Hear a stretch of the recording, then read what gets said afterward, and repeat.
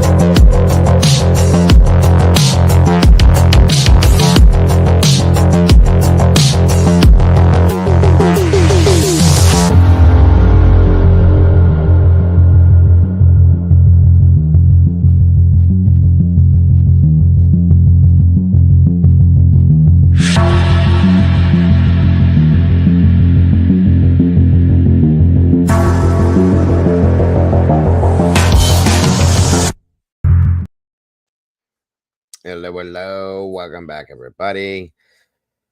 I hope you're all having a great night. As I said, guys, we're looking into another explosion, another industrial, huge explosion. This is in the state of Kentucky this time. I do believe it's near Louisville.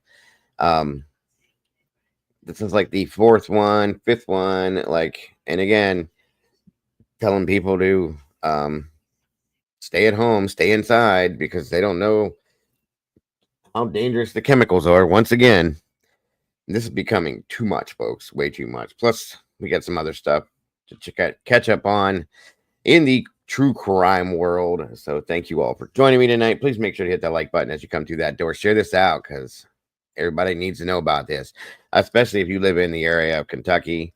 They said it was within the area of the Ohio River, so it's probably right around somewhere near the border of Cincinnati and Kentucky, I'm going to guess. So come on in, everybody. Get comfortable. Find a seat. Share it out. Let's do this thing. I'm going to give it a few minutes for everybody to jump in here.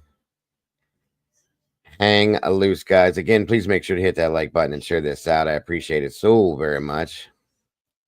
I'm hoping that mom might join me tonight. She's from Kentucky, has family in Kentucky.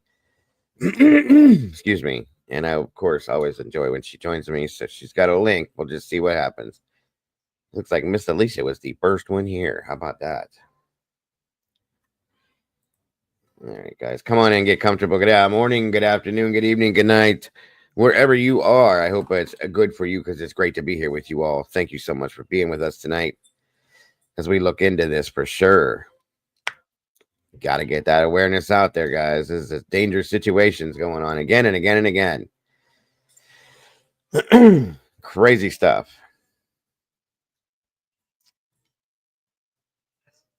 Absolutely, Miss Alicia. Come on in, folks. Get yourselves comfortable, please.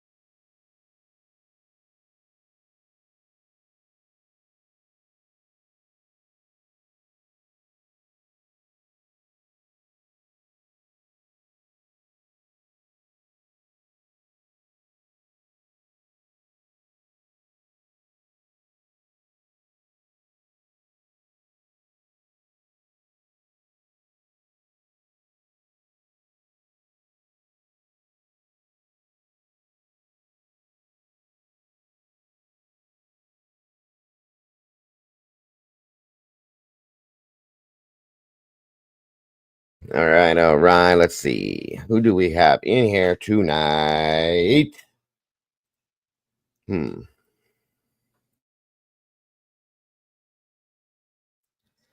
Robert DeBoer, welcome back. Good to see you. Half Pint, good to see you. It's been a while. Great to have you back.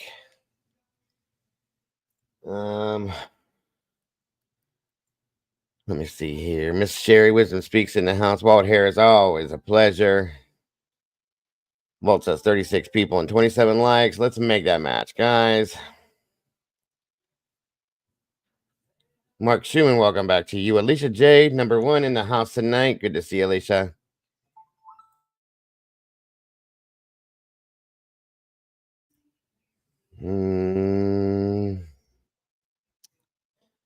Let me see. Who else do we have in here?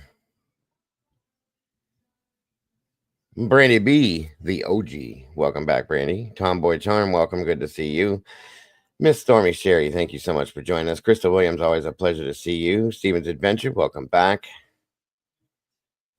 Yes, it is sus, Stormy. I agree with you on that one. Taylor was stitching, bitching, and so much more. Good to see you, Taylor. Melissa Iorio, welcome back to you. Victoria Burgess, wonderful to see you tonight. All of you, thank you so much for joining us. And even if you're just up there lurking, as they call it, thank you so much for being here. We do appreciate you so very much. And please, please, even if you're doing that, make sure to hit that like button. It all counts, folks. Thank you so much. Josie West in the house. Good to see you tonight, Josie. Thank you so much for joining us. Robert, we're talking about another one of these industrial plants exploding and leaking hazardous material out to the community. This is like, I don't know how many that we've had now. So quite a few. So yes, that's the topic. And then quite a few, we're going to catch up on some stuff in the true crime platform. I haven't really been around to do a lot of that. We had trials going on, the morning show and some other things happening. So I'm going to try to get some stuff caught up, maybe just talk about a little bit of everything after we get through this topic, if anything. Maybe open the panel, see what we got going on with everybody's opinions on this tonight as well. It sounds like it, would be a great night for sunrise. There's my Doodlebug in the house. Doodle says she had her first match in Fat Girl Boxing. I swear to God, Doodle, you're a mess. You got your butt kicked, huh? Oh, well, I'm sure. It's your first time. It'll work itself out, duty. Anybody I may have missed in here, thank you. So Mikey's in the house. Good to see you, brother. Thank you for joining us. Miss Charlotte, wonderful to see you tonight. 35 beautiful people in here tonight. And 35 beautiful likes. You guys are on the ball. Mama D, great to see you. Thank you so much for being here as well. Wonderful to see you all. Thank you all so much for joining us.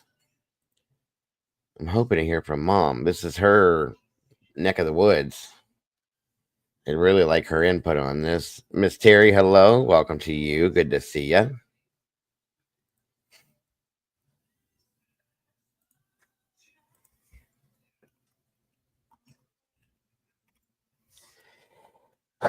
Excuse me. We got a couple other things I'm curious about too. I want to talk with you guys about. And like I said, I am going to pop the panel up here open eventually and bring some of you guys up that would like to join me. It's always nice to have company. Thank you, Miss Crystal. Thank you so much. Appreciate that. I see a lot of green in here, but we could have so much more. So, guys, if you are interested, please think about it. If you would like to become a member of this community, this family, it's real simple. We got a link we can have you click. You can jump on in here in the sauce, become a meatball, and jump into sauce with the rest of us as we spill sauce every day all over the place and talk about the things we do. We have 2 great shows that we run in here. If you're interested, the morning show with Doodlebug and Arctic Fox, Mama Bear is an amazing show to get your day started with. And then this show that we run a little bit of a bunch of different cases in the true crime world. As compared to the morning show, we cover a little bit of everything. So please, if you're interested, jump on in, become a part of this family, guys. We got plenty of room in this pot full of sauce for all the meatballs we want. So come on in. Thank you, Alicia.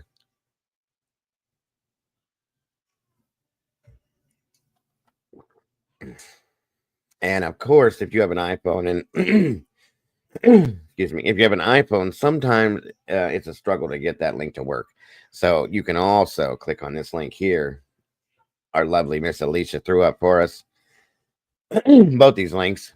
Click on it, guys. We got plenty of room and plenty of plenty of plenty of heart for anybody that wants to become a member of this community. Please, please, please think about it, folks, if you would. Sure don't like chunky sauce. I don't either. I never have. That's a good point.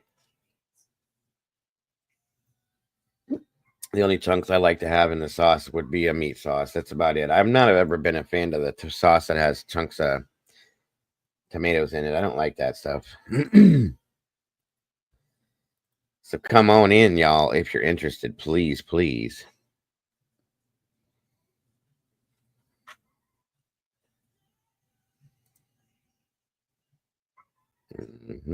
Thank you for that info, Miss Doodle. Miss Sherry's got a full house coming for Thanksgiving. Sounds good, as we always do too, usually. That's right, brother. That is right. I like my sauce with meat, but smooth. I like them big. Or you were thinking, I like them big and round. Maybe got that down. Yeah, baby got back. Miss Terry Martin, thank you again for joining us, Terry, if I didn't say it already.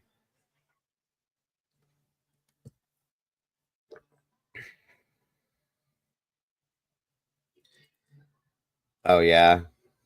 I don't do the stewed tomatoes thing. The texture gets me. I don't know what it is. Onion, garlic, um, onion, garlic, uh, oregano, basil, stuff like that. I'm good with that. And then a meat sauce, of course, that's just part of it. But anything else, I'm not a big fan of that chunky stewed tomato stuff. My mom likes that. Brandy does that stuff too. I'm just not a big fan of it. I make my sauce, smooth, for lack of better terms.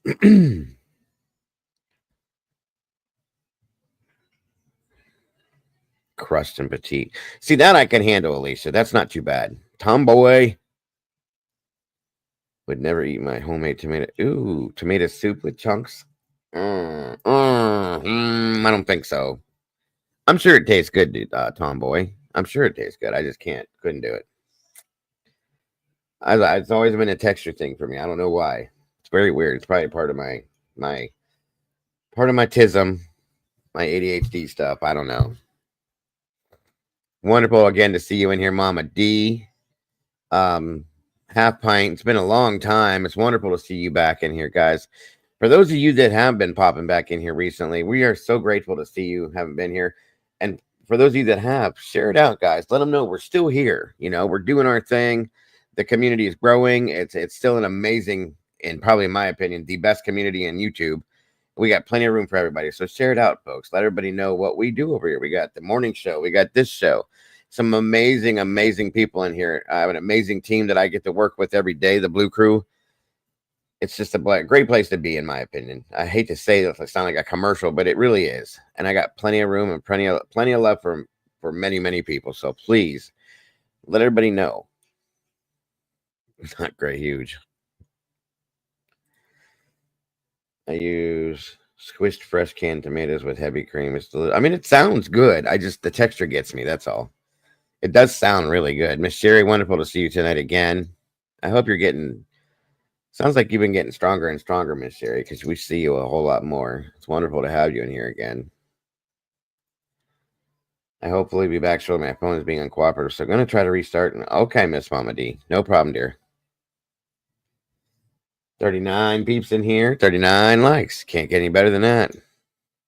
Exactly, Mikey. Thank you so much. Mikey says, thank you, everyone, for joining us and supporting the channel. We do appreciate that so very much. Share it out, guys. See your other social media accounts. Throw it on Facebook, wherever you want to go. Tell your neighbor. Tell the mailman, the milkman.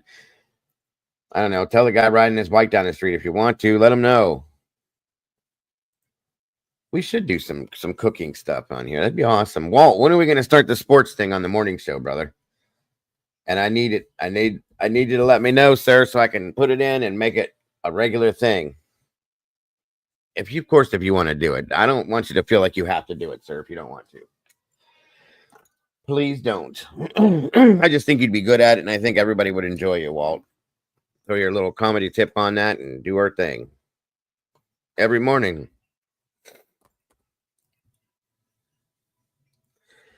Tomboy can't be allowed on that cooking show. Why not, Tomboy? Come on now. Or on that sports show either. Well, geez, Tomboy don't want nothing to do with none of it. I hope, again, everybody's having a great night tonight. I'm about to get this kicked off here, guys. We got 36 peeps in here, but no flirting with Walt. Well, I guess. I don't know if you sure Walt don't want that. Speaking of which, let me make sure everybody's getting their notifications.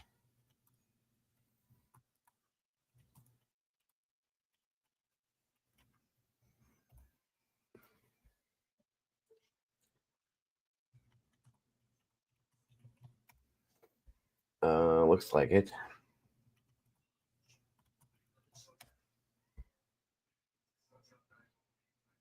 Let's see my SRB or my Cassie.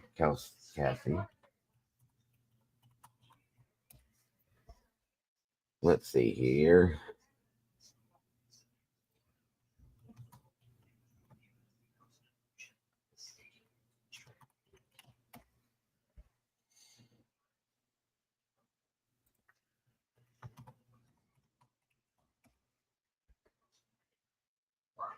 Well, hopefully that'll bring some other peeps in. AR Hayes, the Convict's Thoughts. Welcome, sir. Good to see you tonight, brother. Hope you're having a great night. Hope you're feeling good. Everything's good to go and you're healthy. Appreciate you joining us tonight.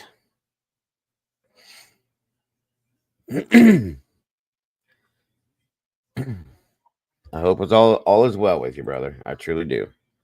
We'll have to get together and have you join me up here one of these nights, if you will. Or one of these mornings for the morning show, sir. Open invitation for sure.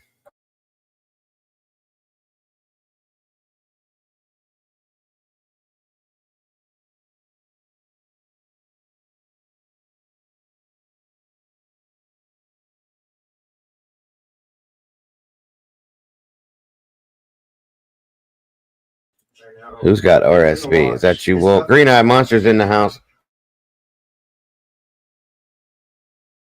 Welcome, Green Eye Monster. Great to see you tonight. Hope you're doing well.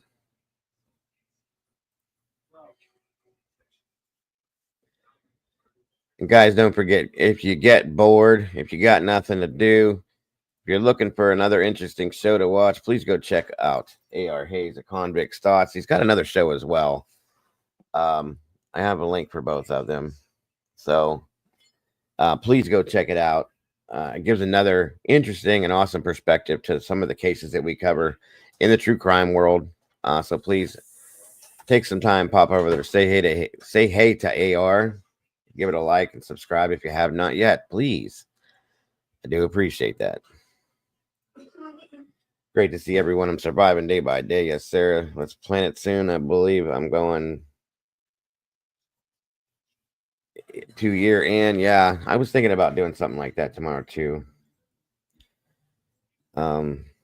Dedicate tomorrow's morning show to that because it is 2 years for the Idaho 4 case tomorrow, folks.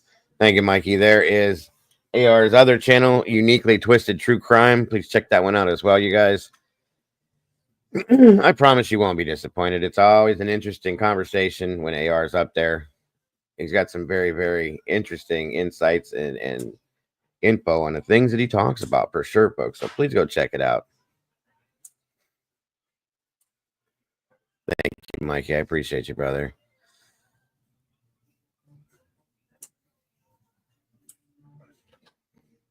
I hope you're feeling better, Walt.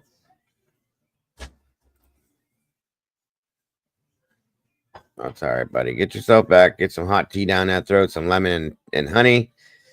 Welcome back, Mama D. And we'll get you in there, Walt. No rush.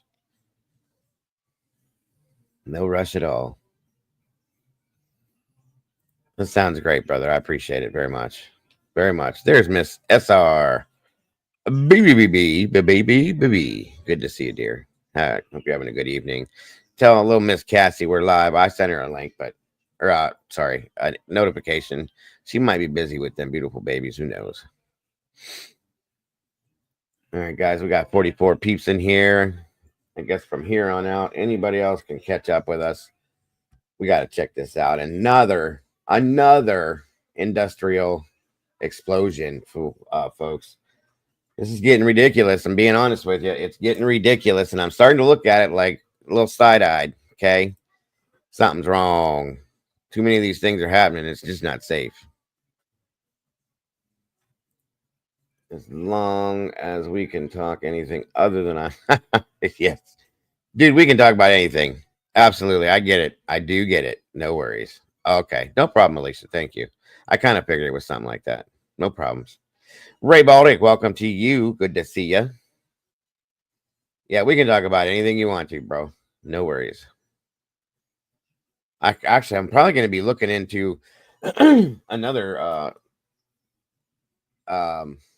episode or another segment on prison reform and all the bullshit that's going on behind bars. The unlegal things that shouldn't be happening. I'm sure that would be a good one for you to join in because you might be able to lay some info out on that. So there's that, and there's plenty of other things we can touch on, sir. I always like to hear what you have to say about stuff. So whatever works, brother. Anytime is good for me. We will figure it out for sure. Mark Clements, welcome to you. Good to see you.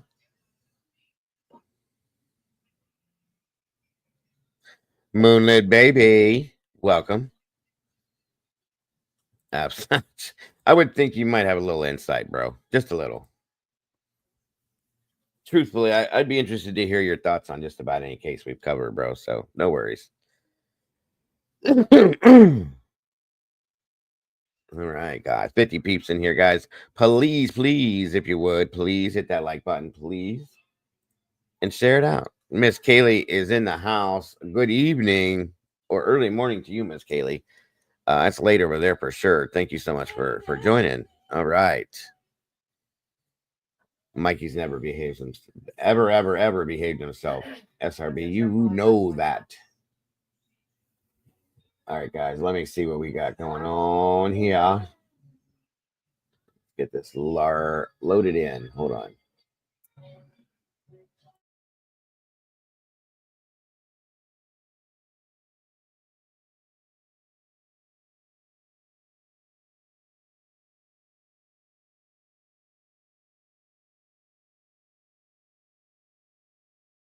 Insomnia, I get it. North Carolina Mountain Man in the house. What's going on, bro? Good to see you again, sir. Yes, ma'am, Miss Tomboy. All right, guys, let's check this thing out here.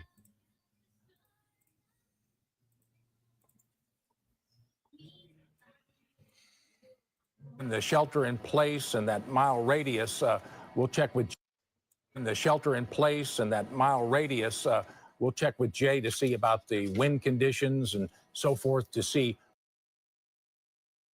Oh yeah, so I'm actually going back to that soon. I covered that case a year and a half ago. About 2 years now. The Florida Fort, 100% supported that one. Especially being a retired firefighter, I had a lot of issues with the way that case was handled, and I'm going to be going back to that one. And you'd be more than welcome to join me as we talk about that one for sure, AR, because that's coming up soon. Again, it's time to take another look at that, and especially now that Delphi is over for the most part, we need to take another look at that because I have always felt that there was possibly a connection from Delphi to Flora, and I have always had an issue with that from day one. So yeah, that'd be a great one to have you pop over here for, bro. Absolutely. I got a lot of issues on that one. So I got some questions you might be able to answer too on that one. We'll talk about that later, but yes. That's coming up soon, by the way. I've been thinking about that for a while. That's been in my book and I've been looking at it here and there, trying to get through all the crazy stuff we've been looking at. That one is definitely an important one. Those 4 babies lost their lives for absolutely no reason. there needs to be justice in that. And the more awareness we make on it, absolutely. So good call, brother. Good call. Thank you for hitting that up. Who will be most effective, but that is a massive explosion that happened around 3 o'clock here. The old D.D. Williamson built Welcome, Siggy and Mike. Which is now Give It On. Yeah, and just to kind of explain a little bit about ammonia. Yes, Kaylee, I'm retired firefighter, EMS worker for years. So yes, I definitely was. It is a toxic irritant, which is the obvious reason for the 1 mile shelter in place and the 2-block evacuation there. This can bother your skin, your eyes, your respiratory system, and your central nervous system. So this is a serious situation right now. Multiple sources can. Like, I don't know if you guys caught that, but once again, there's another chemical relation with this. I'm going to play that part back to you guys to hear it again because I was talking a little bit, so I'm going to shut up. Listen to this. Respiratory system and your central. The shelter in place and that mile radius, we'll check with Jay to see about the wind conditions and so forth to see who will be most effective. But that is a massive explosion that happened around 3 o'clock here. The old D.D. Williamson built plant, which is now Give It On. Yeah, and just to kind of explain a little bit about ammonia. It is a toxic irritant, which is the obvious reason for the 1 mile shelter in place and the 2-block evacuation there. This can bother your skin, your eyes, your respiratory system, and your central nervous system. So this is a serious situation right now. Multiple sources confirming that the concern now, Rick, is the ammonia. We're not sure what caused the explosion. We do want to check in with Jay Cardosi, who is up to speed on what's happening. Jay, we have experienced some wind today. Yeah. How is this going to affect this ammonia? You know, the wind has been rather gusty throughout the better part of the afternoon, and this is actually very good because this will disperse some of the cloud, if you will, if there is an ammonia cloud that's drifting off to the southwest. But as the winds kind of come down, well, that might not be good news if we continue to see the emergence of this ammonia cloud. Now, let me go over to the radar here, and you can get a wider perspective as to where we're talking about. Downtown, you can see the interstate system. I'm going to zoom in tight to the area. Okay, here's Interstate 64. Here's Payne Street, and here's the building right there, as you can see. Now, the wind has been blowing in from the northeast for the better part of the afternoon, and as I mentioned, it is coming in. Yeah, Virginia, another one. Decently, it's been blowing, 10 to 20 miles an hour. So that's been dispersing some of the fumes and some of the cloud elements from this ammonia leak. But as that wind comes down just a little bit, well, the dispersion factor may also come down if it continues to leak going forward. So you can see the Payne Street overpass, for example, is right there. It's drifting off towards the west-southwest if there is a cloud west and southwest of the I-64 corridor. So over towards Logan Street, for example, just north of Germantown and the highway. Welcome, Moonlight, that is baby. the area that we're really going to have to watch out for, if you will. It's basically this zone right here. Moonlit, you might have to go out and come back in, dear. Right in that general area. So Rick, Jennifer, again, the wind, it's been our friend so far today, as it's been strong enough to kind of disperse the cloud.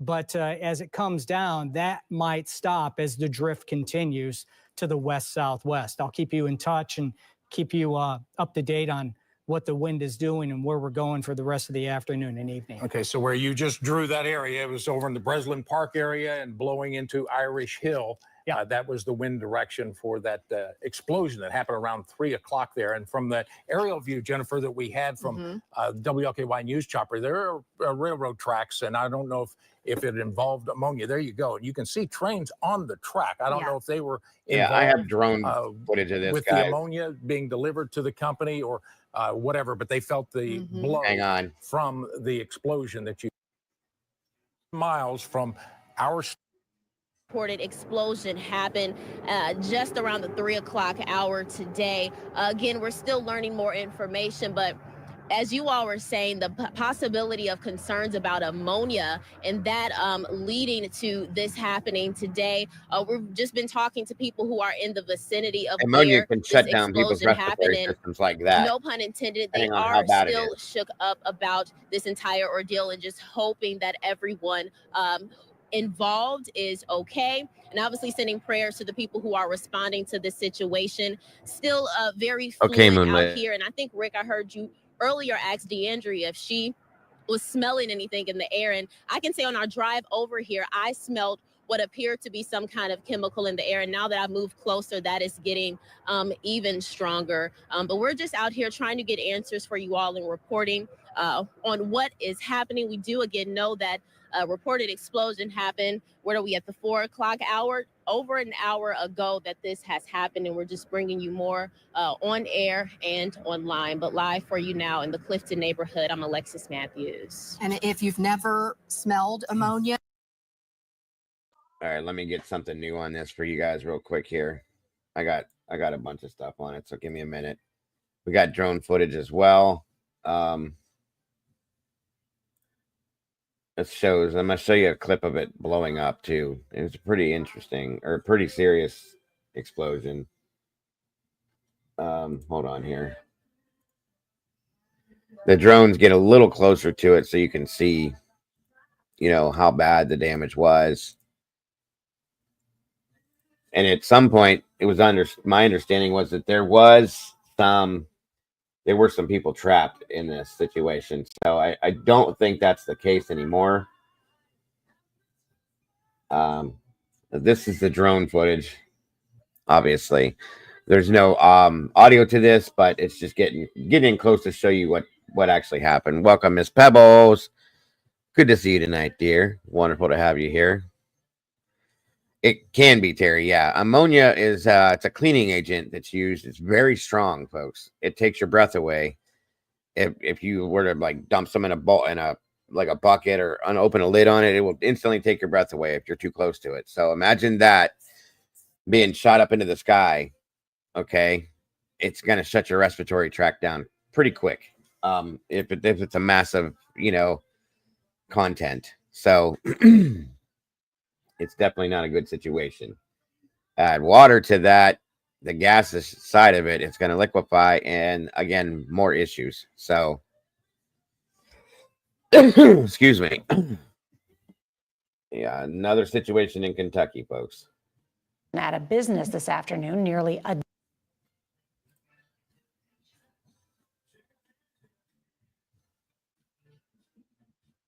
1 second here.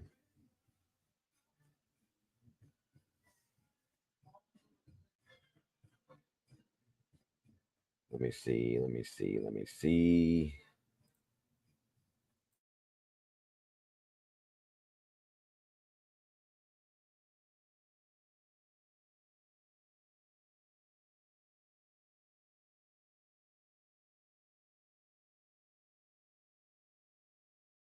All right, just to give you the casualties at this point, I understand there was 11 people at this point that were hospitalized because of this. So let's see where we're at with that as of now.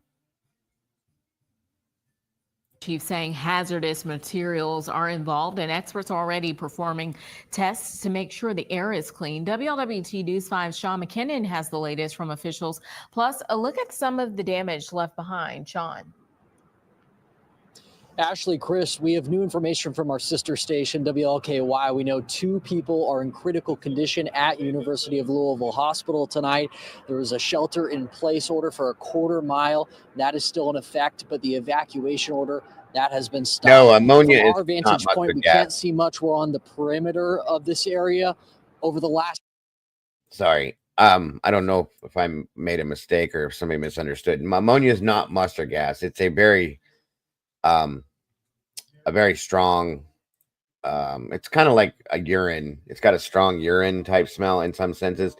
Actually, if you get a lot of urine in one place, it gives off an ammonia smell too. So I used to clean horse stalls when I was a kid because my aunt and uncle owned a farm with horses, and cleaning the stalls as you're moving that around, you get a very strong ammonia smell that hits you in the face because of all the urine. Now, this is concentrated ammonia, the chemical itself, which is way stronger than that would be. And it definitely, like I said, it will affect your respiratory tract right now.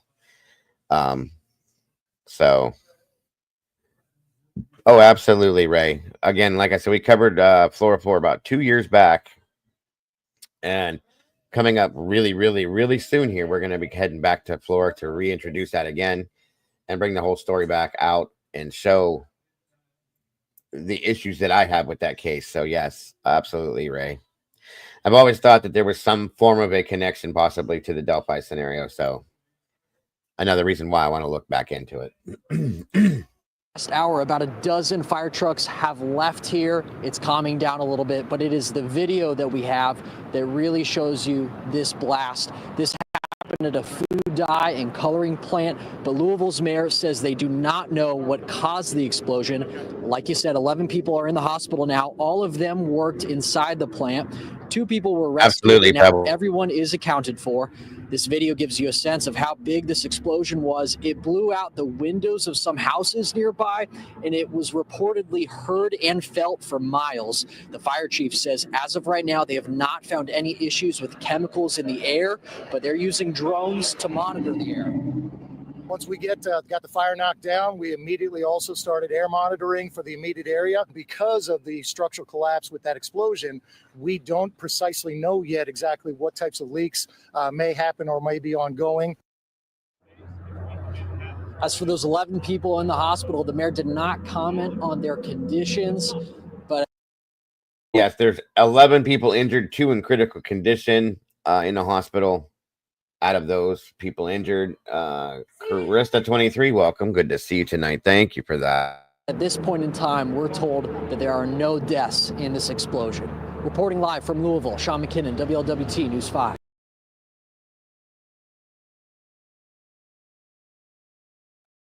All right, y'all, give me a second here. I'm going to pull this up. I have a video here of it actually when it exploded. I wanted that to be. I wanted you guys to be able to see that. Hold on here.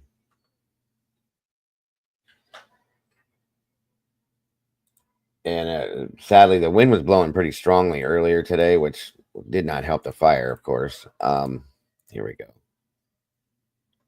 All right, let's should show it 1 second here. It shows the explosion at the time that it happened. They don't know the cause yet, Pebbles. I don't know, but this is just one more of these chemical plant explosions. That it's getting to be a lot, being honest. Breaking news out of Kentucky, where in just the last couple of minutes here, we saw a shelter in place being lifted after a big explosion and a fire in the downtown Louisville area. 11 people are in the hospital right now. Want to share our NBC affiliate there. This is the moment. Wow, you see that? That's the moment that the building appeared to have exploded. There's the smoke. It's on the obviously right-hand side of your screen. See if it loops back again. The Louisville Fire Department is obviously investigating it. There it is, describing it, in their words, a large-scale incident. And hey, obviously, if you look at some of these pictures, emergency vehicles, as far as you can see, stretching down that road. Maura Barrett is following this one for us. What happened? What do we know about the injuries? What do we know about what caused this?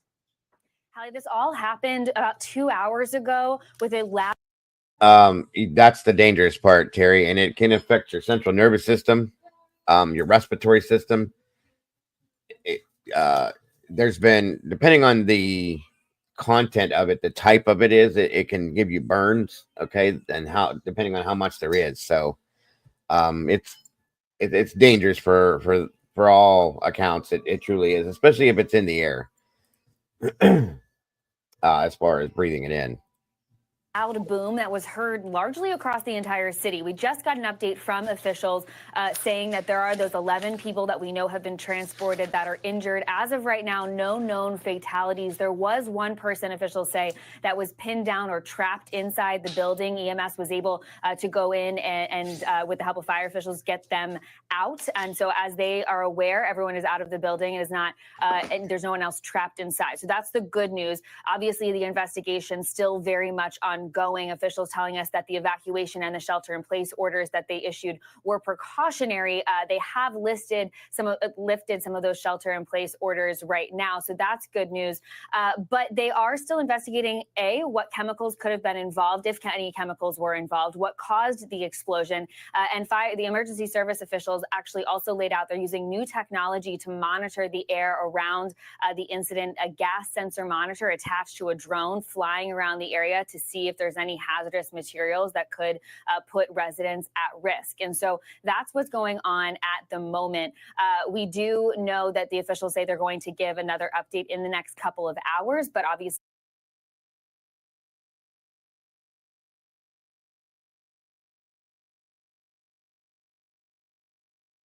Okay, here's what we got going on. Signs of ammonia in the lungs and how to treat it. Ammonia is a chemical people may have exposure to in certain industrial and agricultural settings. In high levels, ammonia can harm the lungs and require treatment. It's colorless gas with a strong odor, and it is a chemical that naturally occurs in the environment, including in the air, water, and soil. It is present in plants, animals, and humans. It is also an ingredient in many industrial and household cleaning products, as we all know that. High levels of ammonia can irritate the throat, like I said, and lungs, as well as your mouth, skin, and eyes. And very high levels of ammonia can damage the lungs and may be fatal. Okay. So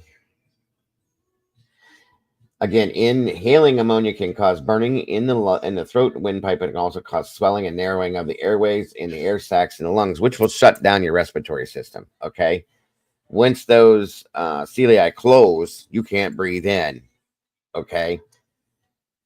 Anybody that has any, underlying breathing issues, respiratory issues, such as, asthma, or even if you don't, but there's a lot of people that may, needs to stay away from this. It's very dangerous, and it can shut it down, period. Okay. It may lead to corrosion of the mucous membranes of the lungs. Damage to the airways may lead to respiratory distress or actually respiratory failure. If there's not enough ventilation or if people are in an enclosed space, asphyxiation truly could occur too.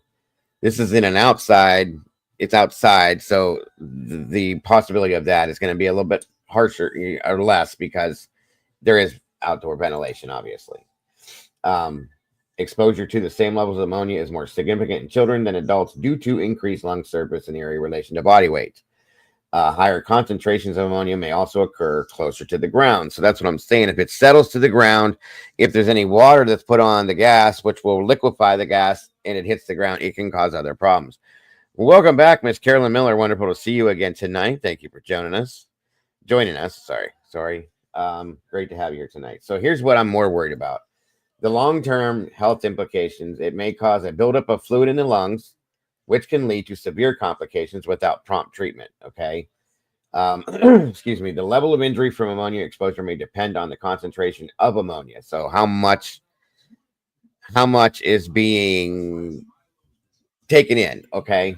So severe lung injury, like it said, may lead to acute respiratory distress syndrome, or ARDS. It causes low levels of oxygen in the blood, and people may require mechanical ventilation, which would be being put like on a respirator. Okay. Frequent exposure to ammonia may lead to chronic irritation of the respiratory tract and may cause chronic cough, asthma, or lung fibrosis. Some of the symptoms that you'll see if you end up with that happening to you would be burning sensations in the throat, coughing, difficulty breathing, a tight chest, kind of the same things you have for like pneumonia or like a respiratory infection. Altered mental state, runny nose, eye irritation, skin burns. So, what's up, Willie? Good to see you tonight, brother. Thank you for joining us. So, now we know how the exposure happened. That's not the issue.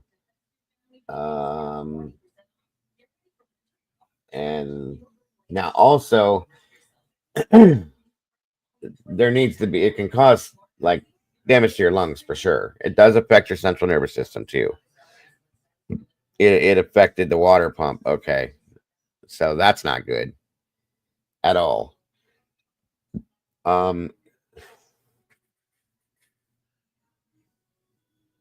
some of the tests that they would need to run would be blood and urine, kidney function, pulmonary function, of course.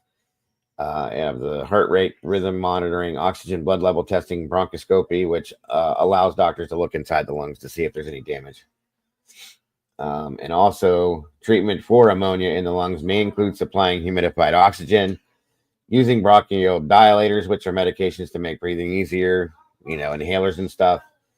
Diluting any ingested ammonia with water or milk. That would be if you were to drink some, possibly. So, let me see. I meant a ventilator when I said to be put on mechanical. It's a ventilator, not a respirator. Sorry. Now, what this can cause long term is what I'm more worried about, and that would be possibly the ARDS, acute lung injury, obstructive airway disease, chronic lung disease, which could, COPD, things like that down the road because of the damage that this can do, which is stuff that I have already from getting smoke inhalation from being a firefighter. So it's not fun. In severe cases of ammonia exposure, people need hospital treatment, but most will recover unless, again, you have underlying medical issues prior to this. So that is a little bit of info on what it is and what it can do. Great to see you, Willie. Great to have you here. Miss Molly, good to see you as well. Very much so, Carolyn. It could be very much deadly for sure. Miss Kimber's in the house. Good to see you, Miss Kimber. Oh yeah, 100%. Pebbles, 100%. 5 tanker cars carrying anhydrous ammonia ruptured, releasing a cloud of caustic poisonous gas. Jesus, that's horrible.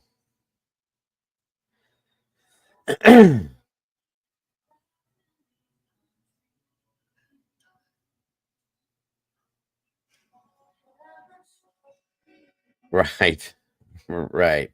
So once again, oh yeah, Miss Molly's the one that made the intros, Pebbles, for sure. She made the songs too. She did a great job. So once again, another explosion.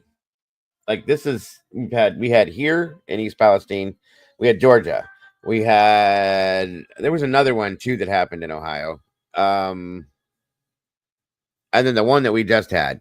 Like these aren't good, folks. It's just not good, and I just want everybody that lives in these areas to know what's going on. So.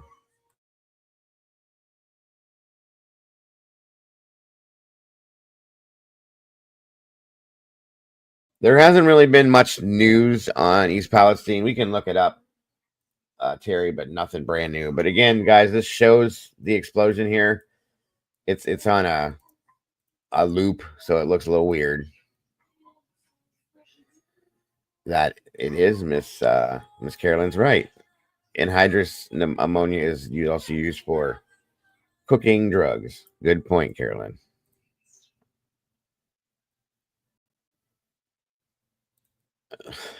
Right, Willie, gotcha.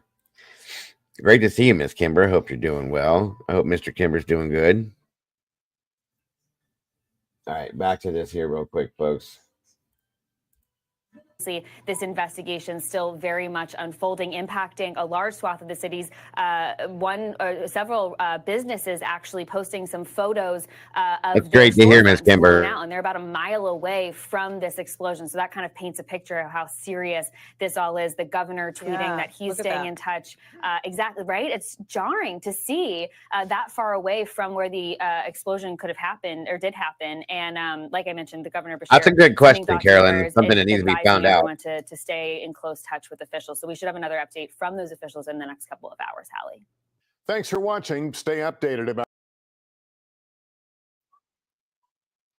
So that's what's going on with that so far. Let's see here. Let's see if I got anything new. As of right this moment. Hold up.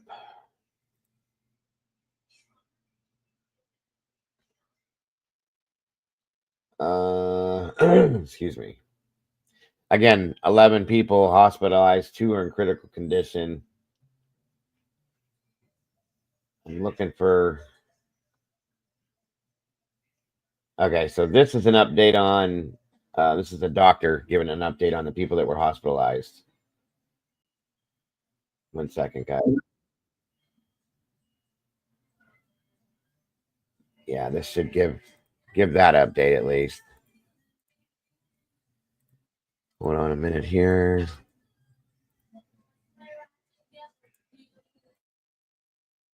Hospital downtown, where Dr. Jason Smith gave us the latest update on the conditions and the extent of those severe injuries. Ian? That's right, Doug. Like you said, 2 people in critical condition, a total of 7 patients here. The remaining 5, Dr. Jason Smith says, are stable. He said that they had to be treated for industrial decontamination. They don't know what chemicals they were exposed to at this time, which means they just have to treat everything that they possibly can all at once. He did say some of the injuries that they're treating, head trauma and burn injuries from that absolutely massive explosion over in the Clifton neighborhood. Dr. Jason Smith, as I said, is the one who just gave us that update. If you missed his live update there just before 6 o'clock, we're going to play some of what he said back to you now. So we saw a little bit of everything today from all the patients. There were a fair amount of burn injuries, a pretty significant amount of blast injuries as well, from the penetrating and blunt injuries from the force of the explosion, as well as some crush injuries where some debris had fallen on the patient. I think the biggest thing that you run into in something like this is it's based off how severe the injuries they have, and you always worry about brain injuries just like we would for every other trauma, and then making sure that we can treat their orthopedic injuries or other sources of bleeding. Luckily, right now, we don't have any patients that I can identify that are bleeding significantly, so it's managing all of those blunt injuries that we have. Again, that's 2 patients in critical condition, 5 stable, a total of 7 here at U of L Hospital, 11 people in total injured in this explosion. Dr. Jason Smith there told us earlier that he's hopeful they'll be able to get through this, and that the first responders on the scene were actually able to start medical treatment before those people even got to the hospital. We're obviously holding out hope for those 2 in critical condition. For now, I'm live outside U of L Hospital. Ian Hardwick, WHAS 11, on your side.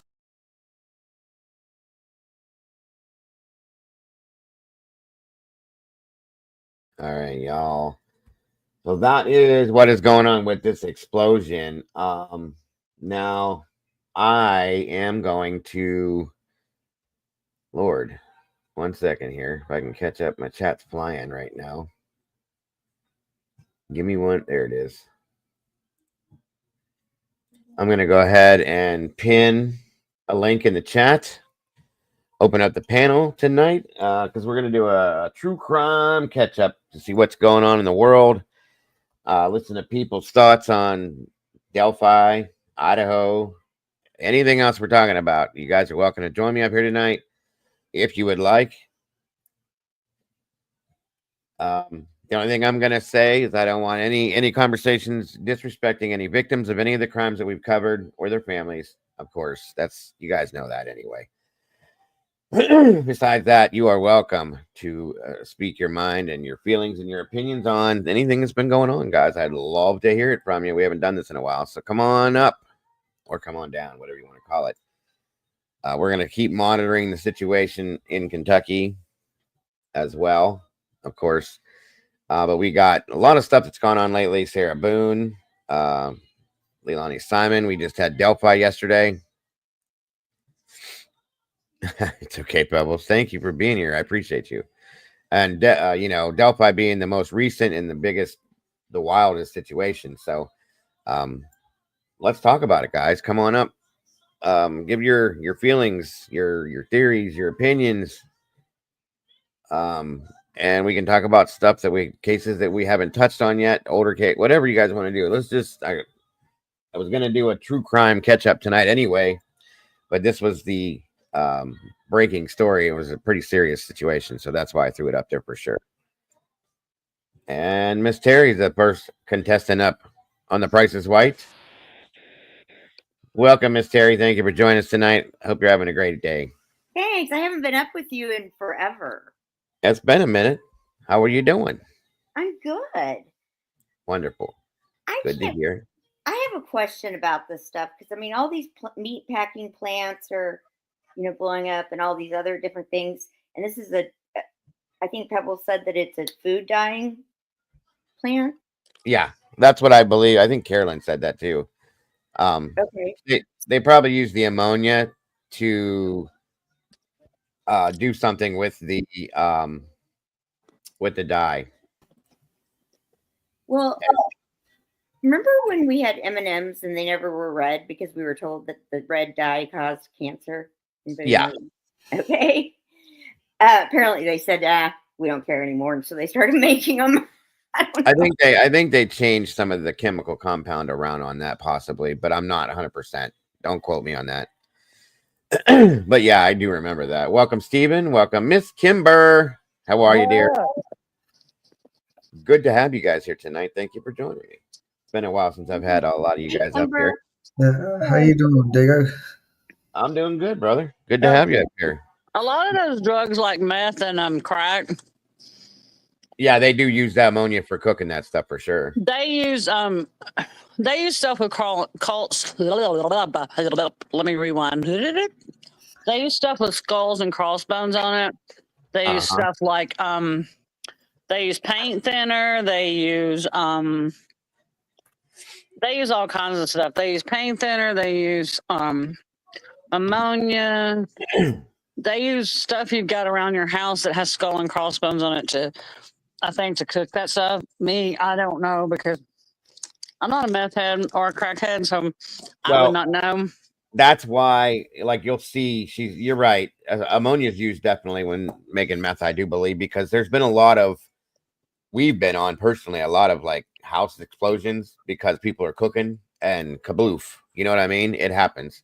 And so, yeah, that's one of the big ones. And that's why you'll see like a meth house shut down and it's like sealed up because of the chemicals that were there when the place burnt. And if it doesn't burn, they shut it down because of the chemicals in the house. And you'll see hazmat people going inside to clean it out. Pretty wild. Yeah, because it's a combination of the chemicals. I mean, you're talking they're using paint thinner, they're using ammonia. They're mixing all these chemicals together. Right, and it's used for. It's a dangerous, toxic chemical. It's My a question dangerous, is, toxic. what jackass sat there and mixed all that shit together one day and was like, let me just see what this feels like. Hey, this is I think I'll go to the store, buy some amphetamines, buy some Sudafed, and I'm going to go home and I'm going to find the paint thinner, the ammonia, maybe some bleach, and I'll mix this shit all together and I'll cook it, and then I'm going to whatever they do with it. Well, I guess my point is, if you consume most of those substances by themselves, you'll die. But yet, if you mix them all this way and do it this and do that, you can smoke it. I'm just curious who the hell sat there and was so curious to mix all these toxic things together, and somebody actually tried it for the first time. I was like, sure. A lot of that. I remember watching a documentary on stuff like drug cooking years and years and years and years ago, not too long after like crack was a thing. Okay. And a lot of these are like chemists that will put this stuff together that know these things from going to college and stuff like that. Or you'll get these people that go to the library and they pull these books and they're like, oh, okay, so we can do this and this and then create this and boom, boom, boom. And then it might kill you, but let's try it anyway, The first time I ever saw it, I was living in Florida and it was on the news. They had busted a crack house. And that's nice. There was this lady on there and, she was like tweaking and because, they pick at their skin. Yeah, so, of course, she had sores on her. And I felt, y'all, the compassion that I felt for that. I felt really bad for this woman because she was hooked. I mean, she had that monkey on her back and I felt so bad for her. But they had cleaned out the house and she was the stuff that they had sitting on a blanket. I'm serious. It was paint thinner. It was tarnish remover. It was stuff that you go to your hardware store and pick up with skulls and crossbones on it. Do not drink this. Do not eat this. You will die. Yep, that's it. And it's not the drugs are bad enough for you. But go ahead and add all these extra things to it to make sure that it can actually kill you when you do it. So, you know. Welcome, Mystery. Good to see you tonight. And again, welcome, Willie. Good to see you, brother. It's been a minute. What's up, man? Absolutely nothing. Roll Tide. I'll say that much. Roll damn Tide. That's right. And Harry, Kimber, Steven, it's wonderful to have you all up here tonight. I appreciate it. And Molly says, well, to everybody, that this was first developed in Japan in 1885. Nagayashi is, I guess, the person that was the original person to do it. So thank you, Molly, for that piece of information. Interesting to know. So started over there. Imagine that. I mean, they were the first to come out with, I believe it was the, was it the hydrogen bomb? No, they weren't the first for that. No, they were the first one to get one dropped on them. Oh, there was, Nagasaki, but there was another thing that they came up with first that was some kind of an explosive that involved a lot of these chemicals. It's pretty wild, but it was probably an accident when they made it. Yeah, because there's a lot of theories that I don't quite understand, and I'm like, well, how do you know, and who tested that theory to find it out, and Well, most of the stuff happens on accident. Like the guy with LSD, he got a little bit on his skin, he tripped out.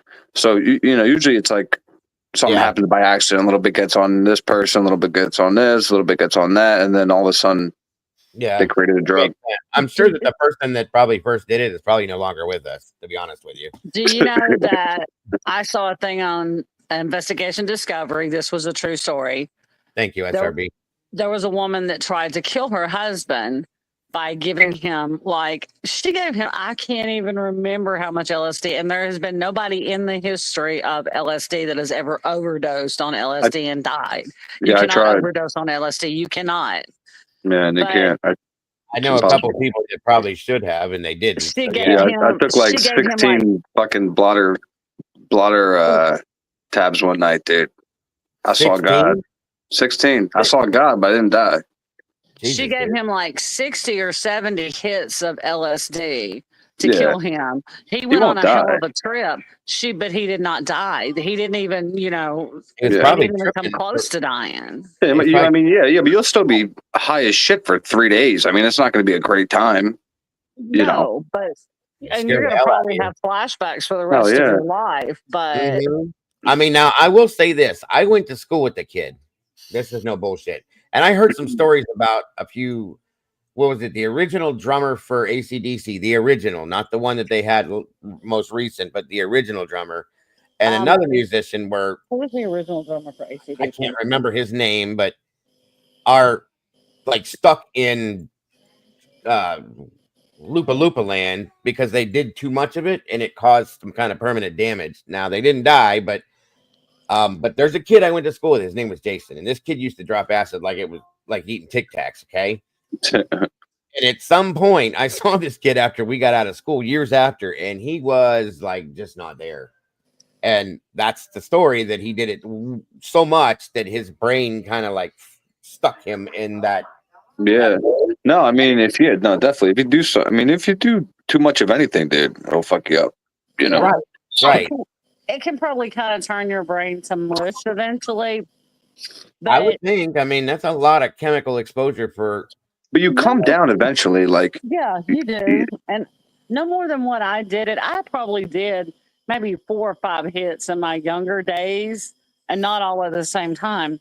But I had always heard, I was so afraid to do it because there was like flashbacks, flashbacks. You'll have flashbacks for the rest of your life. And I've never had a flashback. I guess that's somebody that does it, all the time, constantly, Yeah. Well, like Mikey just said, he knows some MDMA boy. I'll eat 150 to start tonight. 150. Get out of here. Those are the regulatory statistics of what it should be medically. Yeah. Considering what it is. Yeah, and MDMA, that's a bad thing. There's a lot of people that are kind of stuck on that at this point too, Mike. I get what you're saying. People are doing everything today. Like and the weird part is like I get advertisements for shit now, like mushroom therapy or ketamine therapy, and I'm like, what the hell is going on? Oh, there's a lot of that going around. Absolutely.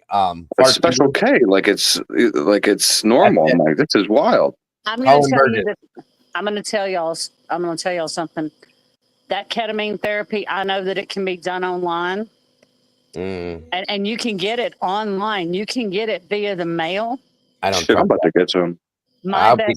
One of my best friends died last year around You gotta be Christmas. careful with that stuff. And she was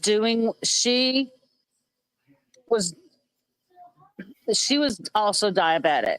And I don't know if she told the people, and this was like all online, you know, she saw a doctor online, and, you know, it was all, you know, the ketamine came from like Pennsylvania. I don't know. Hey. And it was in small doses. And, you know, it was like she took small doses, and it was like, you know, she took it in like just little pieces of it. Micro. Yeah, but what was her cause of death? Micro doses. I've never heard. But Wasn't Matthew Perry doing that? But when she took the ketamine, her condition worsened, and she got to the point before she died, she could not even get out of the bed. But she was off of the ketamine, but I think that damage was done. The damage was done. I think that brought her down further. Who the hell recommended it to her? It was probably the complications due to diabetes if she was diabetic, and the ketamine just drug her into She it was on further. gabapentin and everything else. And I'm gonna tell you what, I had a list of every medication. Don't go to internet doctors. I had a list of every medication that she was on, and after she died, I looked it up because I told her, I said, Angie, I told her that she really needed to be careful with some of the medications she was on. Oh, it'll be fine. And, you know, like I said, it was too late. And I spent the night with her a week before she died. I was having to roll her over in the bed. She couldn't move her legs. She couldn't do nothing. That's bad. I'm sorry. We trust human beings too easily today, just because they have yes, we do. Yes, we do. a word before their name. Yeah. And so, but I looked up the medications that she was currently taking, the gabapentin, all of this, and there were, you know, I looked up what medications react with ketamine. And that some of the medications that she was on, it showed the levels of the medications that she was on, which ones had a high reaction with the ketamine. And there were several that had a high reaction. Now, don't get me wrong. She was an uncontrolled diabetic because she had just started taking, she had to start taking insulin. So she was an uncontrolled diabetic, but the ketamine, she got worse after the ketamine. So that makes me think, you know, and I see these, check that. And I see these places online where you can just, you know, I think this was a Joyful Life or something. You can. You can just get it online. You can just, it's a teledoc thing. Don't do it. Thing. Please, nobody ever do that. Don't do it. Right? No, ketamine. Yeah, they use it for horses. Ketamine is what my brother is a veterinarian. Ketamine is what my brother uses to sedate a dog to do surgery. Right. That is what my brother uses to sedate a dog to do surgery. And that's why I think that, what's her face? Madeline Soto, that may have happened to her. Because remember ketamine, if ketamine therapy is going to be done, it should only be done in a controlled environment in a doctor's office. Yeah, you can't do that off. Like, there's no wrong with a little crate of militia. You can. Doctor check somebody's. If they're going to do that, wouldn't they check and ask what medications they're on? But if you can get it online, Terry, there's no doctor to do that. You're ordering it and taking it on your own, accord. You don't know what the hell you're doing. And no, you're right. I thought she had gone to a doctor. No, she went to a teledoc, and she did. You don't have to be truthful. I don't have to sit here. If I'm on a teledoc and this doctor don't know me from Adam, I don't have to tell them. Dude, they don't care. They get paid on how much. They get paid on how many scripts they write. They don't give a shit. That's exactly it right they there. Don't give a shit. That's bullshit. And real quick, guys, hold on. Let me get this in. Farq, thank you so much. Congrats, by the way. Happy Dagoversary first, but thank you so much for gifting that membership. Miss Carolyn got that membership. Welcome back to the sauce, Miss Carolyn, Miss Killer, Jesus. And then there was another one gifted as well by, I think, Farq again. Let me see that one there. and that one went to, I think it was T2014. So congrats to both of you. Welcome back to the sauce. Appreciate that so very much, BarQ. And again, happy Dagoversary to you. That is awesome. Sorry, guys. Go ahead with what you were saying. Teledoc, that's bullshit. That's something that should be outlawed, in my opinion, because you got people doing something that they have no idea what they're looking into.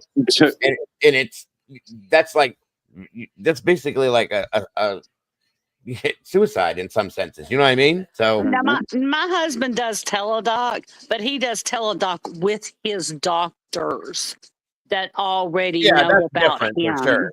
Exactly. That's way different. That's way different because I'm going to tell y'all, my brother died from cirrhosis of the liver. It was not from drinking. It was medically induced cirrhosis of the liver. And his doctors had him on a medicine for his heart, and it was called amiodarone. And they gave him this medicine because it is a strong medication for keeping the heart in rhythm. But they did blood work on him, but none of his doctors, and he had heart doctors, gastroenterologists, a primary care physician, none of them watched his liver enzymes. And that is one, and it's very rare for that to happen. But now my brother had heart problems, he had COPD, and then from the amiodarone, he got cirrhosis of the liver. Medically induced cirrhosis of the liver, and that's what took him out. Yeah, that'll do it every time. But the doctors did not watch his liver enzymes. So his MELD score was 17 by the time they found it. It took like a month for it to he was at the end stage then at that point. It took a month for it to get to 24 and he was gone. Gotcha. Yeah, that's sad. I'm sorry to hear that, Kimber. That's not the way it should be. Nope. And that's just because they had doctor in front of their name. You know, you have to ask what they're giving you, what it's going to do. You have to research. And if you know, I always ask because my mother was a nurse. I'm always like, when I'm in the hospital, what are you giving me? What's it for? What's it going to do? And that's and also that there's another reason. It's because they could be giving me the wrong medication because that's one of the biggest problems. That's one of the biggest causes of death in the hospital is they could give you, they will give you accidentally give you the wrong medication and it's covered up. It's covered up every day, but that's one of the biggest causes of death in the hospitals that they give you the wrong medication. And they they'll cross medicate you with things that, well, like me, for instance, when I had my brain surgery, I told them, I'm allergic to gabapentin, highly allergic to gabapentin. Well, when I had this done, it was something that I was born with, and it was there for, at that point, 25 years. And anything that's connected to your brain, if you change that or remove that, it very possibly could cause seizures because your brain is used to that. Anything you do to your brain can cause, like electrical changes in your brain and impulse changes and stuff like that. So they give you what they call, preventative medications. They gave me preventative seizure medications, Neurontin, Dilantin, things like that. And at that point, I couldn't take that shit because it's got a gabapentin base in it. Okay, so I go home from having this brain surgery, and I'm already goofed out. It felt like my head was sloshing as I was walking. It was so weird. But anyway, I go to bed the night I come home on this Neurontin. It was Neurontin, the first one.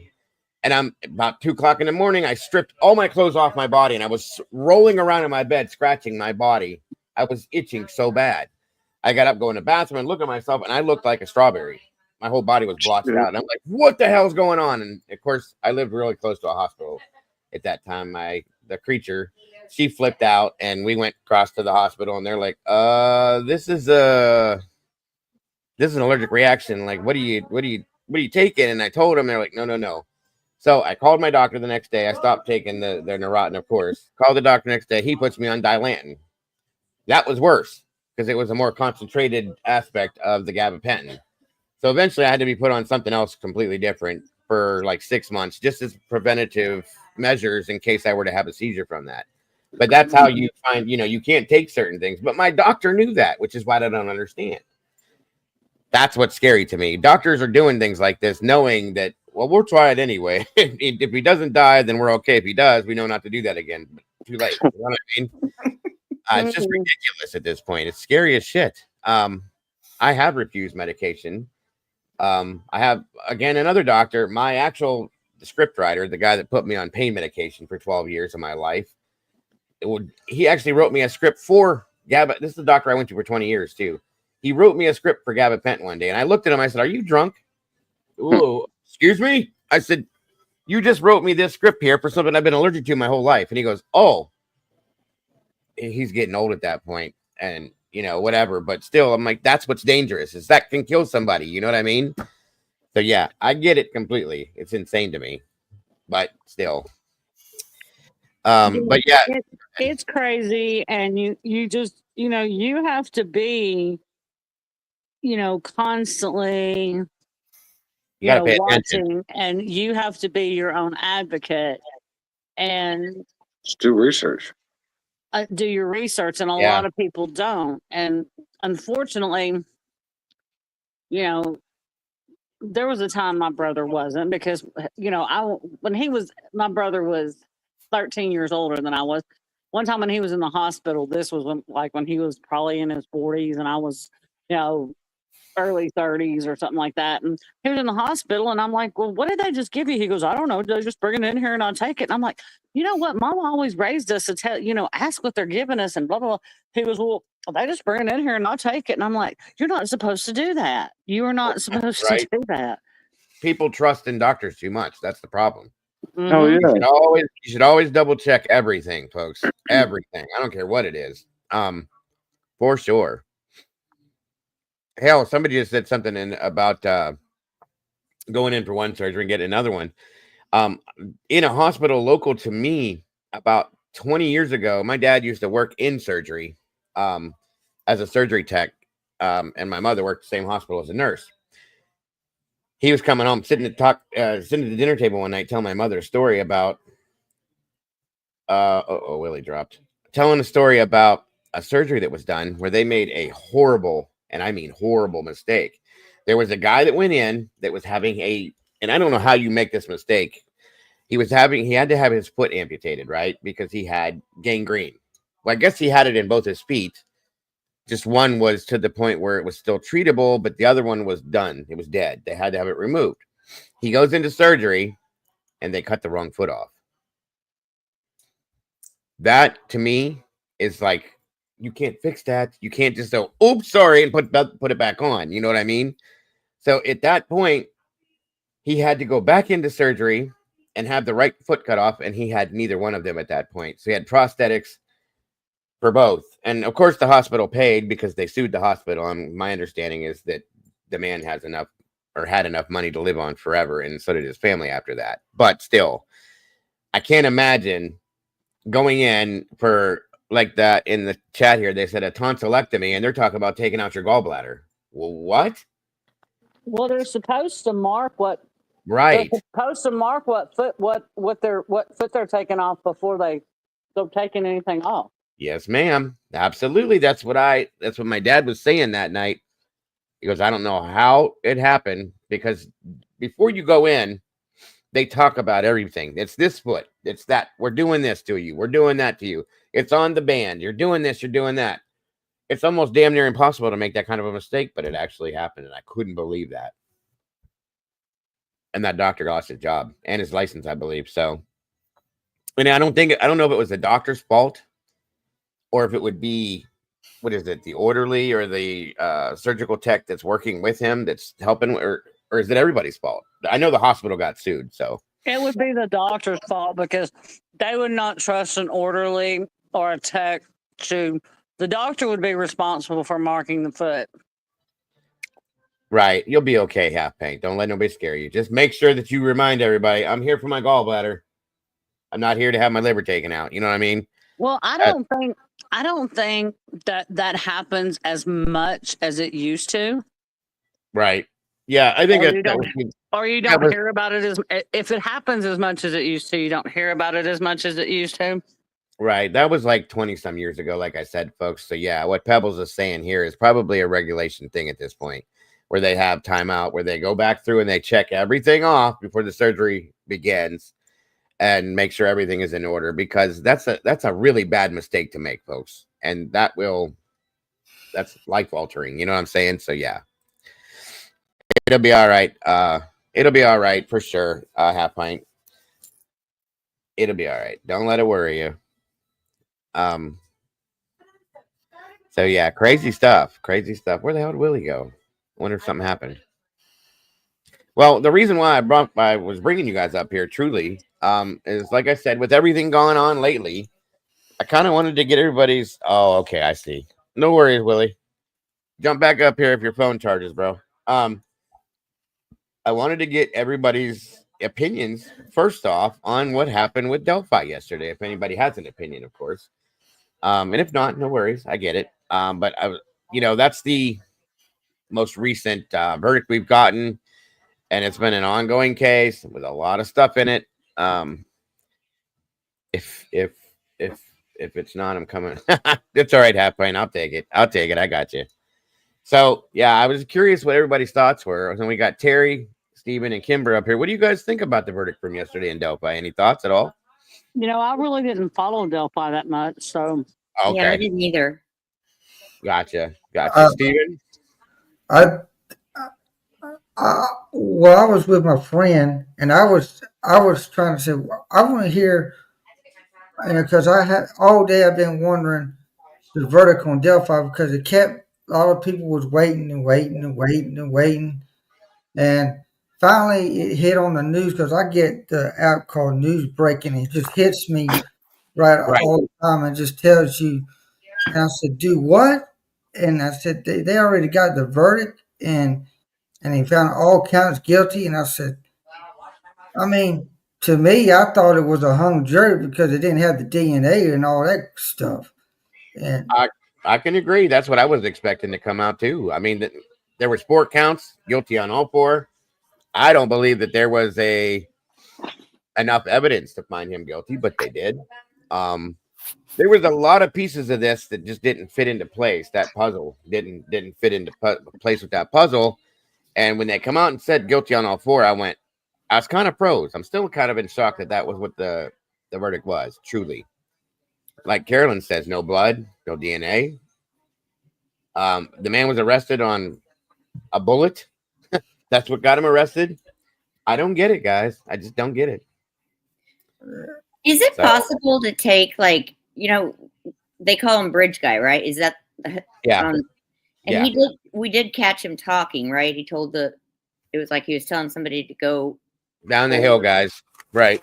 Yeah. Can't they take his voice and put it, I don't know how you would do it, but I think it can be done where you can take a voice match him up. Yeah. I'm sure they probably did. But I wouldn't be sure of anything anymore. I knew I was going to hear from you. I was hoping you'd jump up here. I know Tomboy's definitely got some feelings on this, and she has for a while with this case. They should have tested. That's what Carolyn's talking about, the acoustics of the voices to see if they match truly, and they can do it. They couldn't do that because that would have cost money, and it didn't go for the police selection, so they couldn't use it for the case. Yeah, that's a good point. So, since you're up here, what do you got for me? Tell me. I know you don't believe that he's guilty, so there's that for sure.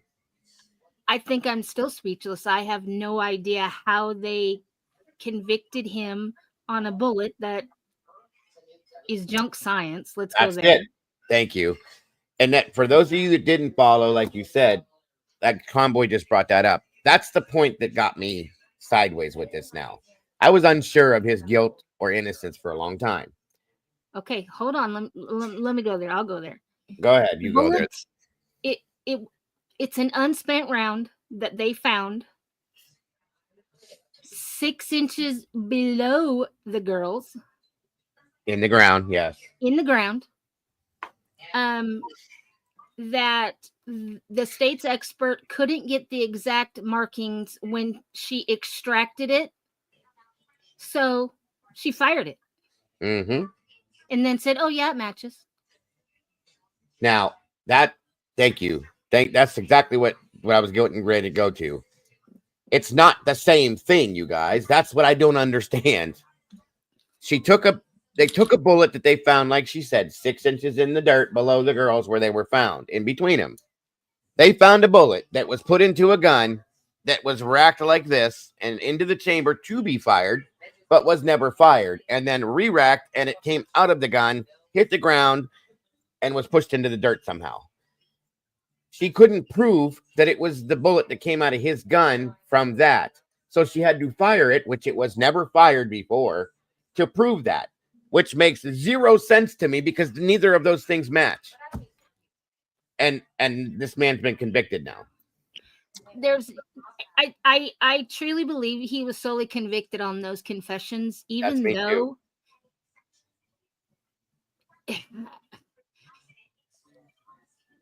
I can't understand how you can believe a man who even the doctor said he was in psychosis, how you believe what he says. Well, okay, since you brought that up, Tomboy, the confessions that he made, you guys, didn't even match what happened in the crime. He said he shot the girls. They were never shot. He said he essayed his daughter and his sister. That never happened. He said that he killed his granddaughter or something like that. He didn't have a granddaughter. So when you're hearing things like this that didn't ever exist, isn't that going to make you go, wait a minute? Nothing this guy's saying is viable. But I don't. To this day, I still do not believe he ever said anything about a white van. I believe the prosecution kind of helped the psychiatrist from the prison because that didn't come out until after she had spoken to the state. Gotcha. Yep. And that's another thing is he didn't make those confessions, you guys, until after he received his discovery packet. Okay. So, and then on top of that, let's start off at the very beginning where the entire investigation was botched from. The whole thing from the very beginning. Okay. Now, and don't get me wrong, I respect anybody that thinks Richard Allen was guilty. I absolutely respect you. Okay. And your opinion, I do. I can't make myself come to that conclusion at this point because of those things is why. So go ahead, Tomboy, if you're going to say something else. No, I just, Andrea Burkhart said that, they heard about the white van. Mm-hmm. The in the state's opening, in the state's opening, they said that you'll hear about something that only the killer would know about. Right. And it come to find out it was this white van. Yeah. But the state knew about this white van, but they didn't disclose it to the defense. Right. The state knew about this white van 4 years ago. Yep. Very true. Very true. But on a good note, Andrea will be joining his appellate team. That's awesome. That is awesome. Guys, you're going to see when this gets appealed, some other stuff that's going to come out. And that's the other thing. The jury did not even get half of the information that was out there. The judge didn't allow most of this. She didn't allow the Odinism defense at all. That wasn't even allowed to be talked about once. Okay. She didn't allow anything else. So understand that the jury only heard a piece, a little bit of this investigation. And it was all the stuff that was focused on him.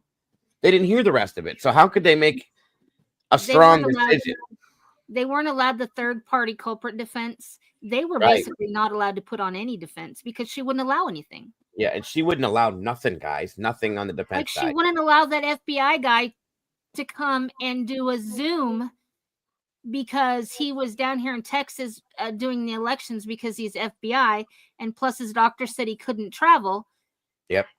And as an FBI, for them to respond to a subpoena is amazing. Let's start there. But they were willing to let him do it via Zoom, and she said no.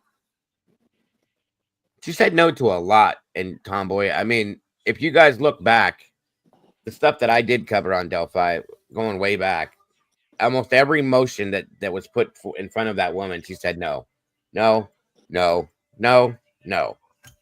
So Yeah, she took his attorneys off the case, basically called Andrew Baldwin and Rosie. She basically called them stupid. yes, no, not basically. She did. She called them incompetent. That's it right there, and blackmailed and did them. it all without due process. Yeah, Mr. I agree with you. The white van and a white truck with Sebastian, and then you got the white Elantra. What's going on with all the white vehicles? I think it's just coincidental, Terry, truly. But the white van was spoken about in all of the Facebook groups that doctor was in. Yeah. It's definitely going to be appealed. And I think when the appeal comes in, when it comes down, Gall's not going to be allowed around that at that point. Okay. And I'm curious to see what happens with the appellate courts, because there was a white Bronco in OJ's case too. Mystery is a good point. That's wild.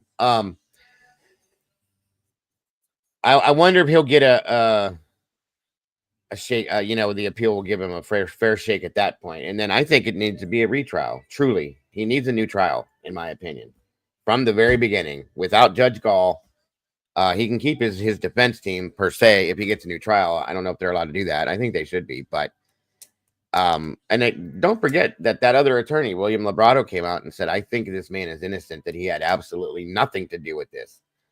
That's an attorney that was brought on board by that judge that says that. Okay. That was something that made a big difference in my mind with this case too. That's Carolyn's got a good point when she says that white van does not fit the timeline to commit the crime scene. Brad Weber? Nope, nothing fits with that. That's a whole hour off from what they had. That's another thing with Brad Weber, that they had that an hour behind what it was actually, what was it, ahead or behind what had actually happened. So that changes everything, in my opinion. I think after following this case and everything, and then listening to some of the voices from this case, oh my God, that mayor, telling you. Yeah. That's all I'm going to say. I got you. AR says what sucks is that appeals are hard to win. The confessions are going to. Oh, yeah. I agree. Hard to overcome. This happens so much in our country and nothing has been done to fix it. Agreed. Now, what they need to do in this appeal, with those confessions, they need to get those confessions thrown out completely. Okay. They need to prove that he made those confessions under extreme duress. They need to prove the psychosis. They need to prove why. They need to prove that the man was fearful of his family losing their lives or being harmed. They need to prove the harm that was being done to him while he was in there. Okay. And if they can go through all that and they can still say that this man's guilty after showing all that, I'll go with it 100%. Well, but at this moment, I can't. I think the good thing about this is Andrea Burkhart is actually an appellate attorney. Yeah. She is a defense attorney, but she specializes in appeals. Appeals, right. And she said that there are so many grounds that this man has for appeals. Oh, yes, absolutely. Jesus, the way he was treated alone is enough for appeal. The fact that he was thrown into prison. Oh, it started before that when they took him in front of the judge for the safekeeping order. He wasn't there and he wasn't represented by attorneys. Right. So that should have never happened that way. Not to mention Bob Motta is livid. Yeah, he's hot about that too. And how about the search warrant, for instance? That starts there. It goes there too. There's an appeal for that. There's an appeal for the fact that when he was, like you said, put in prison for safekeeping, all of that is a reason for appeal. Truly. Hey, Bobby, Being good to held see in you. solitary for more than 30 days? Yeah. 13, yeah, that's another big one. And that's the thing. Was it 13 months he sat in segregation? I think it was 13, something like that. Yeah, 13 months in solitary confinement. Yes. Legally, and I don't know, AR, maybe you can come back with something on this. Actually, if you're welcome to join us, AR. If you feel like jumping up here, there's a link pinned in the chat. Pop up, bro. Bobby said, I don't think the trial was fair. However, appeals have less than 10%. That's very true. You're very right, Bobby. And that's where the problem's going to lie. So this man may be stuck. I hope not. I hope that the appeals will help him in some sense to get the trial he actually deserves, because I don't think this was fair at all. 13 months and segregation. It's supposed to be 30 days, and that's what I'm asking AR to clarify if they're only supposed to do that for 30 days or not. If that's fact, and I've heard it in more than one place. Yeah, How do you in Indiana, it's only 30 days. How do you do it for a year and a month then? You know, because he was under safekeeping order. Nobody said that he had to come out because of that safekeeping order. See, that's ridiculous to me. See, they're gonna nitpick and they're gonna red tape everything, and it's ridiculous. I agree. I do agree. Absolutely. That's another one. Pebbles, the doctor from the prison wanted to speak to the state's the district attorney about him not being fit to stand trial, but he told her no. Yeah. Yep. And yeah, Stephen made a point, said that Sarah Boone is asking for a new trial and appealing, which blows my mind. That's just stupid to me. But you do what you got to do, Ms. Boone. I knew she was going to do that because I knew she was going to be found guilty. That's 100% what she deserves, if not more. So, but this here, like I said, I don't know that Richard Allen did this or didn't do this, guys. I just don't think that was a fair trial by any means. And if they would have done a fair trial and what I believe and what most of us believe would be a fair trial, if he'd have been treated as he should have been treated from the moment he was arrested and he was still convicted, okay, I'd be okay to say, yeah, I get it. You know what I mean? But I'm not comfortable with it at all. How come he never wore like a suit into? Was there a reasoning like Brian Koberger does? They didn't allow for it. Who? They didn't allow him to do anything. Yeah, they wouldn't allow him to change in prison, but once he got to Cass County Jail, he could wear regular clothes. Allen? Yeah. See, I understood that she said no to that. No, when his court was going on, he was in street clothes. Oh, yeah. When the trial, but before that, what she's talking about is all the hearings he went to, he never wore anything but his jail stuff. Oh, and yeah, because it's considered prison and they don't have anywhere for him to change into street clothes. Gotcha. Plus, he was also chained like Jacob Marley, folks. They weren't going to change that up. And that's stupid again. That was so overkill for that man to be chained up like he was, with his hands like this, chained to his chest, down to his waist, around his ankles, all of that. And they didn't have a neck collar on. Me too. And he had 13 COs walking him to court every time. That's stupid. Welcome, AR. Good to see you, brother. How you doing tonight? If you can hear me. Can you hear me, dude? You're muted still. Sorry about that. I gotta be smarter to unmute myself. Oh, you're all right. I do it all the time. Welcome. Good to have you. Can you hear me okay? Yeah, you sound good. Can you hear me okay? Okay. I can. Thank you. I appreciate you guys allowing me to join you. It's been a long time. Always. Anytime. This is a good conversation to have you in, I believe, too. Because first and foremost, I want you to clarify that for me because of the time that you've spent there. The segregation, we'll call it, or whatever you guys call it. What is, do you know, whether it's prison or jail, either way, the allowed time for being in segregation like that? So they have a few different regulations. It depends on whether you're actually on disciplinary action, or if you've been segregated due to like an affiliation or something of that nature. But they've far passed what Richard Allen's. First of all, he should have never been in the penitentiary in the first place. That's going against pretty much every legal thing that I've ever experienced. Absolutely. Considering he was never convicted of anything, they sent him straight to prison, right?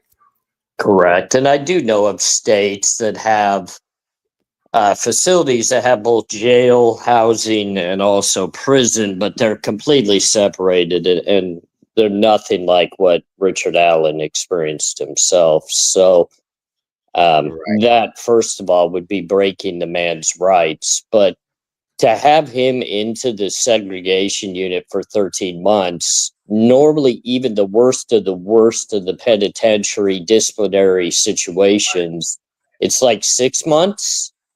And then they've got to move you back to the general population. Now, if you act wrong again, they can move you the next day back to segregation. But they've got to break the mold. He was in solitary. Yeah, he was in solitary, they said, for safekeeping, because they thought he was going to be harmed or attacked or whatever. And like 3 days after he was arrested. So I think, somebody like me, and I know they call it kind of different, wording, but segregation and solitary confinement are the same thing to someone like me on most yards I've been on.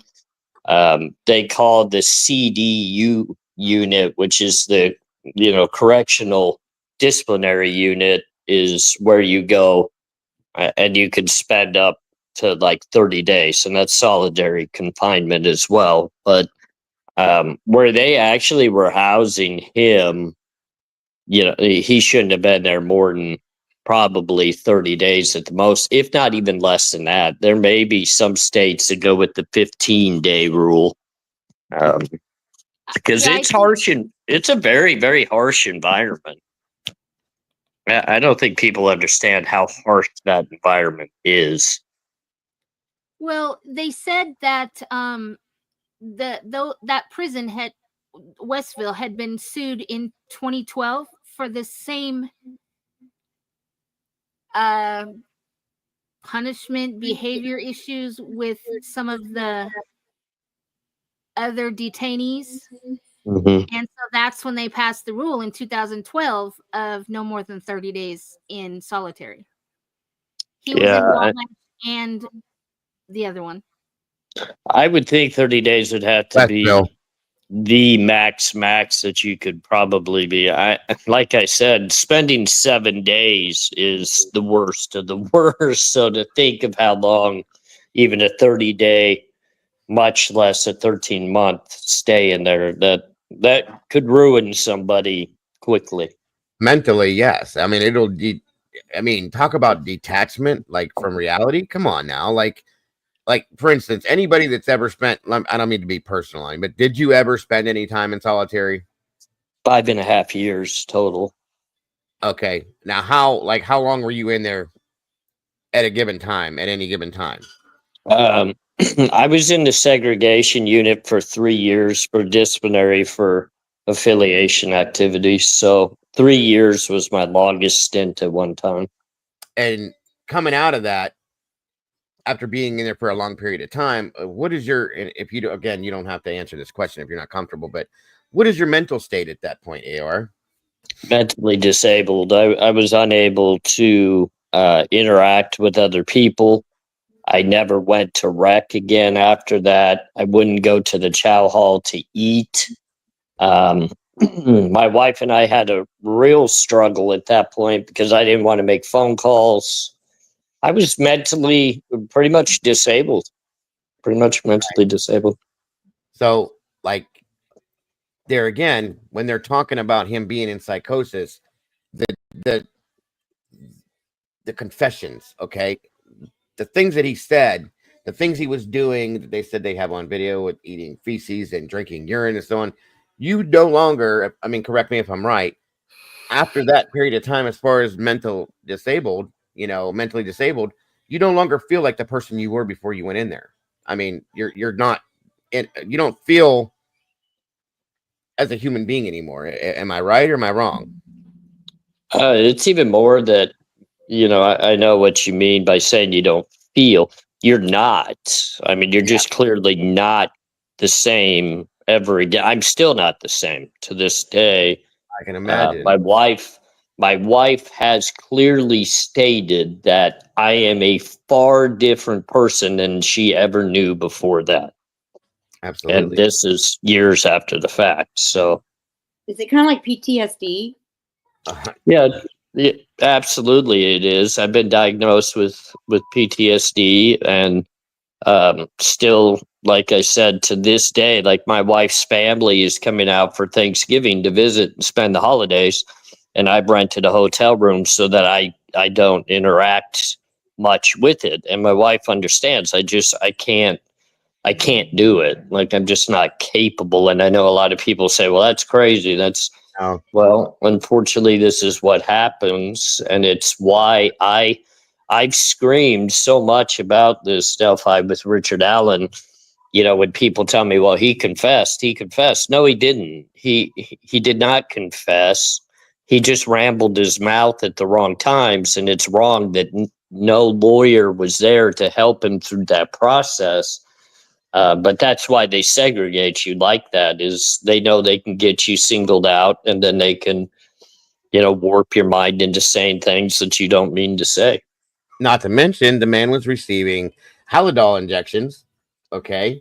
So take what AR just said, add the medication to that. Imagine what your body, I mean, we're human beings.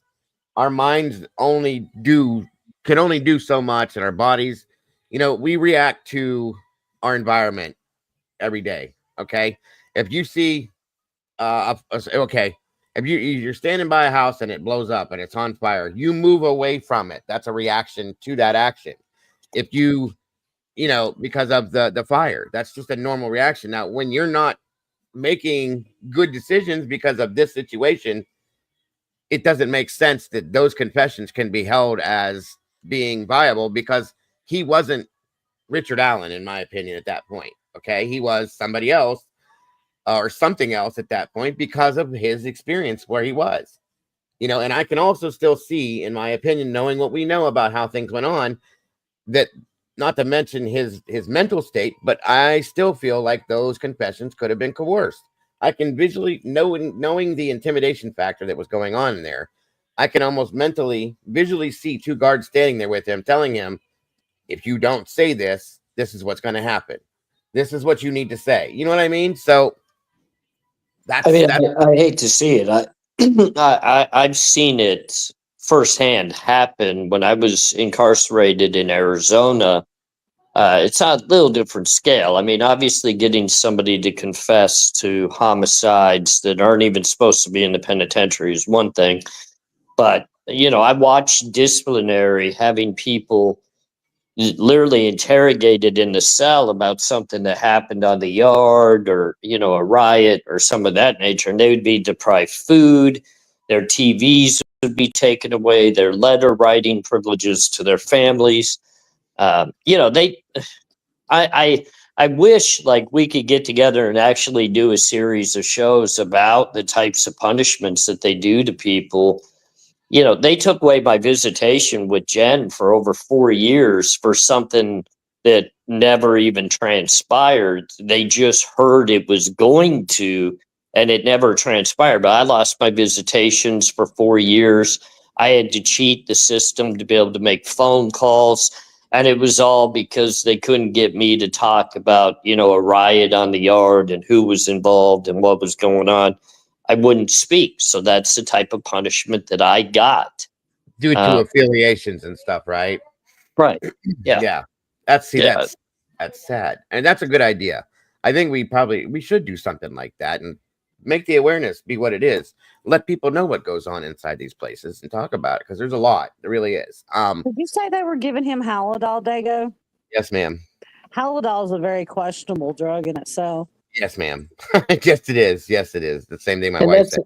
That's the scary thing about the penitentiary too, and even jails. people that go in that take no medications end up coming out taking 30 or 40 because they literally put you on medications you don't need. They force feed you meds. Like me, I had never taken tramadol before in my life, and all of a sudden I'm on tramadol, and I have no idea what for. So I just quit taking it. Huh? That's a pain medication. It's a synthetic pain medication. Yeah, and I had no reason to even be on it, and I was taking so much of it. It was like I slept half of the day, and I was just out of it. And then, just seeing the things that they were trying to put people on, and me at one point, because, I got angry when I couldn't talk to my wife and I couldn't get visitation. They put me on a tranquilizer. That Jen, it was like giving a horse shot to a human of tranquilizers that literally would make me sleep for 3 or 4 days before I would wake up. And then all of a sudden they'd give me another shot. Sounds like ketamine. Right. Yeah. It was something crazy. I don't even know what it was. Jen had to hire a lawyer to get in there and literally figure out what they had me on and get me off of it so I could somewhat get back to normal again. And so I can only imagine what they were doing to Richard Allen. And I know people have this belief that this man possibly killed these girls and he's guilty, but we still are supposed to have a system that works appropriately to figure out guilt or not guilt. Yep. And this case did not showcase, people's rights at all. Not at all. There was first off, the investigation was botched, a complete failure as far as I'm concerned. The judicial process was a complete failure as far as I'm concerned. The things that went on within the entire investigation and the judicial process throughout the hearings, the motions and all that, in my opinion, seemed completely illegal. And it's coming out of our judicial system. A judge herself was doing things that you shouldn't be able to do overseeing a case like this,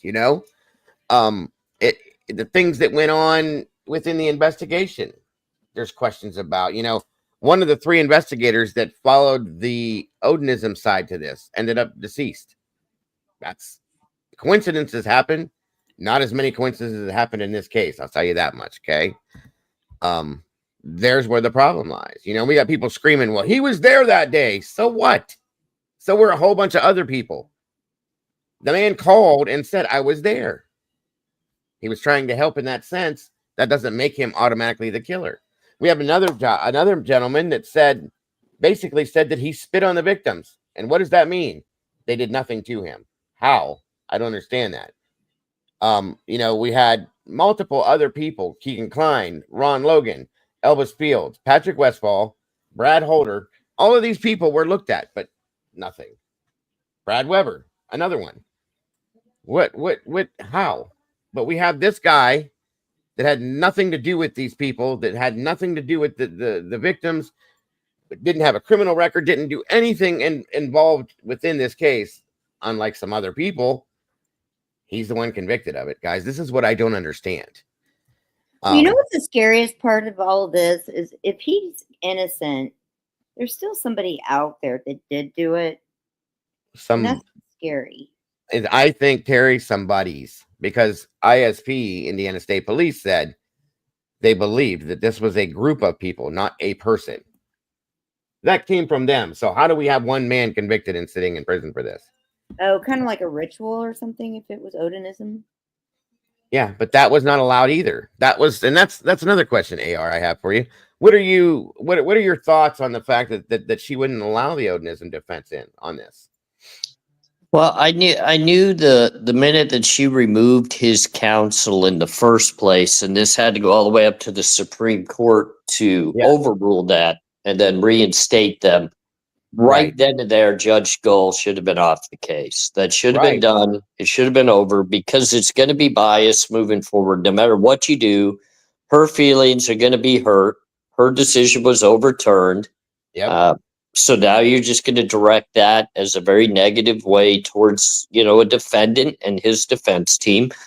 And I literally watched from that point kind of moving forward just to see every decision she made was against the defense. Yes. She didn't even want to hear anything. And then, to think as a defendant that your entire chance of defending yourself is stripped away from you by the means of a judge not allowing you to even put on or showcase a defense for yourself, that's just wrong. Because I've remembered in my cases, the judge clearly stated, I'm going to leave this open for your defense as long as you guys have the ability to show evidence or, the reasoning behind this defense. They're not going to cut me short. And Richard Allen's just got ripped right out from underneath him, even with some symbolism of evidence for it.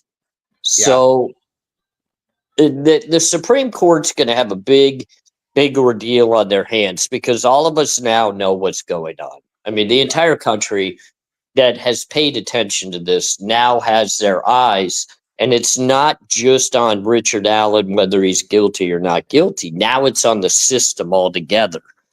And that's where it needs to be.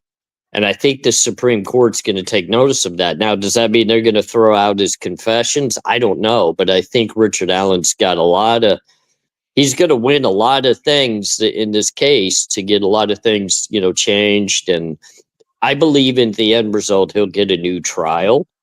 I do believe that. But how well that goes, I don't know. And at that point. The thing. Yeah, that's the thing is if he does say he gets a new trial, the prosecution is going to come in with the same stuff they had. I don't know if there is any more that they could bring. Hopefully, obviously, there's going to be a new judge. And certain defenses will be allowed in at that time. I think it could be seen in a completely different way as a completely different trial at that point if certain defenses are allowed to be portrayed. That could be a positive thing. But it's very difficult, which was said earlier, AR said too, appeals very likely don't get approved. They don't typically go through, guys. It's a very hard thing to do. So again, it's still, do we know? I think if he can get a new trial, that they definitely need to show all of what they have to the jury this time, instead of the little bit that they did see from the state, and then make a decision on it like that. You know what I mean? So why did Judge Gold fire his counsel? Because she didn't like him. She's never liked Andrew Baldwin, ever. Okay, so she fired his counsel because she didn't of like the him. leaked photos. They said that they leaked the photos, but they didn't leak the photos. Some dude went in that had used to work at that office and basically snuck into their room, took pictures, and leaked them to the murder. Well, it went to one other person, and which again, that's another scenario. One of the people involved in that ended up killing himself, which is another questionable scenario. And then that Murder Sheet podcast is the other name, but they ended up with it, and they didn't put him out, thank God. But still, and so, but here's the thing, guys, and I know, but so first of all, in this country, you do have when you're on trial, you do have a legal right to a defense. Yes. If you're the defendant.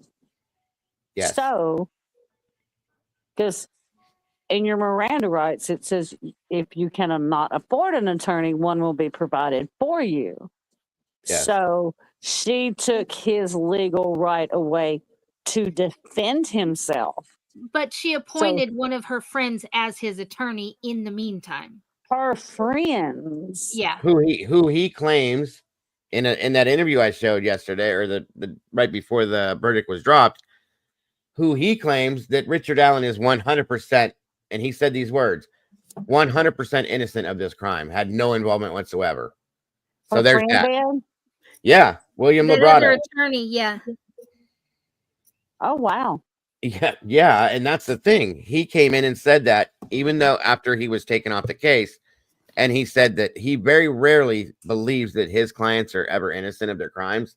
He absolutely believes Richard Allen was 100% innocent of this crime and had zero involvement, not even a little, zero involvement. That told me a lot in itself. And her own friend said that. So Judge Gold's intention and that whole small town's intention all along was to railroad Richard Allen It seems that way, yeah. into finding him guilty from the beginning, because they weren't going to look for anybody else. They weren't even trying. As Right. far as they were concerned, they had their man, and that Exactly. was it. You know, this reminds me of, and I'm not going to get off the subject here, but I'm going to say this reminds me of a case in West Memphis, Arkansas, the West Memphis 3. Yes, ma'am. That's been said already. This is totally just like that. Yep. Those 3 boys were not guilty, and no. And what's funny about that is Pete with Murder Metal Mayhem. I've been waiting for him to get back healthy and he's back in the hospital again, unfortunately, going through more procedures. But him and I were going to deep dive into that Memphis 3 because we feel as though that is a great case that showcases so much about our justice system's failures. And it happens, unfortunately, every day across our country. And I saw somebody, ask within the chat, what can we do to make a change? I mean, riots do not make changes because that actually puts law enforcement and the judicial system more in power because we're showcasing our weakness of actual violence rather than our intelligence of our brains. We need to do a better job of who we appoint into positions within our state governments, within our local governments, who we, interact with as our judges. But we also got to really educate ourselves about our rights. And if we see people's rights being violated, we need to speak upon that. Do it in an educational way. That's why I've really, I don't know if you guys know, but behind the scenes, even through this health situation, I've been working directly with the Innocence Project to learn as much as I can about our rights. What do they look for in cases that they would be willing to jump in and help people with? And it's an eye-opener, the things that you learn when you talk with these lawyers and individuals that are directly involved in these types of things. Absolutely.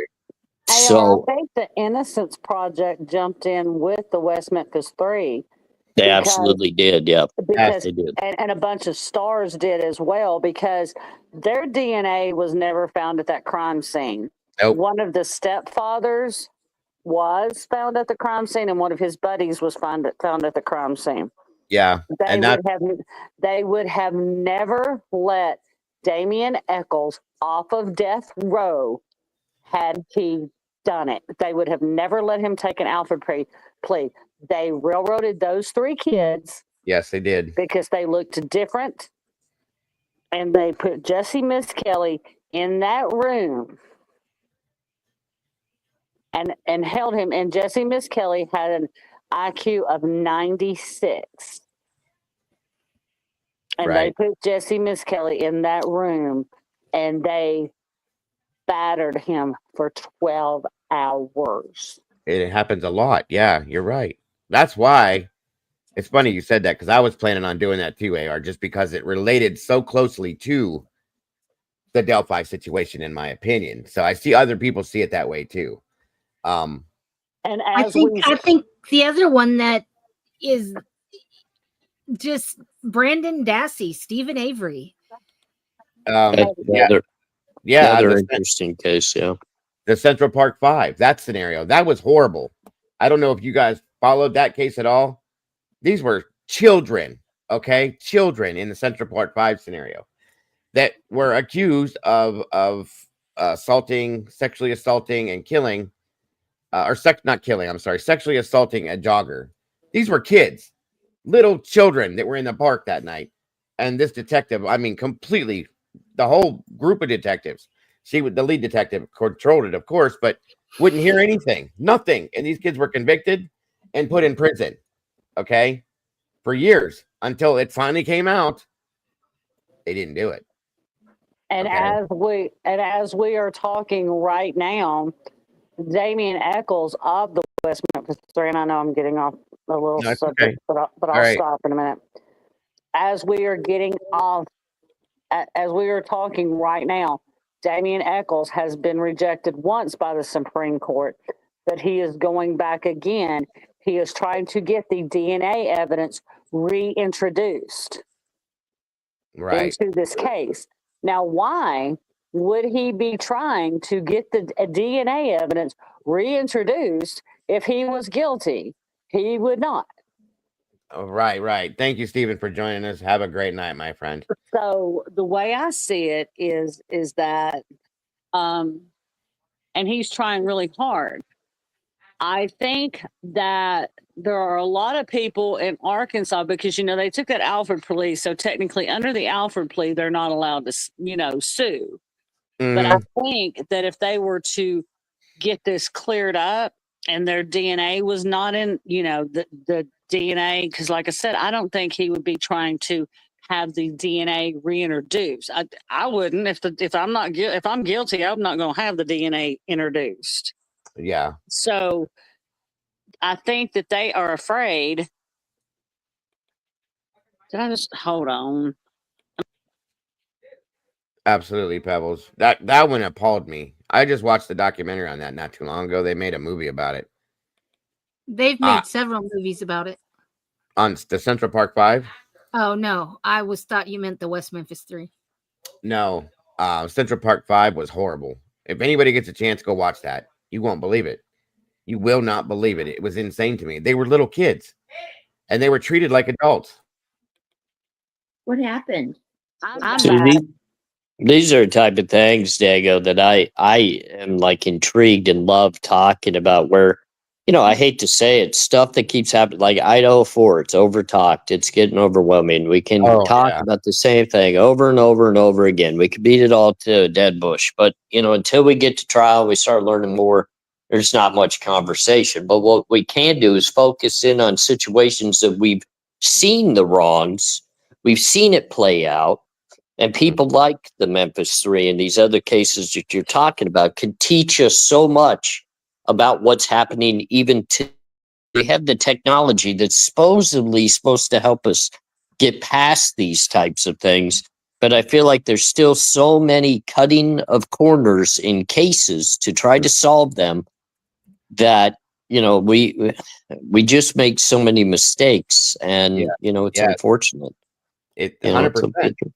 Yeah, I like I said, I'm gonna be jumping on this one here like relatively soon because this one, it's such a twin to Delphi, and it's so many things in this matchup that it were just like I don't understand it, guys. And like I said, the Central Park one, this one, there's a lot of these cases that just never should have happened the way they did, and we're seeing it again, in my opinion, with Delphi.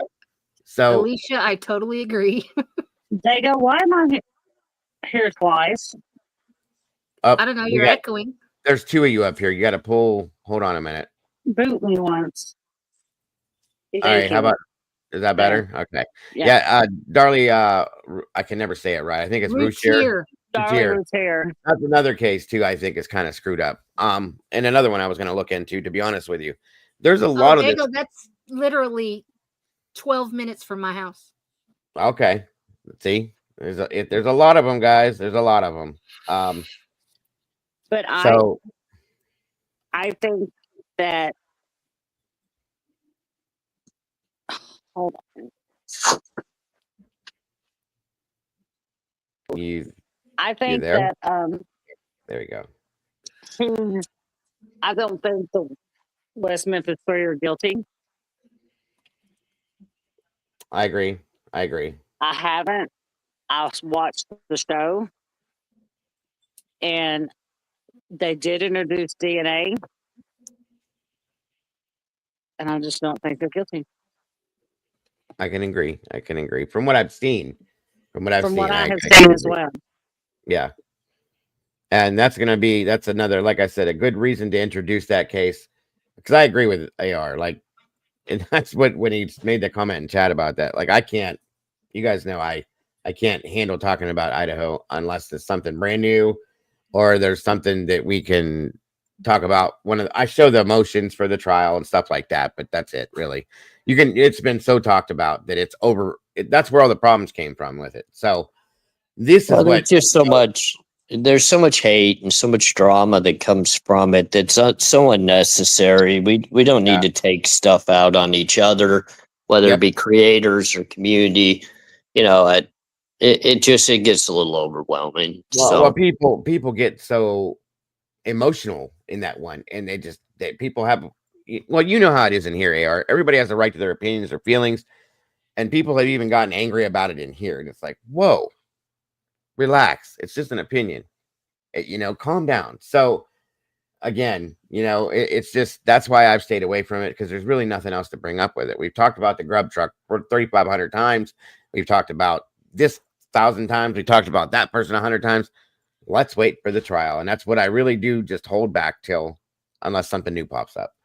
I just think there's so many cases that need attention. I mean, across the board. Every day there's something that needs to talk about. I'm surprised nobody has dove in and talked about the young man, 15-year-old, that took out his whole family and then tried to put the gun in his, brother's hand. 13-year-old brother's hand. Yeah. It's an issue. It's an issue. How are our kids learning to do this stuff? Why are they resorting to this? But not even just the violence, but now they're learning to try to pin it on a family member. And I said, yeah, It's crazy. When we covered that one, I got onto it. We started watching it. I've looked into it, trying to catch the updates. There haven't been a lot, and that was one of my main thoughts on it. I was like, wait a minute. It's bad enough that this child did this at 15, but he had enough thought and enough ability to be able to try to put this on a 13-year-old. How does a 15-year-old child have that mentality at this point? Something's wrong. Okay. Well, how do you think he was being taken care of at home? Was there something going on there? Well, that's the thing, is everybody that has talked about this family has stated that they're a very Christian, loving family, homeschooled, which there was a flag there. And I'm not saying homeschooling's bad. I'll explain. No, but you don't want them to get out and talk. Well, there's a lot of things that can go wrong with homeschooling. But again, great family. Everybody's very nice, very loving family, so on and so forth. And then all of a sudden, out of nowhere, this happens. How and why? How did this child have access to this gun? Why, like I said, and like AR said, why did he have the mentality to blame this on another child? Okay, why did the other child, the one that survived, the sister, have the ability to understand at her age, to play dead, and then sneak out through a window and call police and say what's happening? These are things kids shouldn't know. Okay, what is going on with our kids these days? That's another thing. So, and to kill your whole family, what's wrong? What's wrong with this picture? So yeah, that's another one. That's why I jumped on that one right away. Like, wow, and I didn't even know it in the beginning. We found that out a little bit later, that he tried to pin it on his 13-year-old brother. That mentality, you guys, it's not just something that's just there. Well, and Diego, that's why, like, the creation of my second channel, when my wife and I sat down and we talked about it, was the idea that I could come out and give ideas and perspectives of what it's like to grow up as a kid that was a troublemaker. I come from a very good family, great family, a very well-educated family, very stable financial family. But it was prior to that, the adoption process and, things within that wreaked havoc. And then just to walk that downhill when people say, well, how does a 13-year-old act like this? Well, I was doing it at 11. You know what I mean? So it's like, I want to try to help. And that's why, Jen and I have gone down to the juvenile detention center here in Vegas a couple of times, where I've had the ability to sit down with a group of teenagers that, are finding themselves first timers in trouble. And I want to sit down, I want to talk to them, and I want to say, hey, look, this is the path you could potentially be heading down, and it's not the one that you want. Let me explain why, and I actually get some of these kids interested in listening, which is exciting. Then I get the other ones that just want to spit in my face and be like, you don't know nothing. It doesn't matter. You're a convict, whatever. But if we could reach one or two more, each day, we can make a difference. And right. That's what's so hard for me. And I get everybody's in the true crime realm for a reason. I get it. Me, when I first came in, I had this excitement of, oh, wow, I get to talk true crime. We get to do this. I've got a different perspective.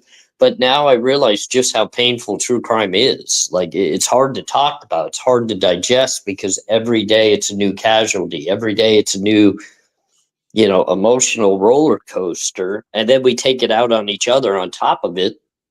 And it's like, okay, we got to stop this. Oh, yeah.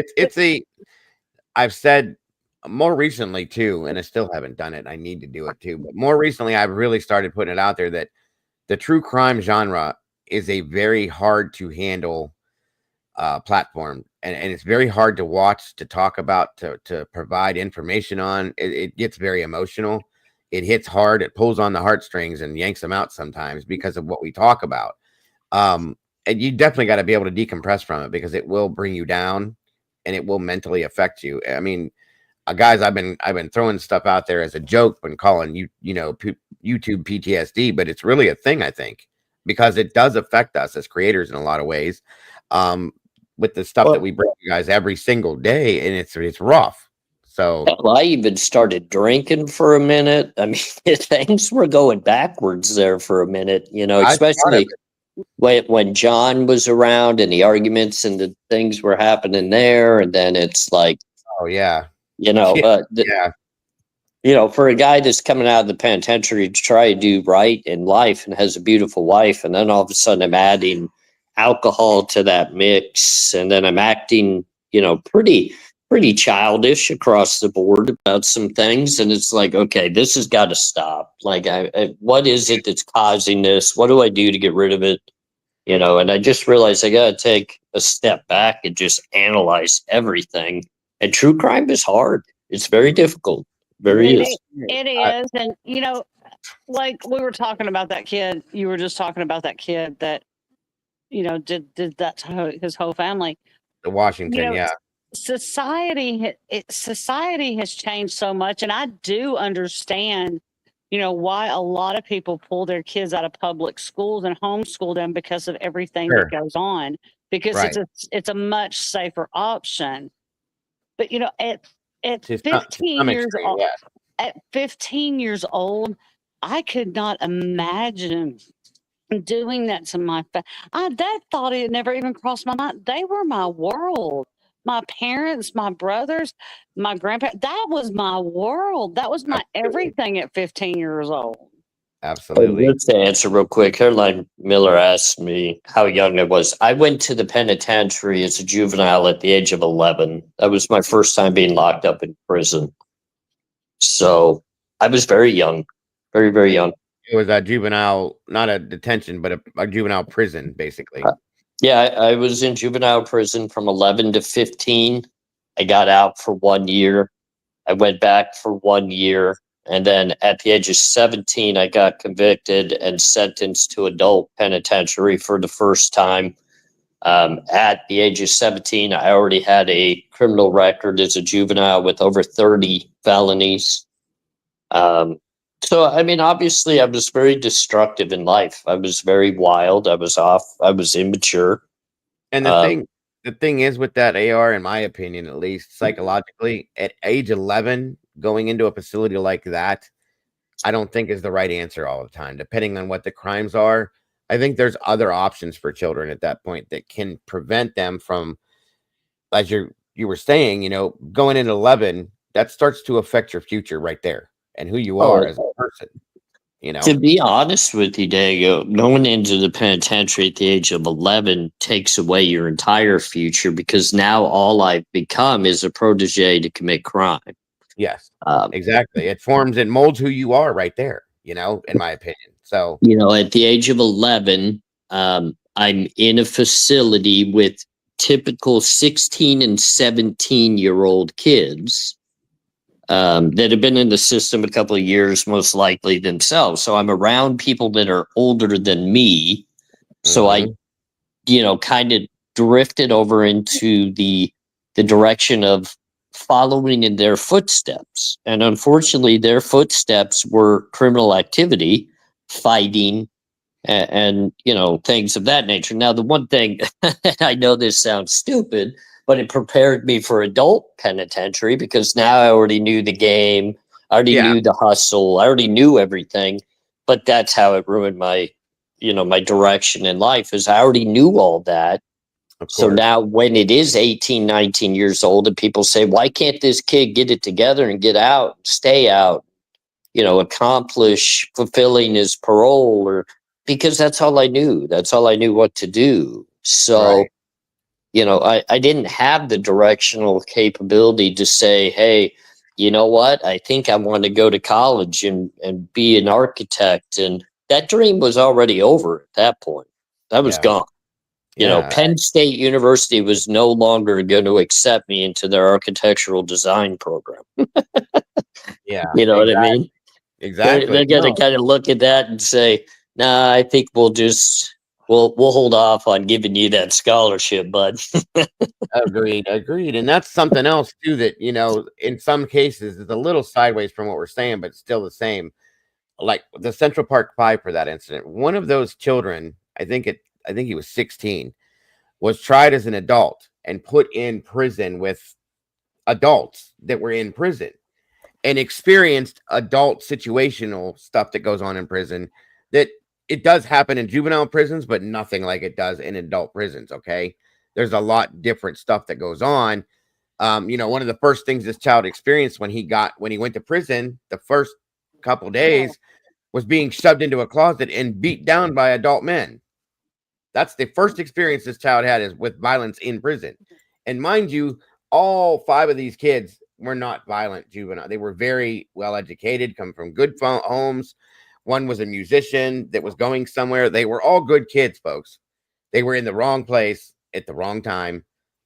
And all of that happened. So that's what happened. And luckily that child didn't turn into, a career criminal, but spent his whole childhood and teenage years until he became an adult in prison with men that were criminals, and he wasn't. So there's that aspect of it too. It's a very horrible thing. So, the system, this is where I think the system is just trashed, and it doesn't work that way. I think at 11 years old, I don't know what the crime was that you committed to put you into, juvenile prison, but I still think unless you murdered somebody at 11 years old, there's other options. There's other things that can be done to help to rehabilitate this child rather than putting him into a place that's going to send him on a career path for the rest of his life that he doesn't want to be on.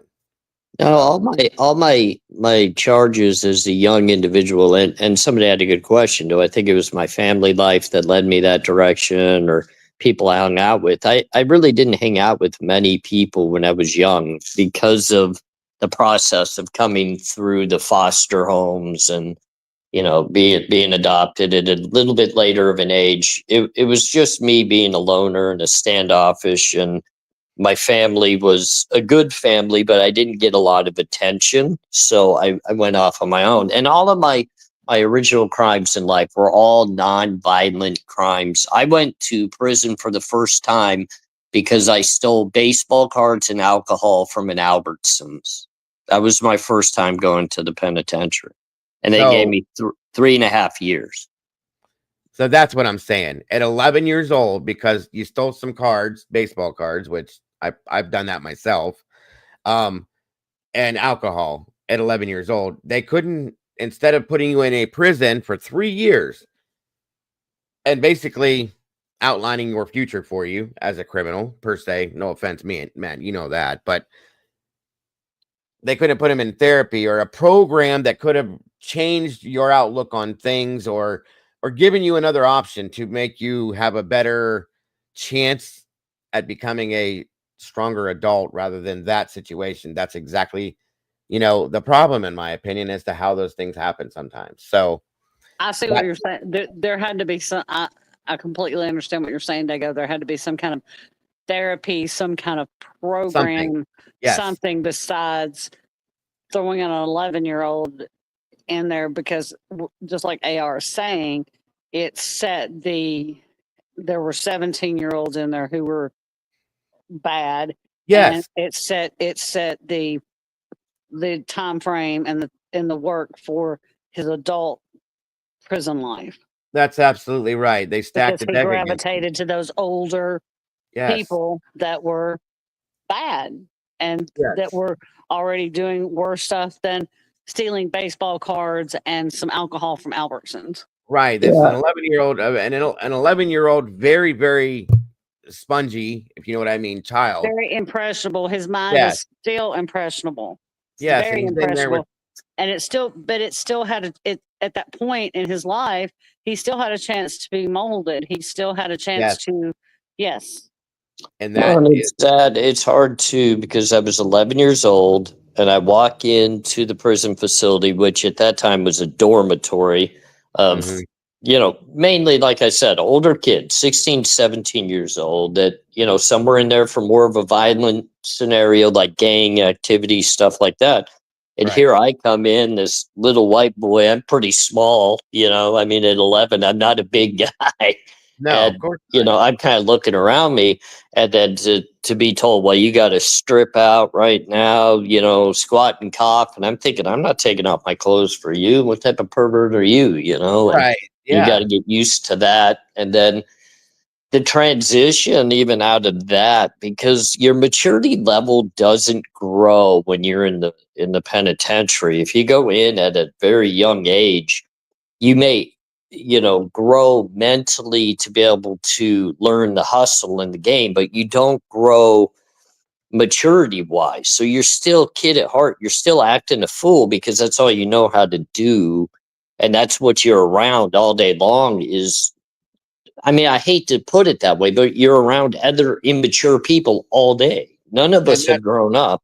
Of course not. Right. And then my experience of being transferred from, I went straight from juvenile penitentiary across the fence line to a maximum security adult penitentiary. Like that was my walk for the day.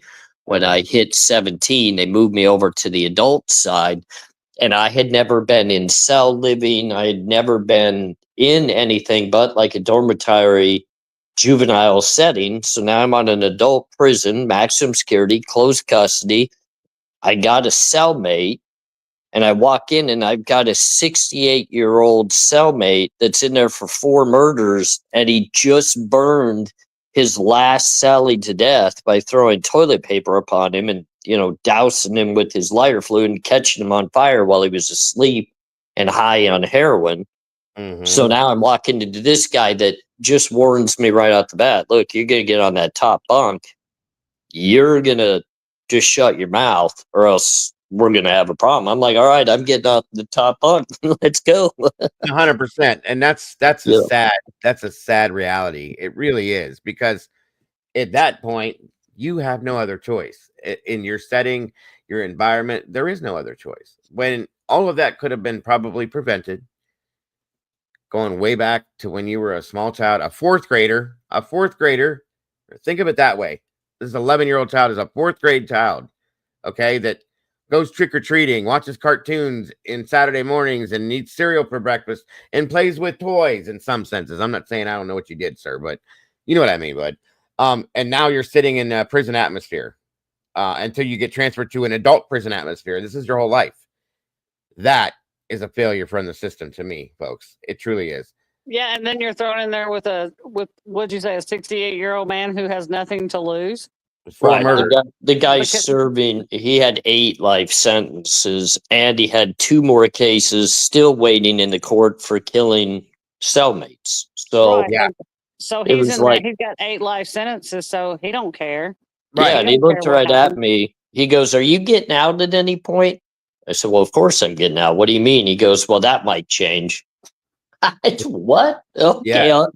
Like, you and I can't hang out, dude. Like, we're not friends. We're not gonna be friends while I'm staying here. Right. But the sad thing about it is at that point now, here I am 17. And even though I'm giving him the respect, and of course I'm scared. I've never been around somebody with that type of record before, so it's like, oh my God. But now I learned to get tougher.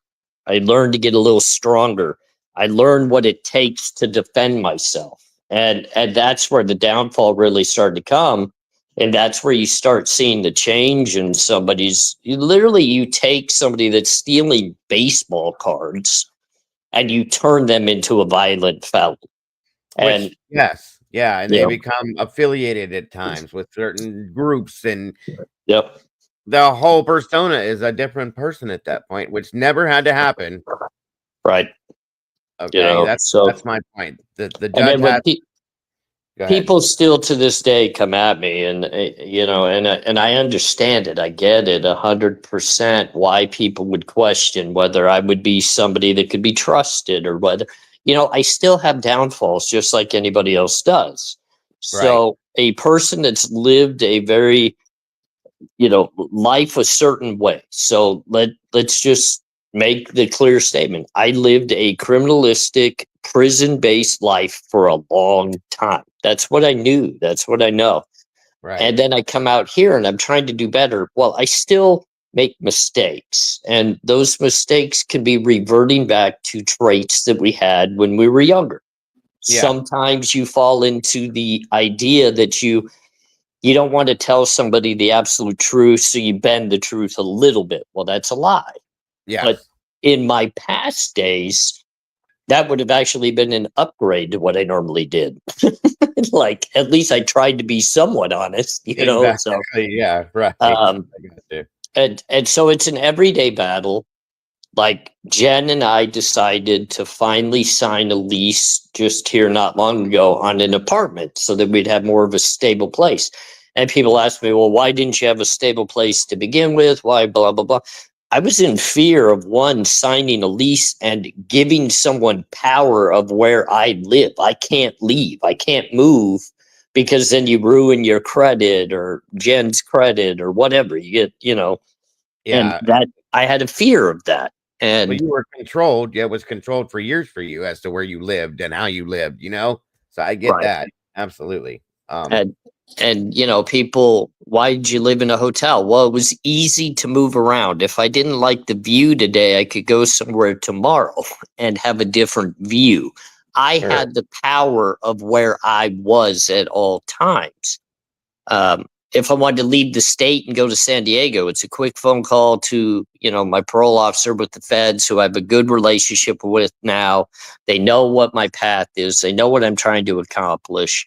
So I could say, hey, I'm going to take a 3-day trip over to San Diego. Are you cool with that? And they're like, yeah, we're cool with that. Just don't do anything dumb while you're there, Right, and it's like, all right, I'll call you when I get there. I'll call you when I get back.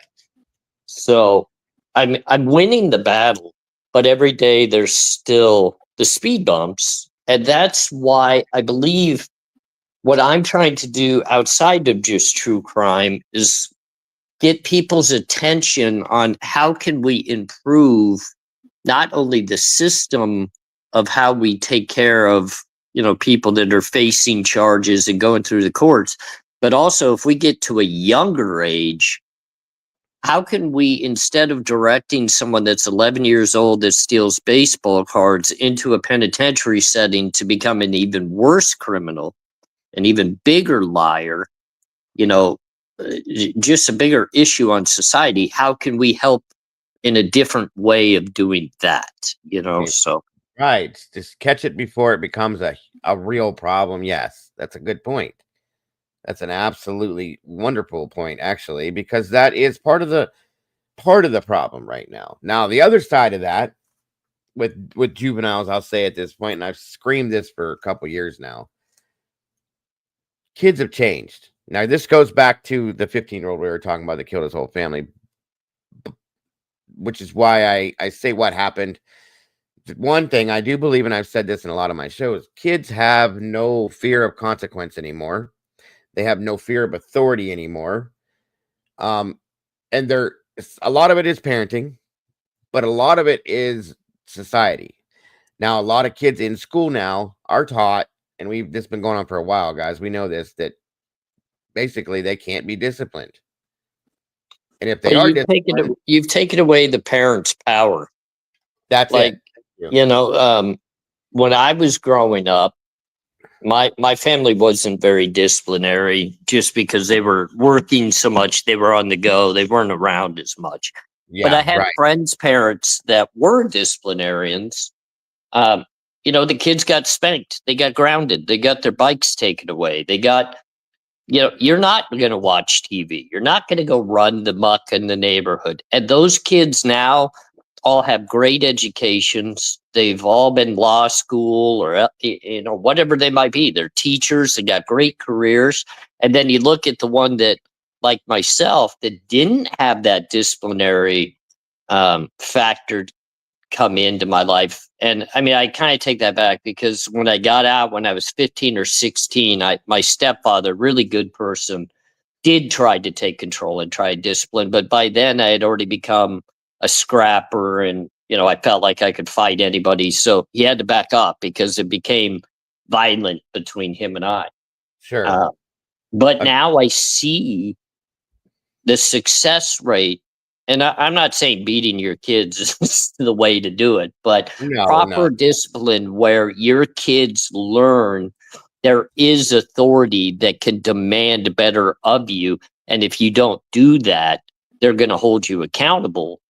And disciplinary is a part of that. And that's facts. That's facts. Like I think I told this story about 2 years ago. My second to youngest child, he's now 29, 28. I have so many kids, it's hard to remember. But anyway, when he was 16 or 15 years old, he sat in my kitchen and was being about as defiant as you could be to a parent. And at that point, I wanted to knock him out. He's swearing at me. You don't do that to a parent. None of my other kids did it, but this child was 100% as defiant as he wanted to be. He was out smoking weed, staying out, ignoring rules, doing anything he wanted to do, and just being nasty and defiant, and just for whatever reason. And I had many friends that were police officers, and I had a friend that I knew worked afternoon turn. I called him and I said, "Where are you at tonight? What are you doing?" This kid was arguing with me all night long, this, that, and everything else, and laughing in my face, telling me, "You ain't gonna do nothing. You can't do this. You can't do that. Blah, blah, blah, blah, blah, blah." I said, and I called my buddy Jason. He's like, I'm on the west side where we lived at. There was an east and west side of town.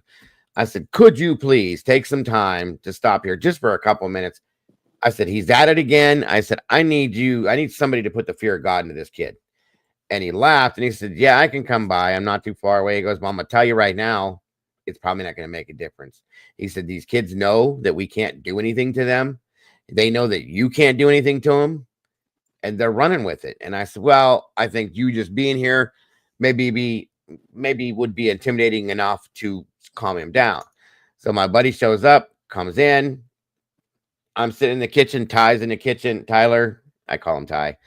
Jason comes in and he goes, and he puffed up a little bit, trying to be a little bit, tough guy, kind of like. He walks in, and my son's sitting there like this, like he was Mr. Tough Guy. And he kind of snickered. And I said, "You know who this is?" And he goes, "Yeah, and Jason said, "What's going on tonight, bud?" And he goes, "None of your business." And I said, "Don't talk to him that way. That's a police officer. You don't do that." And he goes, and I said, and Jason said, he goes, "So what's your problem? What do you got a chip on your shoulder for?" He goes, "I ain't got nothing on my shoulder." He goes, "What do you need to know about me?" My son said this to him, and he goes, "I want to know why you're acting like this, why you're disrespecting your dad, why you're being unruly, so on and so forth." He goes, "I'm not. He doesn't understand what I want." And I said, "I've asked you that. You won't tell me." I said, and Jason said, "So what is it that you want, Ty, that your dad's not going?" He goes, "I want him to leave me alone." And he said, "But there's rules you got to follow. You can't just do whatever you want whenever you want to do it." And he said, "Why not? I'm smart enough. I can take care of myself." He said, "Do you have a job?" He goes, "No, but I can get one." He goes, "Where are you going to live?" He goes, "Wherever I want to. I have friends." And he said, "So why are you doing this to your dad?" He goes, "Because he makes me come home at a certain time.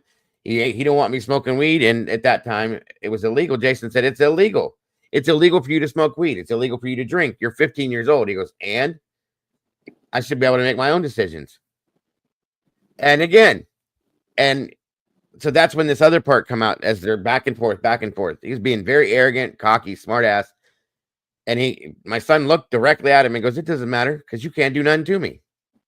And my son said, "I know and he said, "What do you mean I can't do nothing to you? I can arrest you right now if I want to."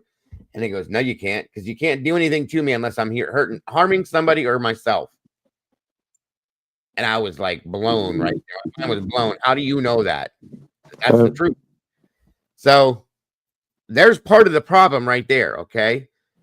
They've made it so where now it's not the whole thing. Some parents are just lazy ass parents and shouldn't have kids, but there are a lot of parents that are afraid to discipline their children. So therefore they don't do it anymore, no matter what it is, because of the reaction that the child's going to have. And therefore they've built up this disrespect for authority, for parents, for people. Now I'm lucky because that was the only, child that I had that acted that way. I mean, teenagers are teenagers. They challenge parents, but at some point you raise your voice, they shut it down. That one didn't. And he grew up to have problems. He's, I call him a bunch of different names as a joke because he's Mr. Weed. He's all nothing about that, but whatever. He's grown up a lot more now and he's changed a lot, but he still has that little bit of attitude to him. So I did everything with him that I did with every other child that we have. All the other kids turned out perfectly fine. They got educations. They stayed in school. They wanted to go to school. They wanted to go to college. They have families. And they're working on having families. He has family too, but I mean, he's going through divorce and all that. But I'm just saying he had a child. He got married, blah, blah, blah. The thing is that these kids have no fear of consequences, the point I'm trying to move. And it's been going on for a while. They have no fear what's going to happen to them because it's no big deal anymore. So I think that's part of what's going on in society now. But then we have the other aspect of what we were talking about with AR about. I've heard of 9, 10-year-old kids going, what the hell did we cover? I think we looked at a case one time in here where there was a 6-year-old child that went into juvenile detention. 6. Now, you can't tell me that there's not something else that can be done with a 6-year-old child. I know, how old was I? I think I was 13. We had something here where I lived called the diversion program. Brian's trying to come up. He's not backstage. Well, I'm just telling you what he said. Jeez. Okay. Yeah, that's fine. I didn't see him backstage, but the diversion program was your parents would take you down to the JJC, which is Juvenile Justice Center, and you would be given a probation officer per se, and they would sit you in a cell for 30 minutes while they talk to your parents, and give you what it feels like to be in jail. And then you'd have to report to this probation officer, I think it's once a month or once a week or something like that for a period of time until he believes that you're done. And that was the diversion program. And it did help some kids. Other kids laughed at it and said it was a joke. It was no, there was no fear in it. So I don't know if something like that would help in this aspect and day and age at this point, or if it would just be another joke to other people. But there does need to be something done. I do agree. Because it starts with the children at this point and the things that are going back to that 15-year-old that did what he did. There's other scenarios like this. I've covered a bunch of cases like this, where kids are doing these crazy things. They're doing these outlandish things that you would never imagine a child would do. And it's coming from somewhere. So. Well, the age of a criminal is definitely getting younger and younger. Even when I, at the age of 11 became what I was, there were not many in my town at that age doing stupid things. Like I'm sure they were stealing things, but I mean, to be sent to the penitentiary at the age of 11, I don't think it was very common in my little town. But I'm not even sure when I got to my facility if I was the youngest. I feel like there was actually some that were younger than me. Yeah. But I mean, it also showcases, like I was trying to explain a little bit, that the mentality of people that have been through the system, especially on the scale that I have, it takes a lot more work to change. And I'm finding that even in the YouTube world, because 95% of the YouTube community and our subscribers are amazing and they're the greatest people in the world. But I still, throughout my comment sections on videos, have these people that are ex-prison inmates that want to puff out their chest and act as they call me like I was the snitch of the yard, or I had to be the one carrying everybody's book bag on the yard, or whatever it might be. It's like, why are we in a community section of comments buffing out our chests like shouldn't we be working together to educate other people to not go to the penitentiary? And maybe that's why people think I come across as weak or not like a typical prison because I want to see change. I want to help people not go through that. I don't think my credentials in prison mean anything out here. And I've learned my lesson because I think when I first came on the platform, I spoke a little too much about like, this is what I was. This is how it is. This is almost making it seem like that's the cool guy to be. Yeah. When really that's when you got to kind of lower your head a little bit and give people respect for the fact they're even willing to listen to somebody that's been through that and wants change and wants better. So we got to stop attacking each other. And I've tried to explain to people, you could come in my comment section, you could say whatever you want. Do you really think it's going to hurt me? Do you guys really think this is going to knock me down to where I'm going to give up or quit? Because I've been through far worse than a comment section on my YouTube page. Absolutely. Absolutely. And then, for somebody to call you or try to portray you as being weak because you're not acting like a convict would act. Yeah, you've made a change in your life for the good, and you're trying to continue and take that forward. So that's weak to me that somebody would say that to you and expect you to be more of a hardcore asshole just because you were in prison. That's stupid. That person needs to grow up themselves and realize that, that's what I'm saying. I mean, people that want to come at me, they want to be like, I was on a maximum security prison. This guy talking has to be a snitch or he's got to be off a PC yard. It's like, guys, we're not here to go back and forth. Yeah, to see who's the tougher guy. I spent the majority of my sentences on closed custody, high security max yards, not PC yards, not anything. But I don't have to go through all that with people because that's not important. What's important is change. None of that stuff matters. It doesn't. You're not in prison anymore. So it doesn't make me bigger or tougher based upon what yards I was on. What makes me bigger or tougher is to be able to admit my faults, admit my wrongs, and help others do the same so that we can work our way to a better situation. I mean, agreed. Yes, that's the whole point right there. And that's just somebody. See, that's the other thing too. And I think in a lot of senses with that stuff, AR, is that we know what keyboard warriors are. People that won't show their faces, people that don't have any proof of what their experiences were, that like to just say shit to try to make themselves look important. In turn, a lot of it's bullshit, a lot of it's lies. And that's really sad. If it's not, welcome, by the way, smartass. It's wonderful to see you. It's been a while, ma'am, and we're grateful to see you today. But if it's not, if it is true, then you weren't rehabilitated. You know what I'm saying? If that's how you think, then you got some other issues to work on. Go deal with that instead of worrying about this guy. You know what I mean? Yeah. I'm just at the point in life, you know what? I want to enjoy some time with my wife. I know I have some medical situations that are pretty scary that I got to work through. Right. So I really now have began to take notice of the more important things of life that maybe you don't do when you're younger and in great health. You take a lot. And yeah, I really care about my family, and I that's one thing. Like, there you go. You gave me a platform for the very first time on YouTube that would be able to showcase speaking and coming live. I had never done that prior to you inviting me and allowing me to do that, and I'll always be thankful for that. And I realized at one point I actually did you wrong. I almost took it as if it was like a granted thing and I deserved it. And so we started to separate a little bit, not because of anything that you said or you did, but because of my own actions and growing like I had become a somebody. I had to take a step back and really look within myself and say, you know what? You ought to be thankful, not privileged. And that's where people say that I've kind of taken a step back on YouTube a little bit. Well, I'm readjusting, I'm growing, I'm learning, Yeah, and absolutely. I'm trying to apply a concept of a better thought process compared to just a granted privileged, here I am, you either like it or you don't. You know what I mean? It's Sure thing.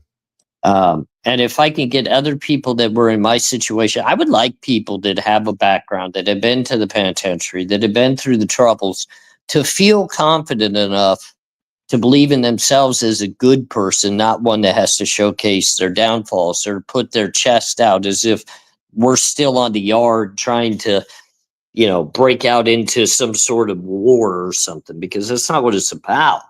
We're not in that life anymore. So let's get over that. Absolutely. Kimber, thank you for joining me tonight, hon. I appreciate you. Get a good night's sleep. I hope to see you again soon. Thanks for joining us up here. So no, I agree with you, dude. I do. Welcome, Esther. Good to see you tonight again. I appreciate all you guys for joining us tonight. No, I agree, and I appreciate the sentiment, about when you first came out and all that stuff. I really do appreciate that. And I've always been, from when I first started, supportive of new creators when they come out. If they're coming out here and they're trying to make a difference, to do something to help with, especially in this genre, to do something to make a positive exchange, a positive difference, or promoting any form of positivity, I've always supported. That multiple people that have started out here, I've tried to help them and support them. It doesn't always turn out to be the best situation for me. I've had to learn that the hard way, not with you, but others. And that's who I am. I like to help people. I like to support people. I've grown or helped to grow many channels by supporting them in every fashion that I can. And I'll continue to be that way. As long as you're here to make a positive impact and make a difference, and you're doing positive things, I'm behind you 100%. So, that's just normal to me. I don't think I deserve any kind of a hey yeah for that. But I think you've done good things. I think you came out for I guess to make a positive impact, I guess I'm trying to say. So, and I see you continuing on to do that with your other channel and the directions that you're going, the things that you say, and I'm very proud to see others doing that. So I will always support that.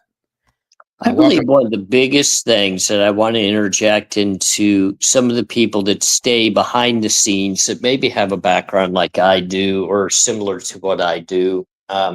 It's okay to be transparent. It's okay to be honest. And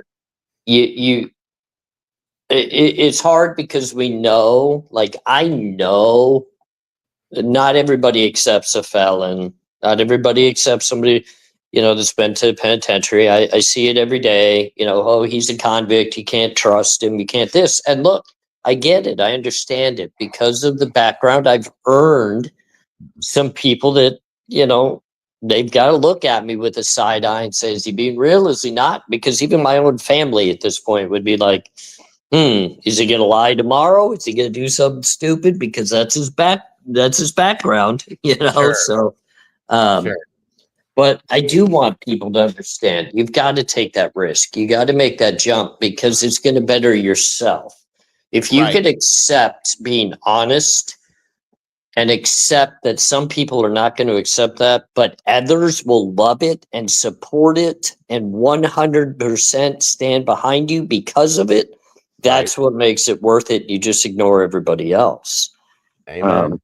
I had a hard time ignoring it for a while because it hits hard. And Dago, I know what you mean. You support people, you speak highly upon them, you do everything to help them, and then they just smash you from behind. And it's like, why do I even entertain this? Why am I even putting myself? Because that's the type of people we are. We want to help.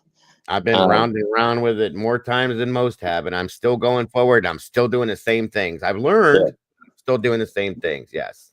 Well, and that's what I want to tell you too. You've got a lot of love, a lot of support. I forever will be grateful and have your back. I think you're doing great things. Do not ever give up. Do not backtrack. Don't let people bring a depression onto you that makes you not want to do this, because there's so many people here that want you to do this. Keep going for that. Oh yeah. I mean, don't get me. First off, welcome, Mom. Wonderful to see you. And Brian, thank you for joining me as well. I've had the thought. I can hear you. You're out. It sounds like you're in your closet again, Brian, but I can hear you. Dude, I've never been in a closet. I left that ages ago. Hi, Daddy. That's not what I meant. You know what I meant. Anyway, hi, Daddy Meatball. it's good to see you, buddy. But what I'm saying though is I've had those feelings. I've had these people in here, all these people, this blue crew, Mom that's sitting up here that have kept my head above water, because there's been days when I've said, I'm out. I'm done. It's time to go. And they're like, no, it don't work that way. You don't get to do that. You've got us all in here now. You're staying here and you'll be all right. It'll be okay. This is part of what this is. Wring your hands out, take a breath, walk away, and come back and do it again tomorrow. And that's what's kept me here. And the things you just said keeps me here. Because I'm here for a reason. I'm not here to just try to look pretty, because that's definitely not a fact. I'm here to try to do something, to try to make a difference in some way. And until I see that has changed, that difference has been implemented, and that things are going in a different direction, I'm not going anywhere.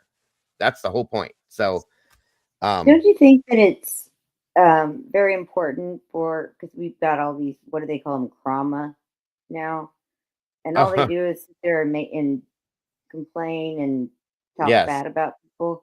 Yep. The people that aren't doing that, the channels that aren't, we've got to stick together to get true crime community back to true crime. Oh, agreed, Terry. But yes, you're right. But that's the problem. If you guys will notice, I have right now 43 people in here, and I'm not complaining by any means. I love you guys, every single solitary one of you.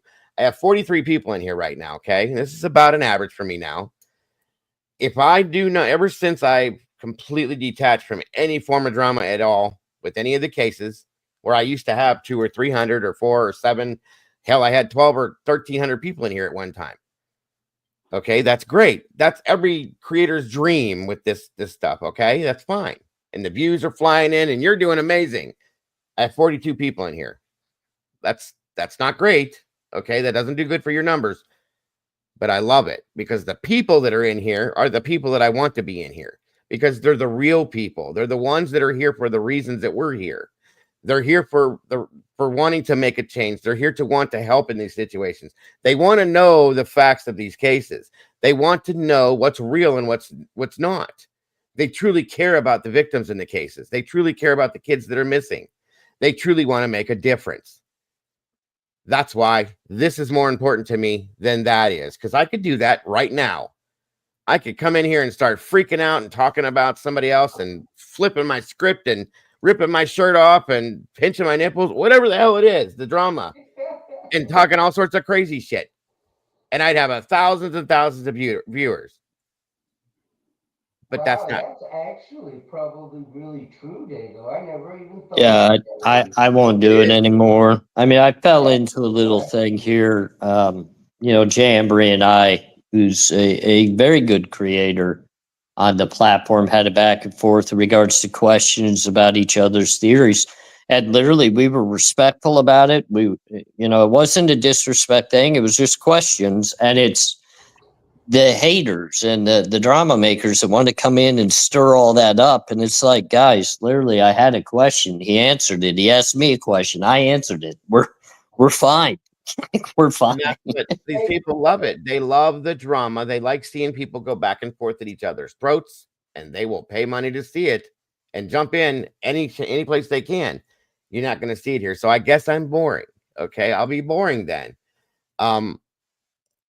I don't care, because I know that it's okay. For example, real quick here, Sebastian Rogers, this child's been missing almost 9 months. Okay. The first 3 weeks of his case, 3 weeks, I'm going to call it 3 weeks, in my opinion, it was about Sebastian Rogers. Everything after that third week became nothing about that child who's been missing for 9 months now. It's about everything else surrounding that child. And I was in that for a little bit. I really was, because I was getting wrapped up with who did this and who did that and who did. And I stopped for a minute and went, wait a minute. Nobody says his name anymore. Nobody shows his face anymore. Nobody even knows who he is that's coming into this case now. They know about his parents. They know about their past. They know about all the bullshit that goes on and all the drama that goes on, but they don't know who he is. And that's why we're here, for God's sakes. And that's when I said, that's enough. Okay? Because I'm here to find him. I don't care what the fuck his family did. I don't care who did what to who or who hates who and who doesn't. I'm here because of him. And that's what nobody else seems to get. And well, I mean, not, you know what I mean? I avoided that case all because of all that. Me too. I didn't say a word about that case because I saw everything happening that was not about Sebastian. And I just wanted no part of it. None. Right. Absolutely. 100%. AR, may I say hello to you? Can you hear me? I can't tell quite. I can barely hear you, Brian. Are you, Brian, how close are you to your microphone, Brian? I'm really close, but last time I felt like I was too loud. It's so weird. Maybe it's this. Okay, wait. And Dago, you are always so good to me, putting up with me doing this. Is this louder now? Maybe I should turn up this. It tends, but it sounds like you're like in a bathroom or something, and you're far away from your microphone. Oh, but last time I felt like I was too loud. Does any of the volumes on my computer matter with the mic? Is there a microphone volume for it? I have no idea. What kind of a microphone do you have, Brian? Is it internal or external? No, it's a. Oh wait, maybe I should wait. Okay, wait. See, does this? Okay, wait. Am I louder now? Not really. Oh, okay. Is there any way I can ask Al something? Yeah, go ahead if you want. If you can hear you, sure. I'll be right back while you guys do that. I got to run over here and grab something. I'll be right back. Hi, Al. Brian, one of my favorite people. How are you? One of my favorite people. First thing I'm going to try to say to you, it's not working, whatever, is I want you to know, sir, and you know I worked with you guys. And very few of my guys did what you've done, sir. I mean, if you think about the way you've turned around your life now, that's pretty incredible. But you need to know, in terms of mind and Tomboy and everybody, I know what you and your peers did or didn't do because I worked with you folks, okay? But you need to know. I mean, I was like just blown away when I found out about your health stuff. It was like, God, this guy did it. Very few of my guys got to where you got, which is free. Okay, first off, my guys kept getting, reincarcerated and breaking probation and stuff. And I'm wondering, are you aware of how unique you are in terms of your past and where you are? I just take it as a normal everyday individual. I just try to walk like everybody else, talk like everybody else, and do the right things. So, do you mind if I ask you a couple of questions, AR? You're more than welcome. Yep, absolutely. Like, what was the dynamic with the bio parents and the family initially for you? Very distant. When I did you say my biological? Yeah, like what your bio mom and dad. Like, what was? So I have no idea who my dad is. Okay. Nobody, even my biological mother, has no idea who my dad is. My biological mother was 15 years old when she gave birth to me. She was a stripper / prostitute and a drug addict. So drugs mattered more than me. I was the firstborn. She ended up having 5 more. 3 of them were taken away within the first year of life, just like I was. And, I lived my first 8 years in foster care. Did you find foster care going around and around to where you kept getting transferred to another foster care? Did you lose contact with your siblings? Like, did the system basically totally mess you up? Yeah, they said I was in over like 80 different foster homes in 5 different states. My adoption was revoked 5 times before finally I was able to go home with a family. Remember, like any foster kid, like what was your longest placement at a foster care? How long did each placement last, basically? I believe they said that the longest that I stayed in one place was a little over 9 months. See, and that's what's like so important for me in terms of everybody else to like kind of know, because you see people online and in YouTube like lock them up, and when Ethan Cruz did the shooting and everything, lock them up, put them away. They should have taken him. There's nowhere to put anybody. There's no money, and I don't think lay people know that there's no money to put anybody anywhere.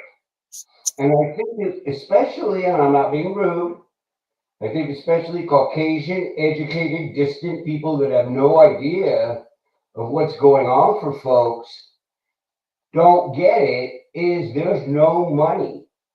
There's no place to put anybody. Because my guys did exactly what you did. Analyst replacement, separation from siblings. It was like, and this is like 30 years ago. So it was bad. I just wanted to come up, lady has been crazy, and which is a good sign. Say to you how good you've been in I terms of appreciate it. stuff you've accomplished. How long have you been out of the rat race? I think Jen and I were talking about the other day. I think it's been about 4 years now. Okay. And how do you feel physically? Physically, I'm going through battles. I have cancer. I have retinal detachment with a tumor behind the eye, just in front of the brain. So I'm actually scheduled for surgery right after Thanksgiving. I mean, I haven't really discussed it much with anybody outside of Jen and the family, but they're discussing. Oh, I'm sorry. I didn't mean No, to it's fine. They're talking about taking my right eye and go ahead and removing the tumor behind it, which at first we thought was just fluid on the brain with some stuff, but they found a slight tumor with bleeding and the fluid. So we're in big discussions because I was just in the hospital not too long ago, and the doctor came in and said that they were going to transfer me to either Los Angeles, California, or Phoenix, Arizona. So I was going to be leaving my wife and my dogs here in Vegas and traveling. They were going to transport me. So I did a self checkout so that Jen and I could actually discuss what the best idea for us to do is going to be. And I guess we're going to go ahead and I'm going to make the trip to Phoenix and probably get the procedure done. Hopefully recoup as quick as I can to get back, because I don't want Jen to miss work and have to change life. Are you in pain, AR? That's the funny thing about it is I really don't have a lot of pain. Where my situation is lack of energy, very tired.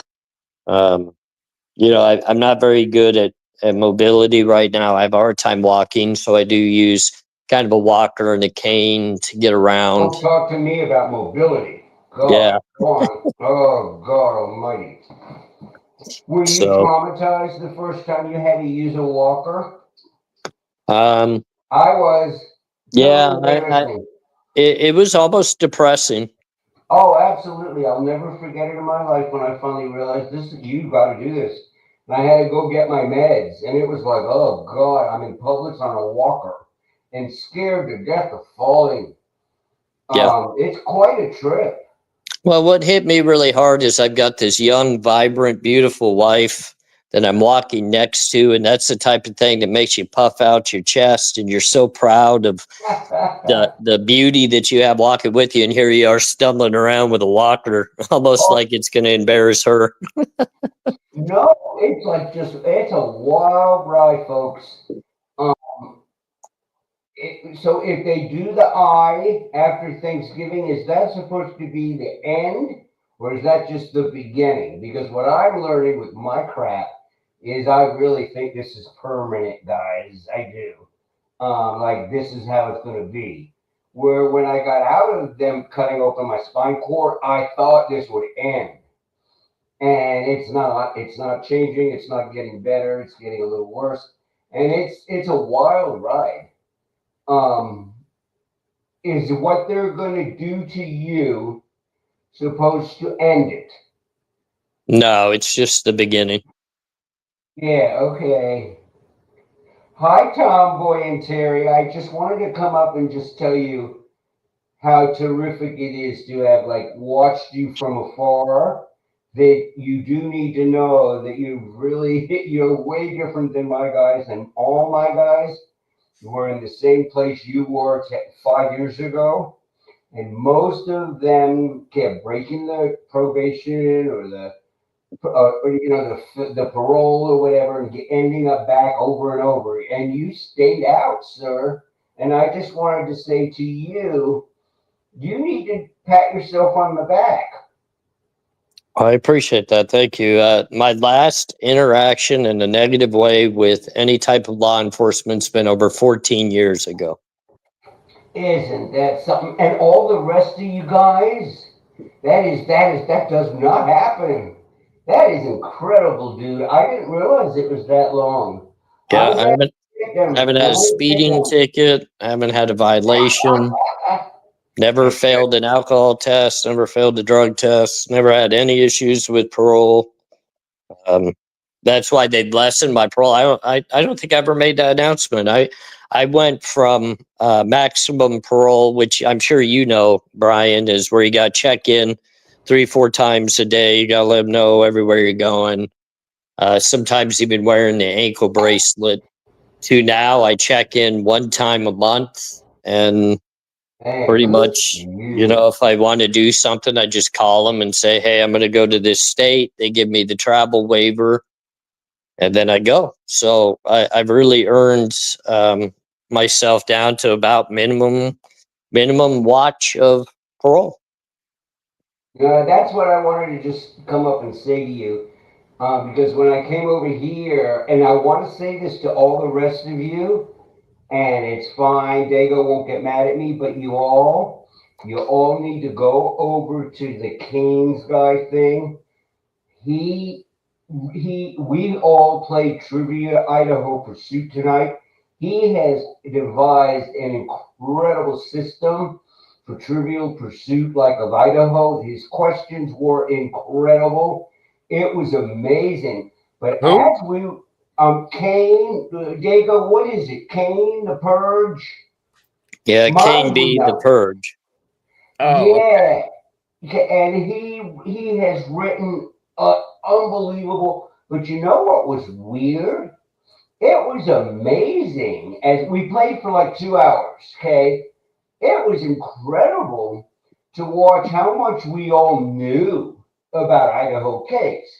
And his questions were piercing and tough, but we all knew. And then as we're all going, I'm thinking, God, what would this be like for someone that's not true crime to watch 45 people know all this stuff about the case? And it was really amazing. But I'm going to step down because I feel like I'm stepping on Dago. And mine is quiet. Mine usually isn't quiet. Hi, my dear. She's always quiet. Hello, my Brian. love. How are you? Not always. I'm good.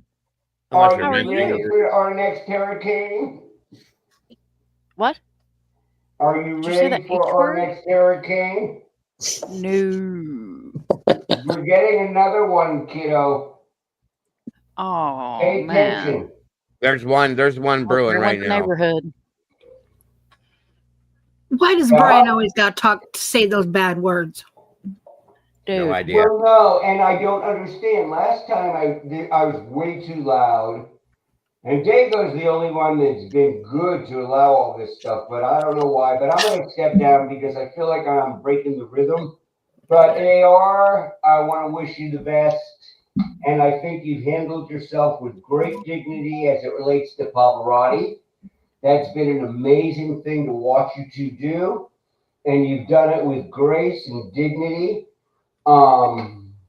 Do you have an email, AR? Because I wanted to send you something, but I couldn't find an email.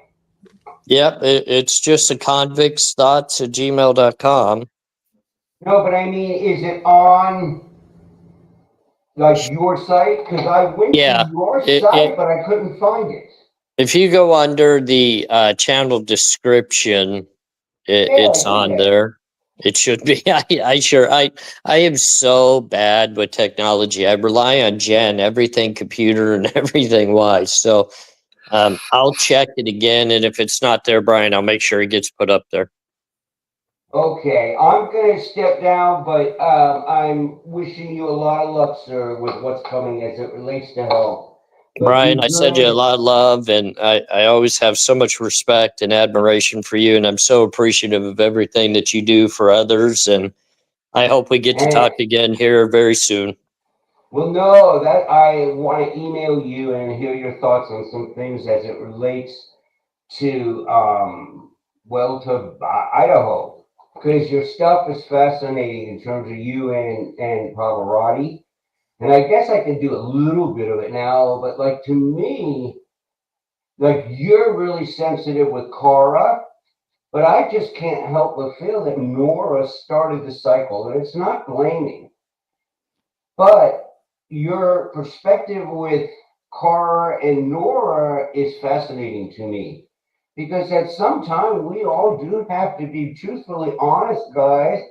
These women were selling things that were killing other parents, other families' kids.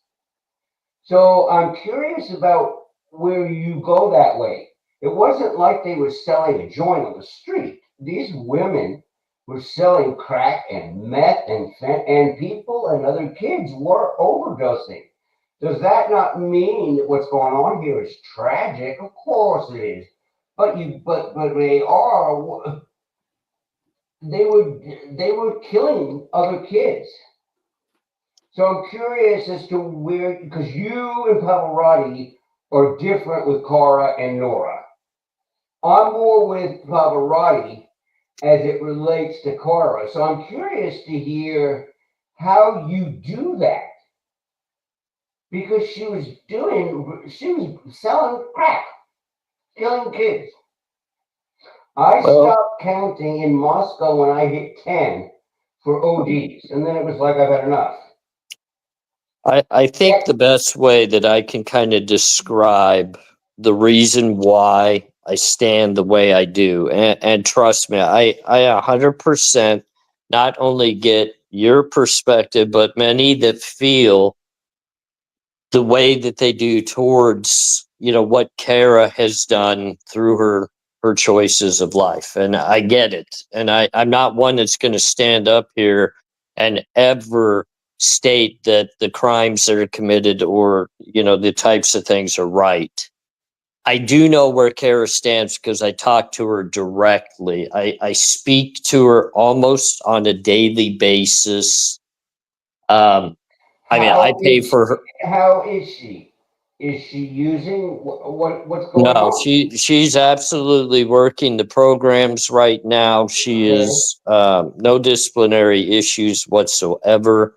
She understands because I have direct conversation with her on a very adult-like level. I mean, you got to understand the entirety of my life. I hurt people through my actions and criminal activities. I put pain through other people, not on the same level as loss of life, but I created devastation not only in my own family but others, and that's not right. And I can speak to her directly on an adult level to help her better understand the actions and what our actions do to others. But I will never allow myself to bring that adult conversation that's between her and I into a platform on YouTube so that I can showcase, my emotional discussions with her to the masses, because I feel like if anybody's going to come out here and speak upon whether they're sorry or not sorry or what their actions are, it has to be her. I can't do it for her. And, you know, I know a lot of people say I'm defending. All I'm doing is just saying I'm not going to speak about it. You know, and I just... May I ask you one question? I'm going to go ahead and do it because you're here, I'm here, you all are here, but I'm going to do it. Is there any notion on both Nora and Kara's part of guilt? Kara, yes. Okay, so there is an awareness that there might be a link. I'm not going to say that there's an awareness direct link to the crime, but what I'll say is she has a direct awareness in the way that she affected her daughter and her family. Okay, that's a fair answer. That's a fair answer, sir. Because, like, there are times where I'm like, oh, God, both of them, Nora, and this has to be awful. And then in a way, I'm thinking maybe they don't even really acknowledge it. But then I don't know. And the way we're all getting the tragedy there, we all don't know what's going on. And it's like, God, do they know? Well, and I think too, I totally believe there is a total relationship with both Nora and Cora. That's just my opinion. Doesn't mean it's right or wrong or good, but you do know that that is where I'm at. And it's like, God, that's got to be a horrible place to be. And I do need to make it pretty clear too, because I don't want people to get kind of misconstrued. I do not speak with Maddie's stepmom, Cora. I only speak directly with Kara, Xana's mother.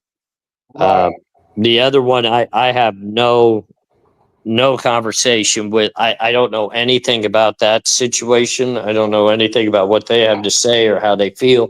So I don't want to get linked up to that because I have nothing to do with that. I do have a lot of knowledge going with the Kara and the Canoodle. I always say their last name horribly, but Xana's family, I do have some interaction there, and there's a lot of pain there. So, and I get some people don't feel as though, you know, that she understands, but I can say she does understand. She does understand. No, you know what it was though, as the way the media did all this, it wasn't like me saying that she doesn't understand. It was like, God, is this denial? And or God, are these people all absolutely devastated by what has transpired? And it was just like, so when I came over here, because I love my Dago, it was like, oh, he's up there. I am going to come on and ask. So, but I am going to go. But Dago, are you here? Diego. Oh, Diego used me for a break. He's going to the bathroom. I love my Dago. Bye, y'all. I'm going to step down, but AR, please take care of yourself, okay? Will do, my man. And you do the same. And I hope to speak with you again very soon. Be good. Bye, Thanks, guys. Ryan. Just want to say hi. I want to kind of laugh for a minute because I see Elizabeth Lander asked what my crime was. And, you know, the best way to explain it is which one and, you know, how long do we have to talk about it? My biggest crime was actual criminal syndicate with an affiliation tie. They carried 25 years to life. And I was paroled somewhat early, based upon my connection with my wife and her ability to give me some good attorneys. So I earned my parole, lifetime parole through the feds, and I have worked my way down in parole levels now. So things are doing a little bit better, but it's something that I always have to live with and deal with. But I don't know if that explains it at all. Everybody else here, or am I the other one? Here. Can you hear Does me? Dago know? What's that? Can you hear me? I guess you can because you just said, what's that? Oh, my microphone was off again. Damn it, I hate this mic. Sorry, guys. No, I can hear you. I mean, you are very soft spoken for sure, but I could definitely hear you. But all right. Well, again, sorry guys. This microphone, if you touch it, it shuts off, and nobody can hear me. It goes off. So I'm changing this out soon. Anyway, I do want to give this update real quick on the explosion in Kentucky, which is what we started talking about. This will only just take a minute here. And thank you again, everybody, for being up here with me tonight. I really appreciate this. And then, Mom, now that you're here, and you know that this happened in Kentucky, right, Mom, outside of Louisville? I knew that it happened. Like, I seen it on Twitter, but I sent you a DM where I've been, so I was late, and I'll let you play this video, and then I want to do a shameless plug, if you don't mind, for a family that really means the world to me. Sure thing. But I do, Louisville, thank God my family lives closer to Lexington, and no offense to anybody that's in the Louisville area, but what kind of plant was this? Do we know? Well, they said it was one type of a plant, and they said it was another type, but the main chemical that was exposed was ammonia. So, oh, wonderful. Right. So that the first part of the show was me explaining what can happen with ammonia exposure, so on and so forth. So it's another chemical, and it blew up pretty good. So I'm just going to show the update real quick for everybody that doesn't know about it yet, and you, of course, and then we'll talk that way and move a little bit forward from there. So here we go. Hurt inside that big facility. And destruction captured from the sky. A Louisville factory explodes. Workers hurt inside that big facility. And tonight we're learning more about the injuries as neighbors begin the process of looking into. There it is, Mom. I couldn't remember from earlier. They make artificial dyes for food and drinks. So. Oh, sweet. And we're using ammonia for that? Of course. Yeah. So. Oh my God! So this is why I don't eat processed food. Yeah, 100%, 100%. To the aftermath and trying to clean up. Thanks for joining us tonight at 11. I'm Mike Dardis. Good evening to you. I'm Cherie Palillo. So neighbors were evacuated from their homes. Others were told to shelter in place while fire crews tried to figure out if there were hazardous chemicals still in the air. Our WLWT News 5's Sean McKinnon spent the night talking with neighbors tonight who felt that massive blast. Hi, Sean. Hey, Cherie, Mike. Well, those neighbors tell me they felt the shock wave of this. This is 35 minutes ago as far as update goes, guys, just so you know. Explosion go through their bodies. Not only is this building destroyed, but factory employees were sent to the hospital. A massive afternoon explosion destroying a food dye factory and shaking an entire Louisville neighborhood. You heard it and then bam, I felt it, hit me. I don't know if it's the sound waves or what energy force it is exactly, but I felt it, wash through me. It's bad. I was like, what's going on? Everybody came outside. All my neighbors right here, like, what just happened? And then you could see the smoke from the factory. Pinned down in the wreckage, a factory employee is rescued. The explosion sending 11 workers to the hospital, 2 of them in critical. A shelter-in-place order lifted tonight after Louisville Fire determined no hazardous materials went airborne. The blast busting out windows, both of coffee shops and homes. Got a lot of glass damage, a lot of windows blown out, but it could be so much worse. I could feel the house shake, and I kind of grabbed myself like I was, whoa, I lost my balance. It was pretty intense. It's one of the most intense things I've ever experienced. So Louisville's mayor says they don't know what caused the explosion just yet, but neighbors left stunned hope to learn more soon. It's a lot of destruction. It's unfortunate. Like I said, I'm glad that nobody was lethally injured, and hopefully everybody recovers. But it's really remarkable the size and scale of what happened right in the neighborhood.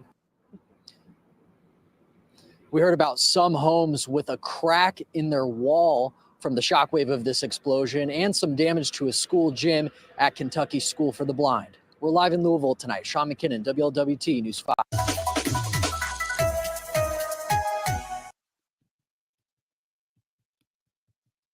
So that is the newest update on it that I could find. Hold on here. I do have, oh no, that was the one from earlier. They showed the explosion. It was pretty decent. I mean, it wasn't a joke. You know what I'm saying? And like I said, it emitted ammonia. They don't. They haven't stated any other chemicals at this point. I'm sure there's others. Any type of an explosion will promote that type of thing. So, and that's why I went in and I showed the effects of what the ammonia can do and what it can cause, blah blah blah, so on and so forth. So anybody that was wondering would know. How big is Louisville, Mom? Pretty big, ain't it? So I don't know where you are. You're in Texas, aren't you? 12 gauge. So have you ever been to? And you don't have to tell where you are. By all means, don't tell exactly where you are. But have you ever been to Houston? Houston's about the size of Louisville. Pebble says 633,000 people, so that's pretty big. It's about the size of Houston. Like, that's large. Yeah. Okay, so Houston, I mean, with the clover leaves and everything, like Louisville, and Louisville's not a great city to live in to start with. So glad to hear they've got cracks in their walls and not their neighborhood. That's positive. Right. Because it's not a good place. Yeah. It hasn't been a good place for a long time. Well, the reason why this disturbed me was we just had the one in Georgia, and there's effects that's having on people. We had ours here in East Palestine in Ohio down the road from me. That's had some adverse effects. We had another one. Louisville's here in Ohio. Not that far from Ohio. Think about it. Diego. Louisville. That's what they can said. Get to Indiana, Ohio, like it's all right there together.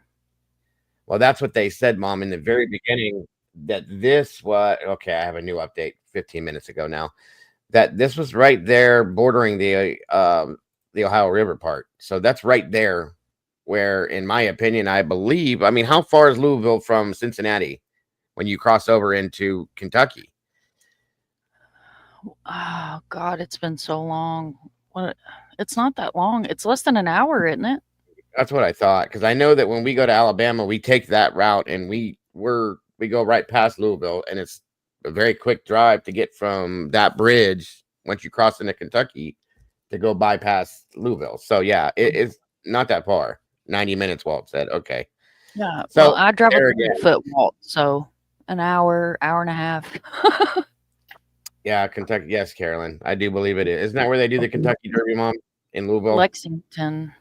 Lexington. Okay, my apologies. 100 miles, so it's not far at all.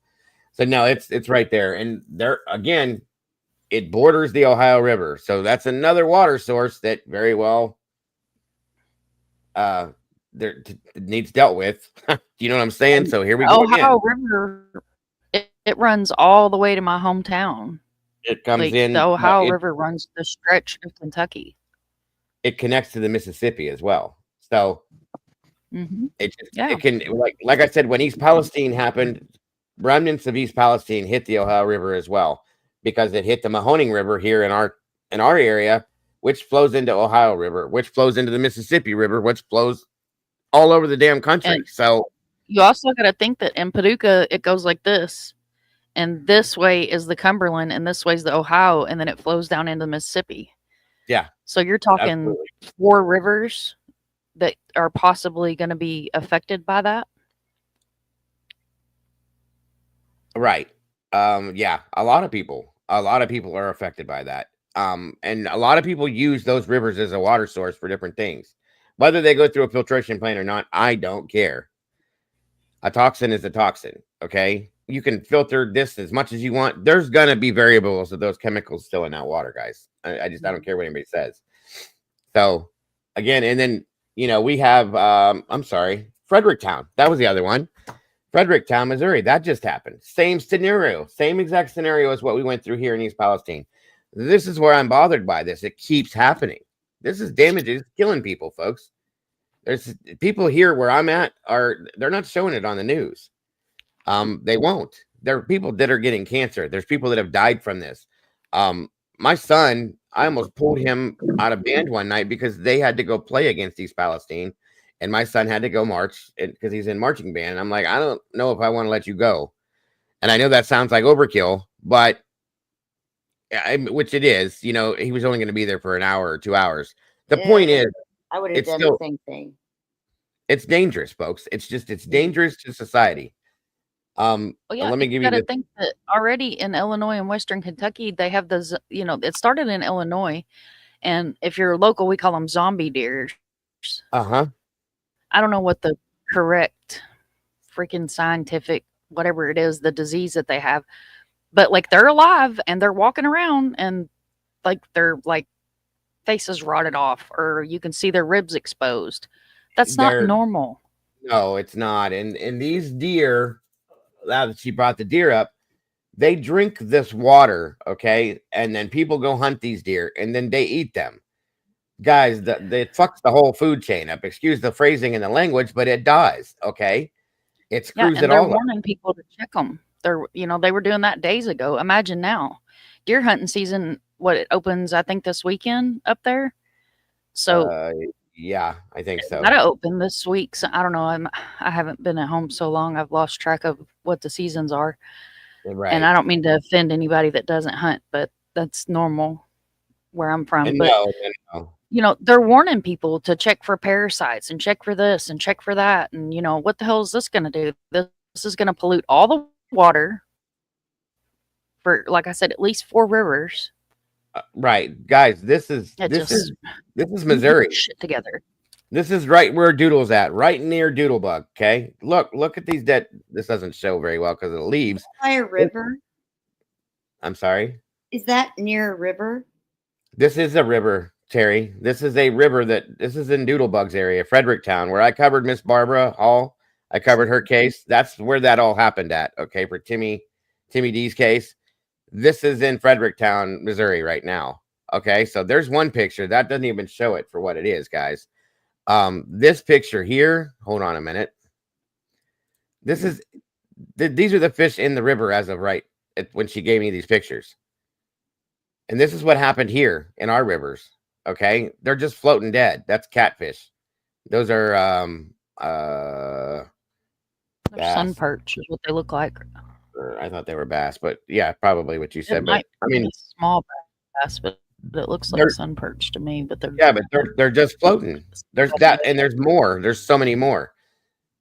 This is the food chain. This is what if you got bears, they eat these. If you got deer, they drink the water. Raccoons and all sorts of other animals, and then they pass white bass. That's what I was thinking, Pebbles. Thank you. They pass this shit along, guys. It's dangerous.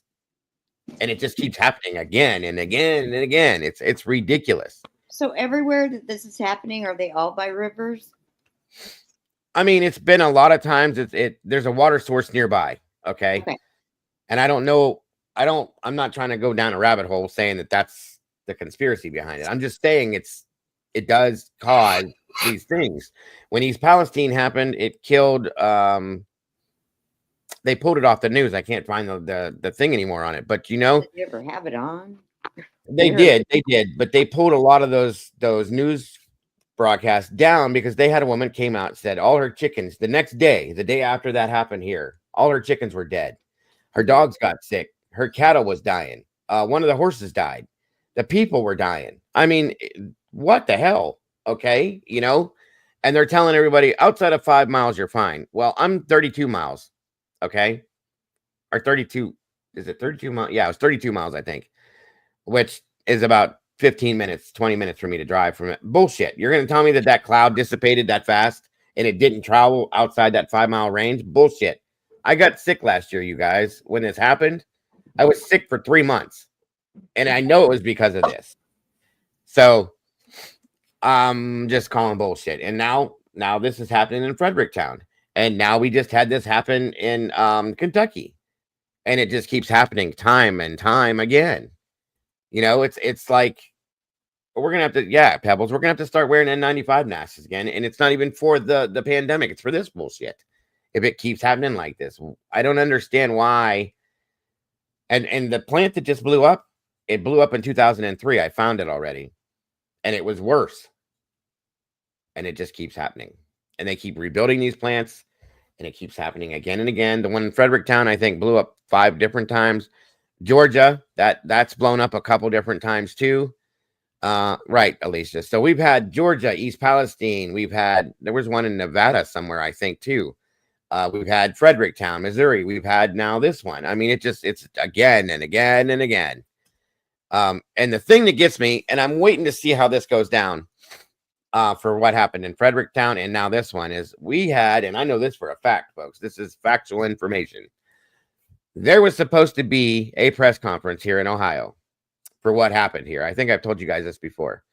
There were 8 people that got on a commuter plane that belonged to the company that was for Norfolk Southern, which is the company that had the train derailment here. They were coming here to Ohio to give a press conference. I think they came out of Washington. No, they came out of California, and the plane crashed in California. That press conference never happened. All 8 people on that plane died. Now, coincidence is coincidence. There were, from what was my understanding was, I read the documents on this, there were 2 what they call whistleblowers on that plane that were coming here. They were going to be telling us what was going on with the Palestine scenario, what was good, what was bad, what the air quality was, what they were testing, what they weren't. They brought in 2 people from the EPA that worked for, I'm sorry, they were with the EPA, but they worked for Norfolk Southern. So you tell me if that makes any sense. They worked through Norfolk Southern. They brought their own people in to clean up the mess. They brought their own people in to test the waters. They brought their own people in to test the air. Again, I'm not a conspiracy theorist, but damn is all I can say. Something's not right, okay? You can't keep doing this to people and not doing the right thing. This scares the shit out of me. It really does, okay? Because we have kids that are affected by this, that are going to grow up and have God knows what, okay? Our animals, the wildlife, the water sources, you know, people have wells in these areas because they're all rural areas. The wells get affected, okay? You know, this is not cool shit. But go ahead, Mom.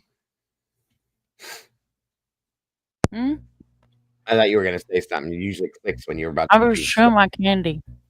No, I'm stress eating candy again. Oh, okay. I done been through a whole bag. I mean, what do you think? I know I'm rambling right now. It's because I'm nervous because of this shit. So what do you think? You know? I think they're pre-planned, and I think that they are going after the kids again, in a sense.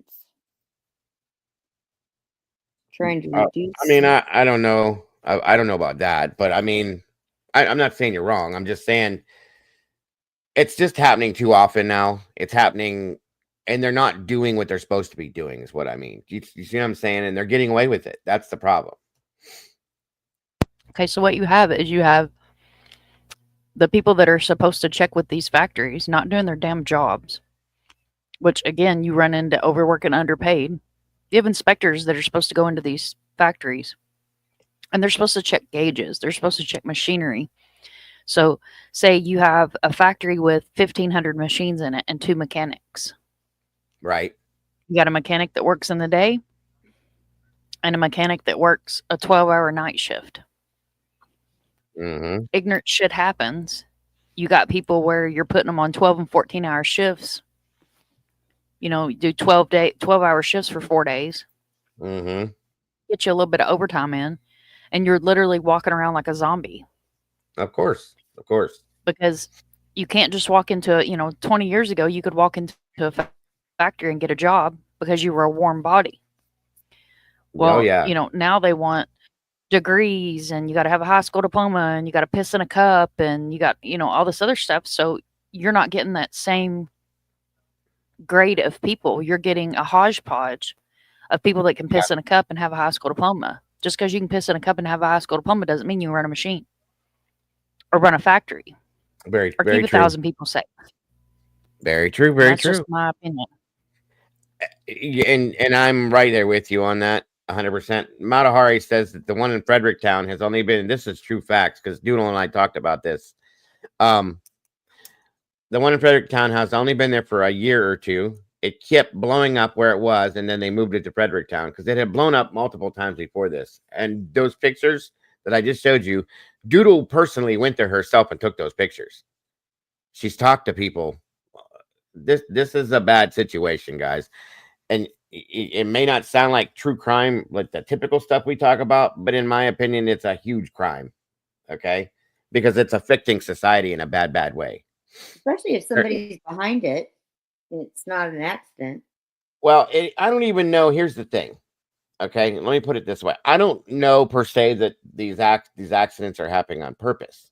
The problem that's happening with them is that they're being covered up. Okay, if it's an accident, it's an accident. I understand that. That's fine and dandy.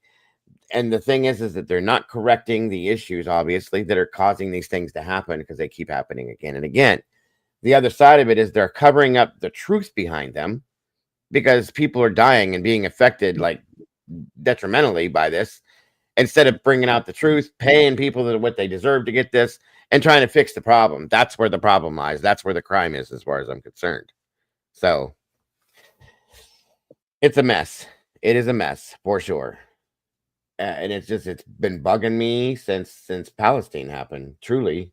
And then I seen another one happened in Ohio not too long, like I think it was 2 weeks after Palestine, and the whole side of a factory blew out. It was all brick.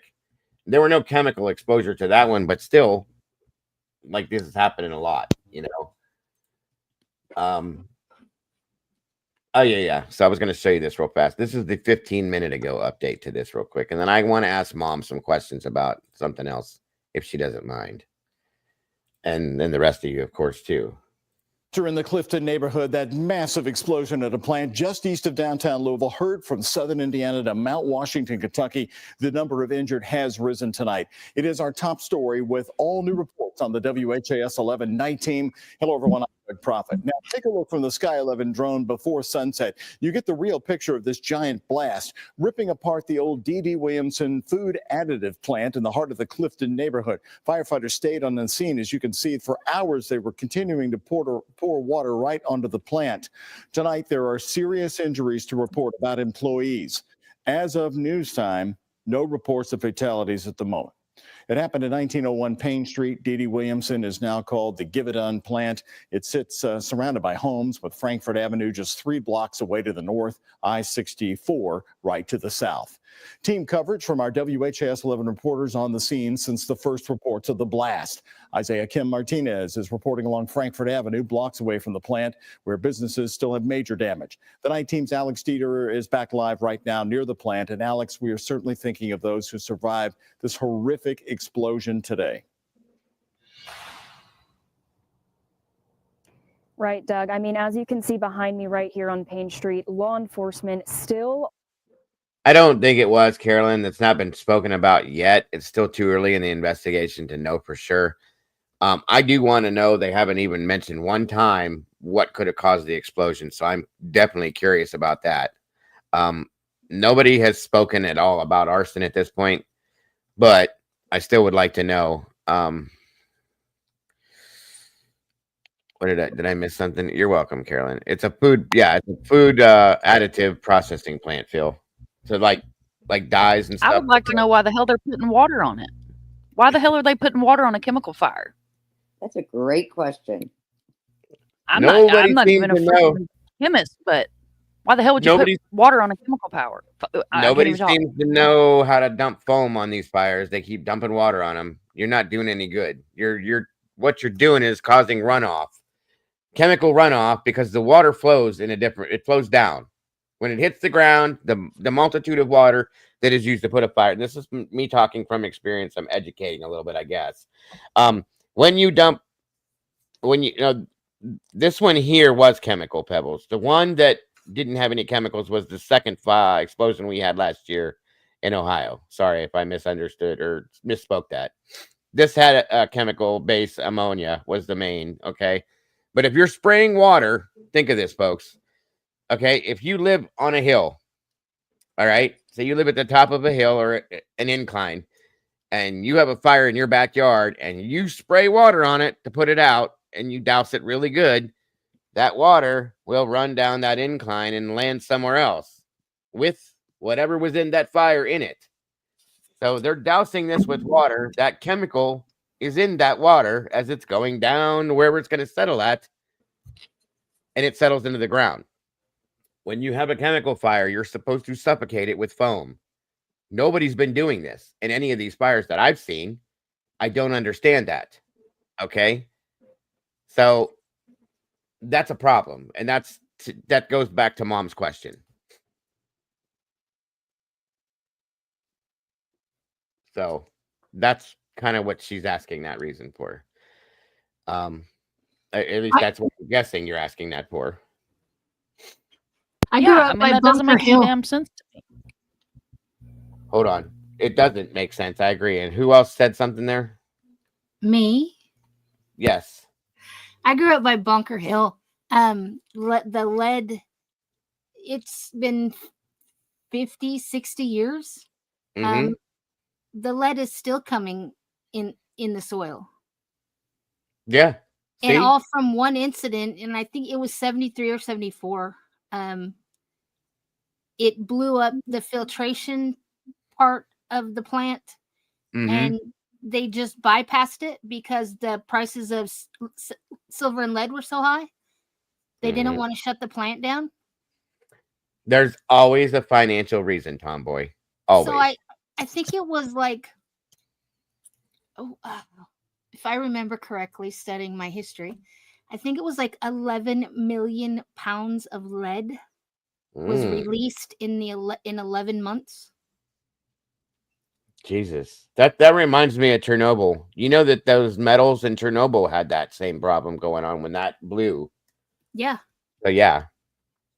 No, absolutely. Absolutely. Is it sabotage? Again, I don't know. Again, these could be, my biggest issue is not the explosion itself. It's the fact that it's not being handled with the right protocol, and it's being covered up and hidden per se. What am I trying to say here?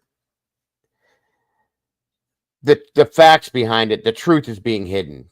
That's the problem. They don't want to upset people, and they're not telling you what the consequences are going to be at this point. They're lying about it. You know what I mean? That's the biggest problem with this for me. So, and like I said, Doodle, I wish Doodlebug jump up here for a minute if you could.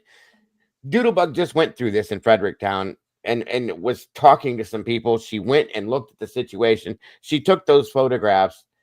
She's got the same worries and issues that I do for that area as we do here in this area, is what I'm saying, and it's not, there's multiple places, and this keeps happening. When the train derailments happened here, now this is what I'll say is weird. There was another one that happened in Arizona that was a chemical release that had some red shit floating through the air for a long time. I think it was Nevada. I could be wrong. I'll have to go back and look. Okay, AR. Thanks, brother. I appreciate you popping up and giving your opinion and your feelings on everything. I hope you have a great night, and thank you again. We'll get together soon, sir. Yes, sir. You guys all have a great night. Thank you. You too, bro. They are. Bye now. Jesus, there was East Palestine, there was Texas. I think there was one in Texas, wasn't there, Tomboy, that happened around the same time last year? Well, not last year. It's been several years since they had the two plants, one in West and one in Waxahachie. But I thought, no, a train derailment is what I'm saying. Last year when we had our train derailment, I thought there was one in Texas too. Oh, a big one, and it was bad. I think the one in Texas is the one that was emitting the red smoke that was toxic. Oh, was that the Sandman? No. It might have been, but I can't remember exactly where in Texas it was, but it was bad. Texas was the day that happened. It was giving off some bright red kind of smoke, and like they were, again, stay in place, this kind of shit, which I think is stupid. You're telling everybody to shelter in place when there's smoke that's floating around their homes that damn well, folks, that you can't ever seal your house up completely. Things get in, period. Oh, yeah, Parker. There it is. Thank you. Right.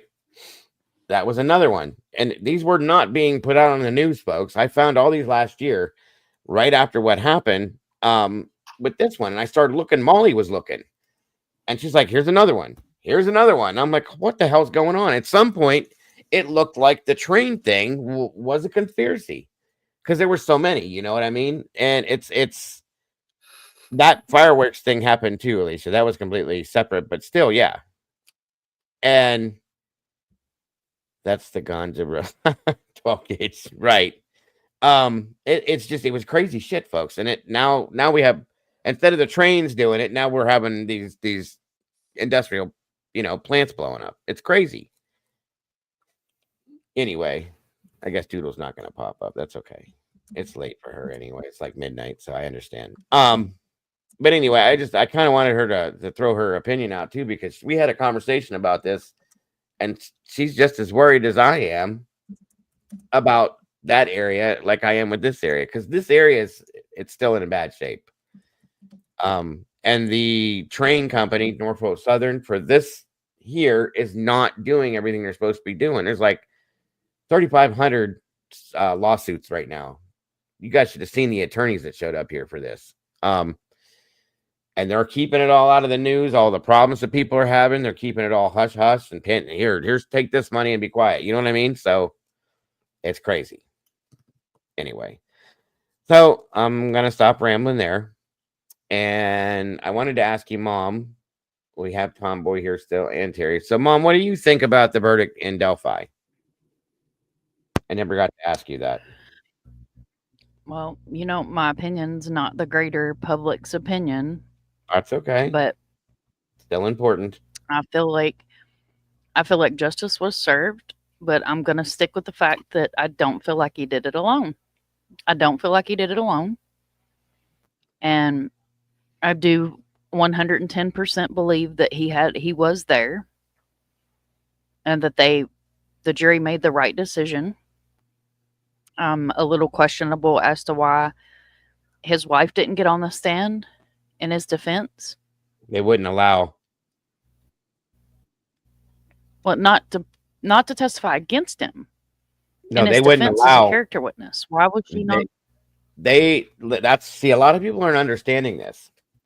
A lot of people aren't understanding that Judge Gall disallowed a shitload of stuff for the defense to present.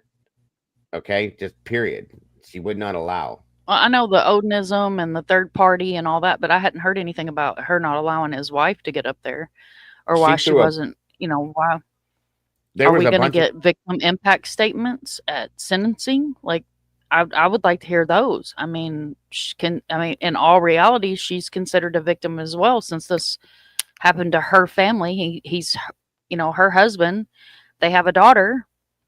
Are we going to hear from her other than what she said coming out of the courthouse?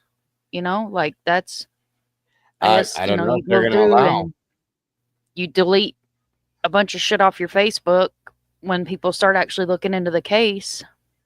Not a good look for you. Yeah, so I kind of want to hear what she has to say. Yeah, I don't know if they're going to allow that. I've made my opinion very clear. I feel like Ron Logan, who is dead, had a part in this. I feel like there's evidence that even after the gag order's lifted, we're not going to see. I feel like that it's a good possibility that law enforcement, whether it was Goal or whoever had power over it, I feel like we're not going to see everything they had. Oh, yeah. The 45-second video. Right. His daughter did testify. That did happen. So thank you, 12 Gauge, for the super chat. I appreciate it, brother. Have a good night. Yeah. I know she testified, and then it got all crossed on Twitter, and people were saying that she said he didn't love her, or she didn't love him, and this and that and something else. But I'm talking about the victim impact statements. Like, are we going to get to hear when they do sentencing from the heart? Right. When they do. I mean, and I can't help but question that because of the way that this case was handled, and the public was pushed out, and it was a whole piss and match to get in the courtroom. The victim impact statements are something that I want to hear, and that's for my own, because those are written from the heart. you don't have a lawyer standing behind you going, say this, don't say this, don't say this. You did it. You get up there and you read your statement. Well, and I'm that's sure what I that- want to hear, not a coached testimony. And I mean, don't hate me, y'all, but that's what it is when you testify like that. You have been pulled in, you've been interviewed, you've had it all wrote out for you in bullet points, what you're supposed to say, what you can't say, Victim impact statement's completely different. And that's what I want to hear myself.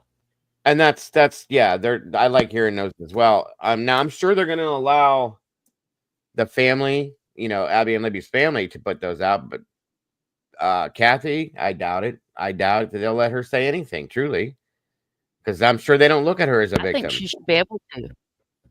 Just in my opinion, I think that she should be able to. I think she should be able to, and her daughter should be able to. I don't know about, like his mom and pulling in the whole family, but I honestly believe that those two should be able to put it out, because even when she testified, and not hating on mainstream, but I'm not a fan of mainstream. One tweet gets put out that she said she doesn't love her father. 80 million views later, 6 hours later, it gets corrected. Yeah. You know what I mean? And it just... They run with this stuff like that all the time, for sure. Yeah. And I agree with you on that one, for sure. I mean, here's my thing. I still don't know whether he did this or didn't do this. I can't make that decision because I still don't believe. First off, the jury, in my opinion, did not get half of what evidence was out there. The judge didn't allow a lot of that, okay, and they didn't put a lot of that other stuff in. That, of course, the prosecution is not going to use it. But the important stuff was not allowed, so the jury never saw or heard that. And I have a feeling that when all that stuff comes out, and they do get to see that stuff and hear that stuff, that I think that's going to piss some of them off. Truly. That's my opinion, of course. Now they're at home. So now, if they choose to go on social media, they're going to see all that. That's because you have 6 big channels off the top of my head that have made it their mission for the past few days. Yes. To put everything that they could possibly put on social media. Mm-hmm. Having full-blown meltdowns. Putting out requests for jurors to come on their channels and talk about, Yeah. Agreed. Don't even let these people get home and spend time with their families. Come on my channel and I'm going to ask you a bunch of questions. There's a gag order in place, first of all. Yeah, they're not supposed to talk about nothing. It's going to be at least another month before anybody can say a word, folks. So if and when they do that, good luck. Just saying, good luck. Yeah, but I mean, if I was serving on that jury and if I got home after I spent time with my family, decompressed, got back to my real life, sat down, opened my phone and looked at Twitter right now, I'd probably blow a freaking gasket. See, that's why I would probably blow a gasket. That's why I stay away from it, because it's so toxic most of the time. It really is.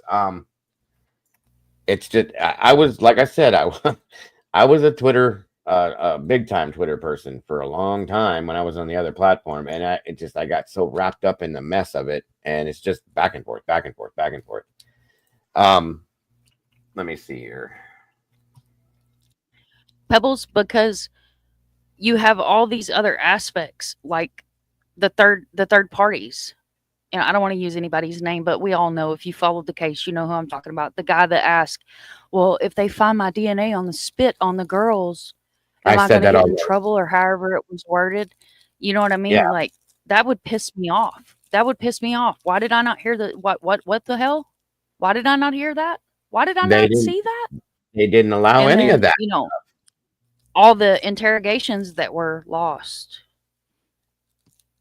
Mm-hmm. That would piss me off, because I would feel like I got half of the evidence.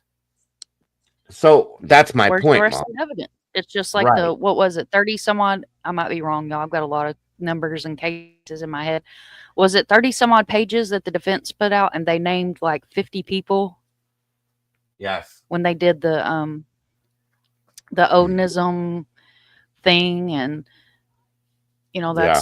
that was going to be their defense, and they put all these people's names out there, and which I didn't agree with that at all whatsoever. Whatever your opinion is, whether the social media had deemed them guilty or not, those names should have never been released in a public document. Mm-hmm.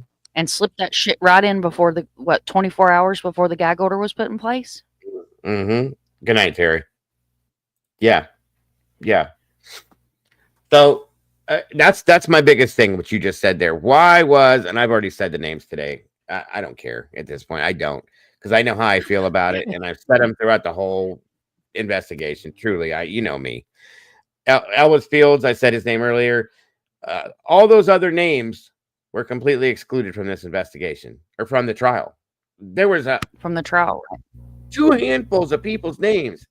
I didn't hear anything about Logan's bullshit, Patrick Westfall, Elvis Fields, Brad Holder, I mean, none of those people were brought into this. Why? Why did she deny all that? Why did she deny the Odinism side of it too? That to me is not a fair trial, truly. Okay. And I'm not saying I want Richard Allen to be innocent. I'm saying I want Richard Allen to get the fair trial he deserves, 1. And 2, I want that jury to have heard the whole thing, the entire 7-year investigation, not just what happened in the past 2 years, because that's truly what they gave them, was what happened in the past 2 years, in my opinion. That's bullshit. Exactly.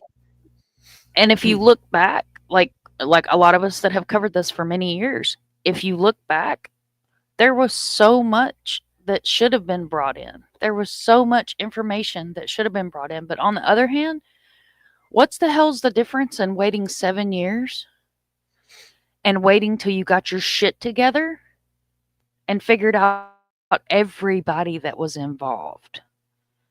Because we've heard it from law enforcement themselves that they think it's more than one person. They thought it was a group of people. Yes. That's true. So why have the trial right now, knowing that there are suspects that have enough reason that you think there's more than one people? Then why the hell was the trial not waited until all the suspects, all the people that you thought you had something on or had a part of this, were not brought to trial at the exact same time? Then you probably wouldn't have Twitter wars and YouTube wars and people going at each other's throats and a whole town that's completely freaking been demolished and heartbroken. Mm-hmm. And it even tore the town apart. It even tore the town apart. Yes, it did. And there's people attacking the families and accusing the families. And come on, this whole thing is a disaster, and it has been forever. Okay. And like I said, first off, 7 years. Throughout that 7 years, I'm probably off, but just let it be what it is, because I'm tired. So in that long ass period of time, all the stuff that was buried, all the bullshit that happened, this happened. I mean, they should have picked apart piece by piece by piece everything that happened during that investigation.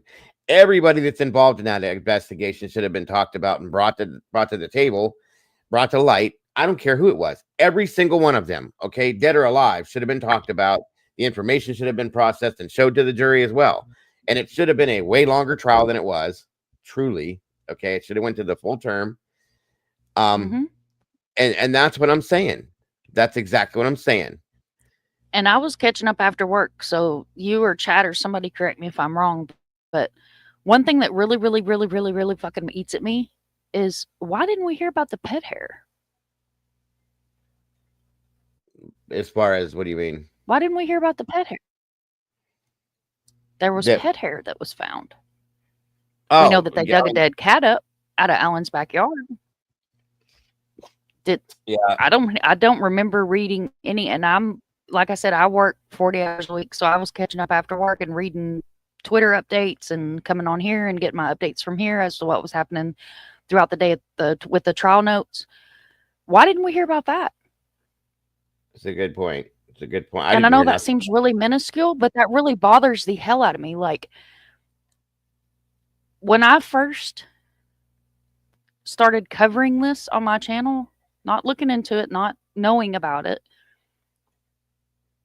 there was a lot of information that was put out that was never brought up. Pebble said the judge ruled that inadmissible, which she did a lot of that. Okay. Well, but I want to know. I get that, Pebbles, but I want to know. I want to know why that was in a report where those of us that have followed the case know that there was fucking pet hair that was originally believed to be Ron Logan's pet, but yet the neighbor watched the police dig a dead cat up out of the yard, out of Allen's yard. But we didn't hear nothing about, well, and that's the smoking gun pet hair. Right. That's one of the biggest problems with this entire thing with me is that we, as the public, YouTubers, whatever we're called here that have covered this case, seem to know, in my opinion, of course, somebody can call me wrong. That's okay. Carolyn, have a great night. Thanks for joining us. And it's great to have you back in the sauce with the rest of us. We seem to know more about this case than that jury did, in my opinion. Way more pertinent and more important details than the jury did. The jury truly should have known, but they didn't. They didn't. And I'll say this much: there's no way in hell that whole entire jury does not know everything or doesn't know those things that we're talking about. Because a lot of people still followed social media before they became the jury. Watch the news, watch this, watch that. Okay. So I'm sure they do know some of that stuff, but they're not allowed to use that stuff because it's not allowed in court. That's a problem for me. Yeah, exactly. That's what I'm saying. Is like just something so minuscule has weighed on my stomach. Like it's absolutely weighed on my stomach because I know what I read. I know what I have downloaded. I know what I have screen recorded and on my channel. And didn't hear a word of it. Didn't even, I haven't even, other than myself and you having this conversation, have you heard anybody mention the pet hair? Never. No, not one time. Not at all. I haven't either. And I'm not talking about the hair that was around her finger. No. I know what you're talking about now. I remember that piece. That's why I got lost for a minute when you said that. I thought that's what you were initially talking about, and then I went back and remembered. So no. I know what you mean. Nope, and then because it was originally thought to be Ron Logan's dog or something, wasn't it? His dog? Right. Yeah. Right. Originally, that was a long time back. And Phil, that's another good point too. Why did not one witness point at Richard Allen and say that's him? That's the man I saw on the bridge that day, because they couldn't, in my opinion. Now, I will say there's a couple of people in here said that they swore up and down that Richard Allen was bridge guy. I get it. Okay. If you zoom in, yeah, there's a slight resemblance, but you know what? There's also a slight resemblance to somebody else, a very good, very close resemblance to somebody else that I know for a fact owns that same clothing, same type hats. In fact, him and that person look a lot alike. But my biggest problem, nobody seems to point that out, except for me, really, that I've seen, unless I'm missing it. They said it more than one time that the person on that bridge was in between the heights of 5'10" to 6 foot tall. Richard Allen was 5'6" at most. At most. I showed a video of him standing next to normal sized people. He's a little dude. It doesn't look like him to me. Now, if you get close and look at just this part of it, maybe it's his face, maybe.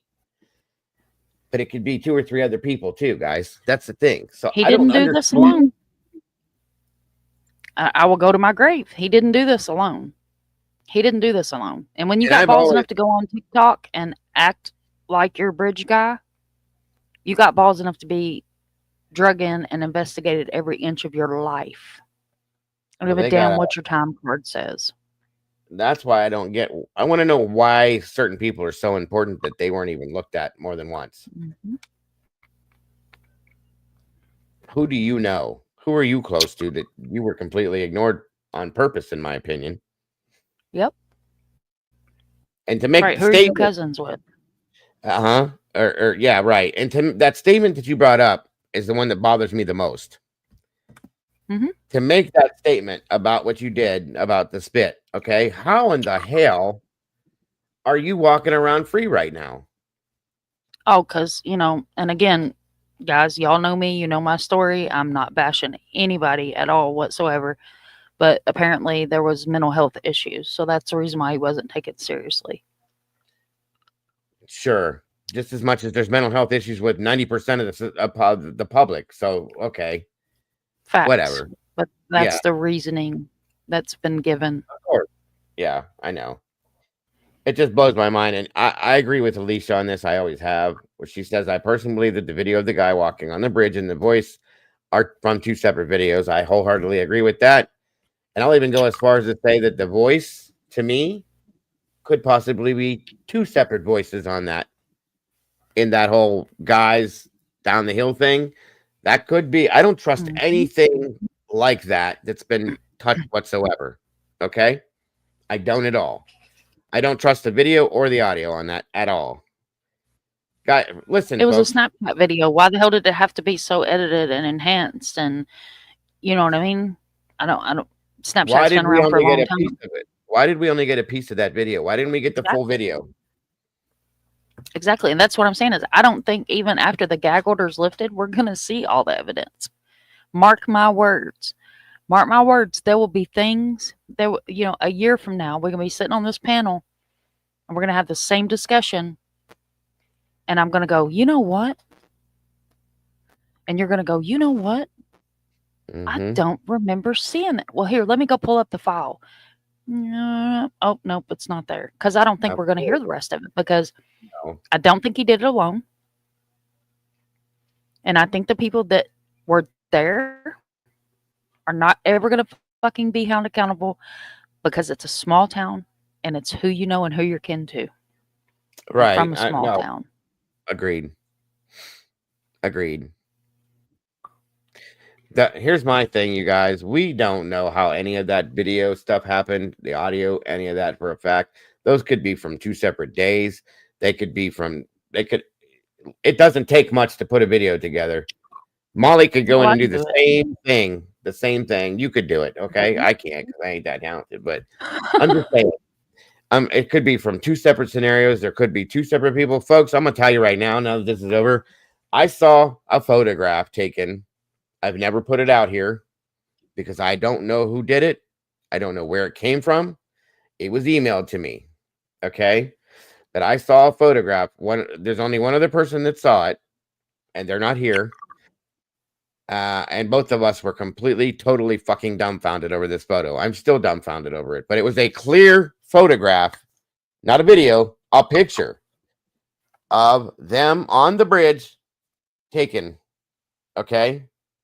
Never seen that before in my life till it was sent to me. And the other person that looked at it was like, what the hell is that? And who took that? And where did it come from? And based on what I know from that area that was taken, it looks to me like from quite a distance, maybe down the hill or on the hill in that diagonal. Okay. And I'm still, who took this picture? And it's the girls and somebody else behind him. I have to go back and look at it again. It's been a long time. And I was throttled by this picture, folks. It was not out on social media anywhere that I saw. I went looking for it. So did the other person. And we were both just like, what? Why don't they have this? And maybe they do, but it's never been put out. Okay. And I went, that was not in part of any of this investigation. That was never shown. There's a lot of things I have to wonder that I think were kept away purposely from public's eye. Okay. There is something wrong with this case. There has always been something wrong with this. The fact that it took all this period of time for them to get this guy, and William Labrato, when he gave his interview, did make a very clear statement that made me go, that's a good point, sir. That when this arrest happened, it was very close to an election, the sheriff's election. People may not believe in the politics of these things, but guys, if you live in a small town, look at it. Look into it, okay? Small town politics are huge. They really are. They're very important. I feel that this, I personally, this is me, okay? I don't want anybody to get upset. You know, we all have this different opinions in here, and everybody still agrees. We still get along. I want to keep it that way, but still, I personally feel that arrest was rushed. When I say rushed, I know it took 7 years, 6 years, whatever, but I think it was rushed at that point because for whatever reason, they needed to hurry up and get that done then. Okay. I still think that the trial was rushed for the same reason. They wanted to hurry up and get somebody convicted of this. Richard Allen. I do too. They picked the one man that had no criminal background. You have all these other people that have these weird ass criminal backgrounds that have done crazy weird shit in this town. They picked this guy that just doesn't fit in a lot of aspects. Okay. He admits to this. Yes, I understand. Everybody comes back at me and throws that in my face. What about he confessed to it? He's guilty. It's over. No. I can confess to something right now. Doesn't mean I did it. And the man was clearly in psychosis when he admitted to it after he read the discovery. So that's where the information came from. Okay. This is why I struggle with this so bad. Sorry,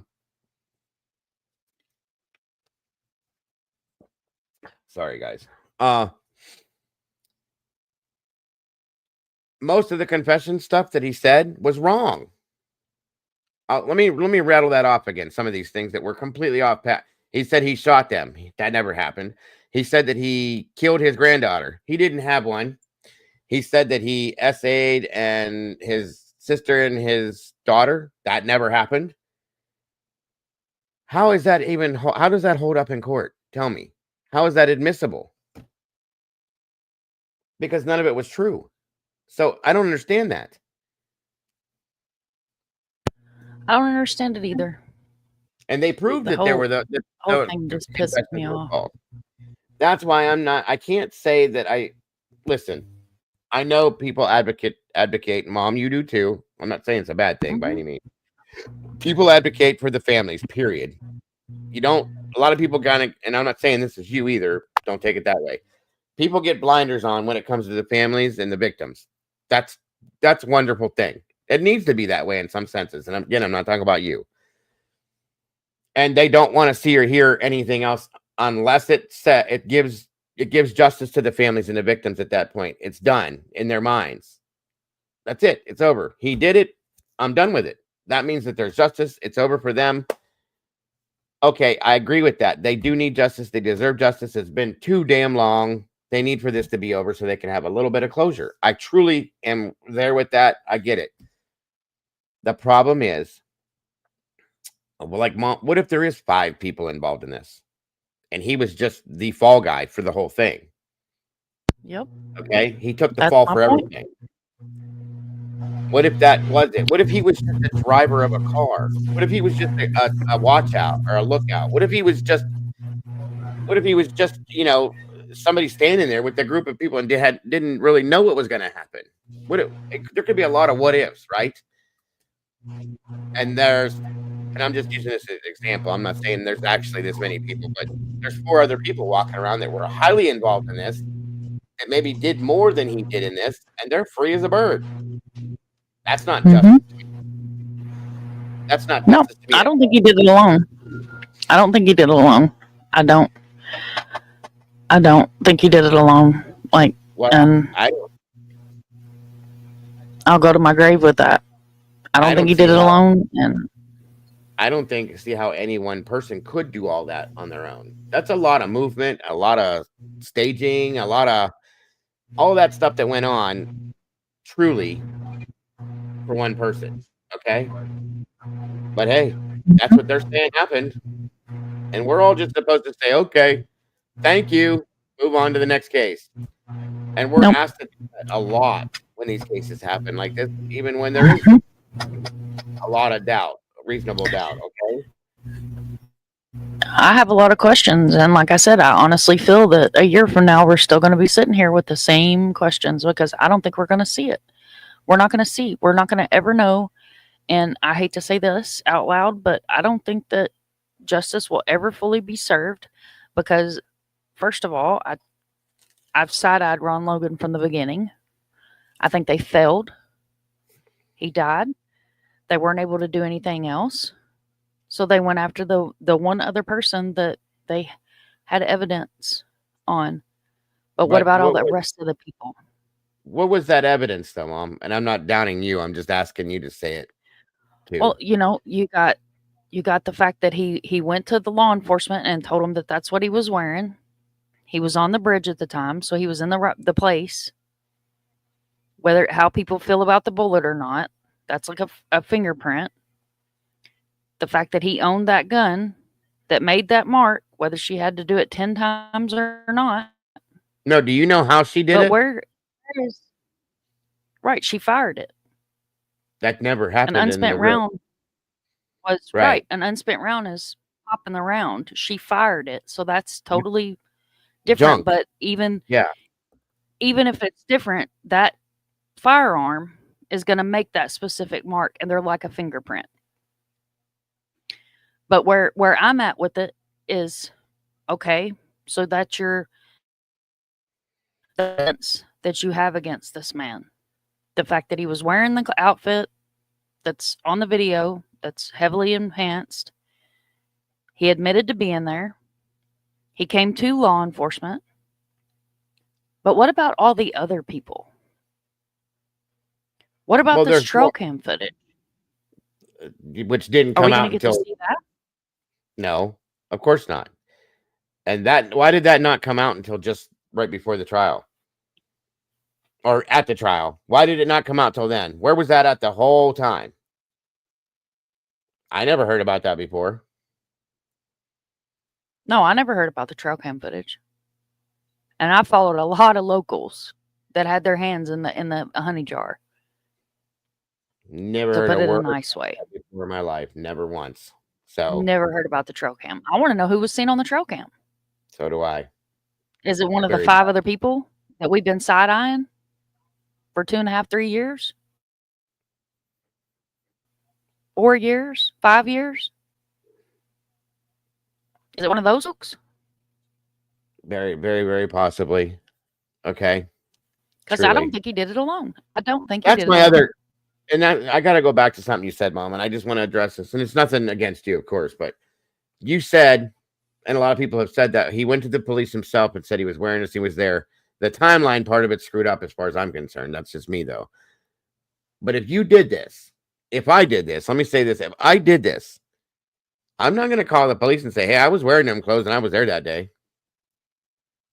Not after 5 years. I'm definitely not. I mean, it happened beforehand, but I'm just saying, I'm not going to do it. I'm not going to do that if I committed the crime. That makes no sense.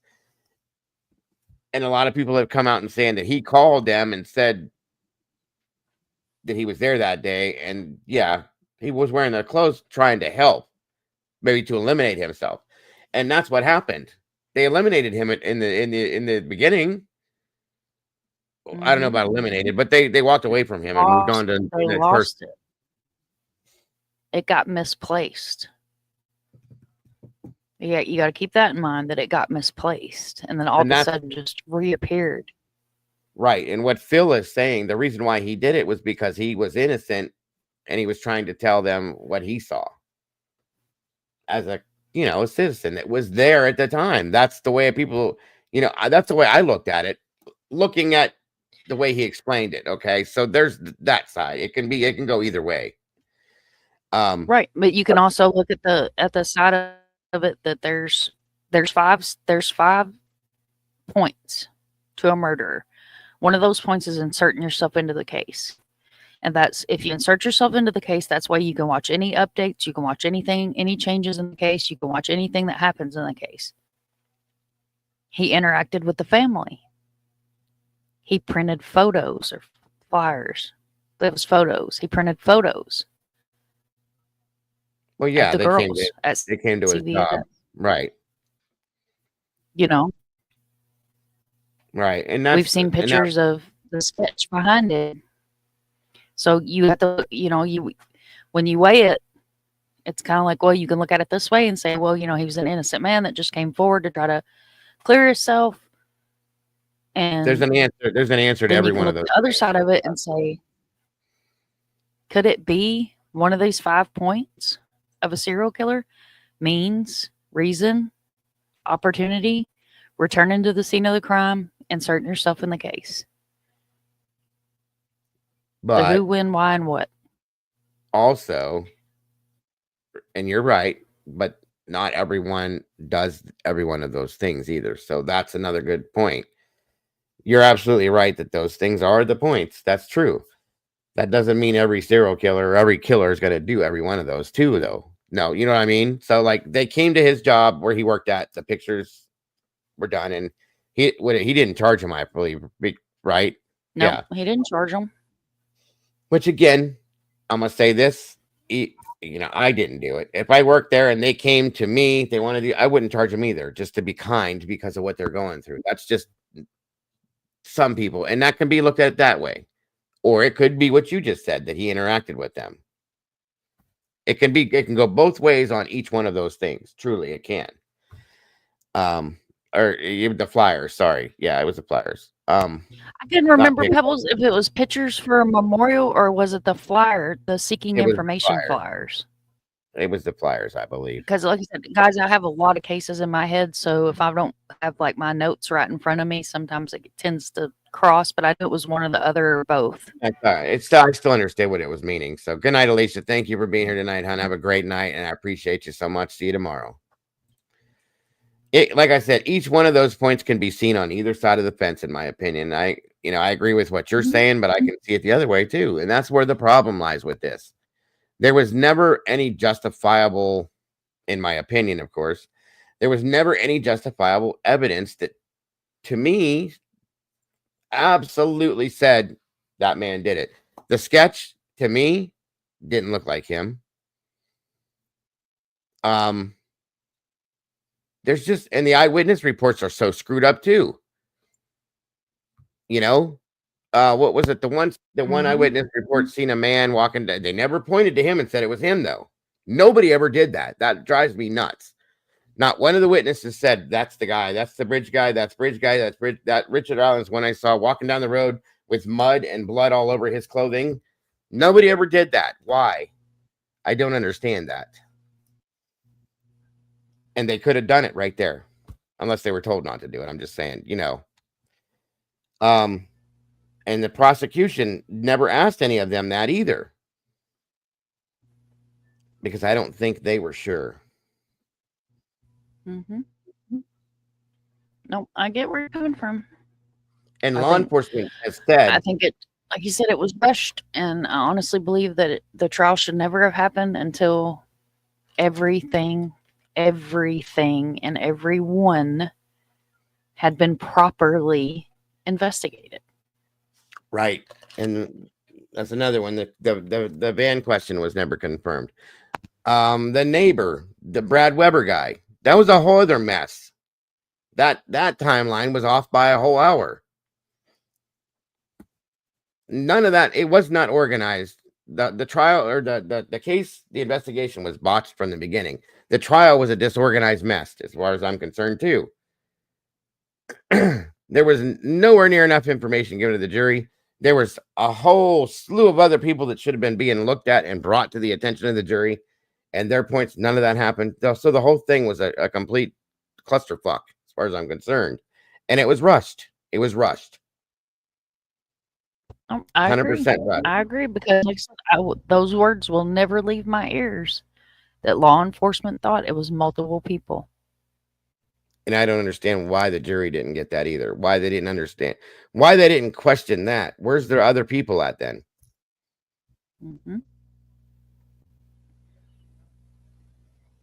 That's the problem I have with this, truly, folks. And I'm going to have a problem with this for a long time.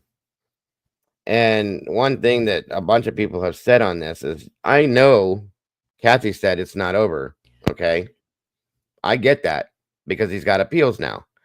He's got a lot he can appeal on too, going all the way back to the very beginning of the case. But what are the odds if they made, in my opinion, again, what happened with this trial and the verdict and everything, if that happened this way, what do you guys think is going to happen in an appeal in the same It's going to small be just town? as bad. Exactly. I It's don't think going to be this just as man, bad. I would love to see him at least get a new trial and get it done right. Okay. And if they come out with the same verdict after the second trial and it's done the right way, then I'm going to shut up and go, okay, he did it. He's guilty. Do the thing. I'm good with that, truly. And I know that people believe that it's been a long time, that the families deserve their justice. They do. They do. And they deserve for this to be closed. I agree with that too. But they also deserve to know if some more psychopaths are loose in their town. Mm-hmm. And the truth, the full truth they deserve. Mm-hmm. That's my biggest bitch about this whole thing right now. And it's not going to change until that changes. So, and by the way, I'm about to shut her down for the night. Tomorrow, guys, is the anniversary of Idaho, 2 years. So we're probably gonna, the morning show is gonna be probably devoted to that. Gonna be devoted to that, in a sense. Talking about them and memorializing them a bit after 2 years. We still haven't gotten anywhere with that yet either.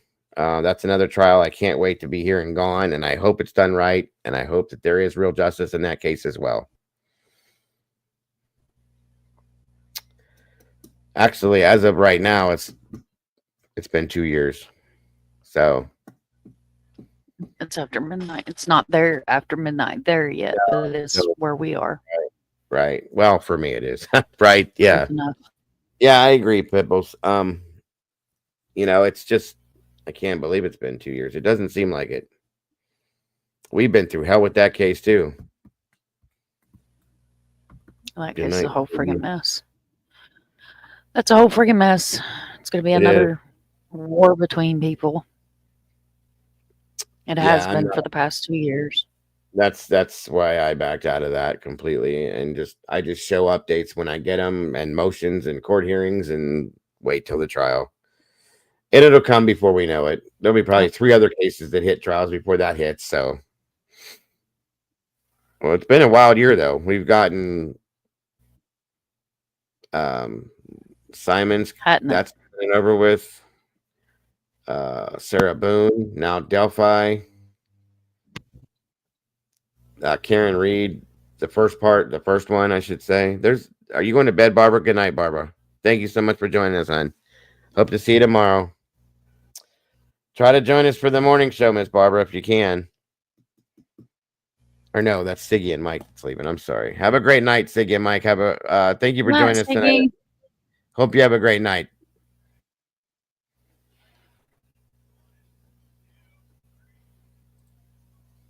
Good night, dear. On a lighter note, I was late tonight because I got a crash course in TikTok. And let me tell you what, I'm perfectly happy right over here where we live. Because that's why I don't do it. It literally took me 2 hours, and I'm not shitting you, to figure out how to download friggin' TikTok on my phone so I could join a panel to talk about a missing person. It ain't worth it. I was literally about to have a freaking meltdown. That's why I haven't literally fixing to have a meltdown. My damn phone wouldn't let me in. I'm like, let me in the freaking live. I literally had to call Minnie and was like, how the fuck do I find a live on Twitter, on freaking TikTok? Because he's a big TikTok person. He's got a big following over there. He's like, Mom, you just go here and click this and and I'm like, no, stay on the phone with me because I cannot get past the first friggin' page. Yeah, that's a pain. I hate it. I hate TikTok. That's why you won't catch me over there, Brandy. I won't. That's why Brandy runs our TikTok for the channel. I can't deal with it. It makes me I get anxiety from it, to be honest with you. Dude, let me tell you, I was literally so angry. Yes, I did eventually get in the live, Pebbles. I was literally so angry that husband going, don't take it out on everybody. just because you're over there bad. I mean, I was using some pretty adult cursey words because I couldn't figure it out. I was very pissed off. And I couldn't figure out how to get it, and then I finally got in it. My phone's on 20% by the time I freaking went on panel. Was it for Vlad? Yes, it was for Vlad. Gotcha. The 6th is the anniversary of his missing. He's been missing since November the 6th of 2021. He is a missing Marine out of Orlando, Florida. He was last seen on body cam footage of University Boulevard at Foxtail Coffee. It's a very close case to my heart. It's one of the very first cases I ever went boots on the ground for. I went to film his billboard, and I've been to homeless camps. And actually, you know, if you guys have seen pictures of Tater's not a small person, so I took Tater with me for security into the homeless camps because I'm not a very big muscular person anymore.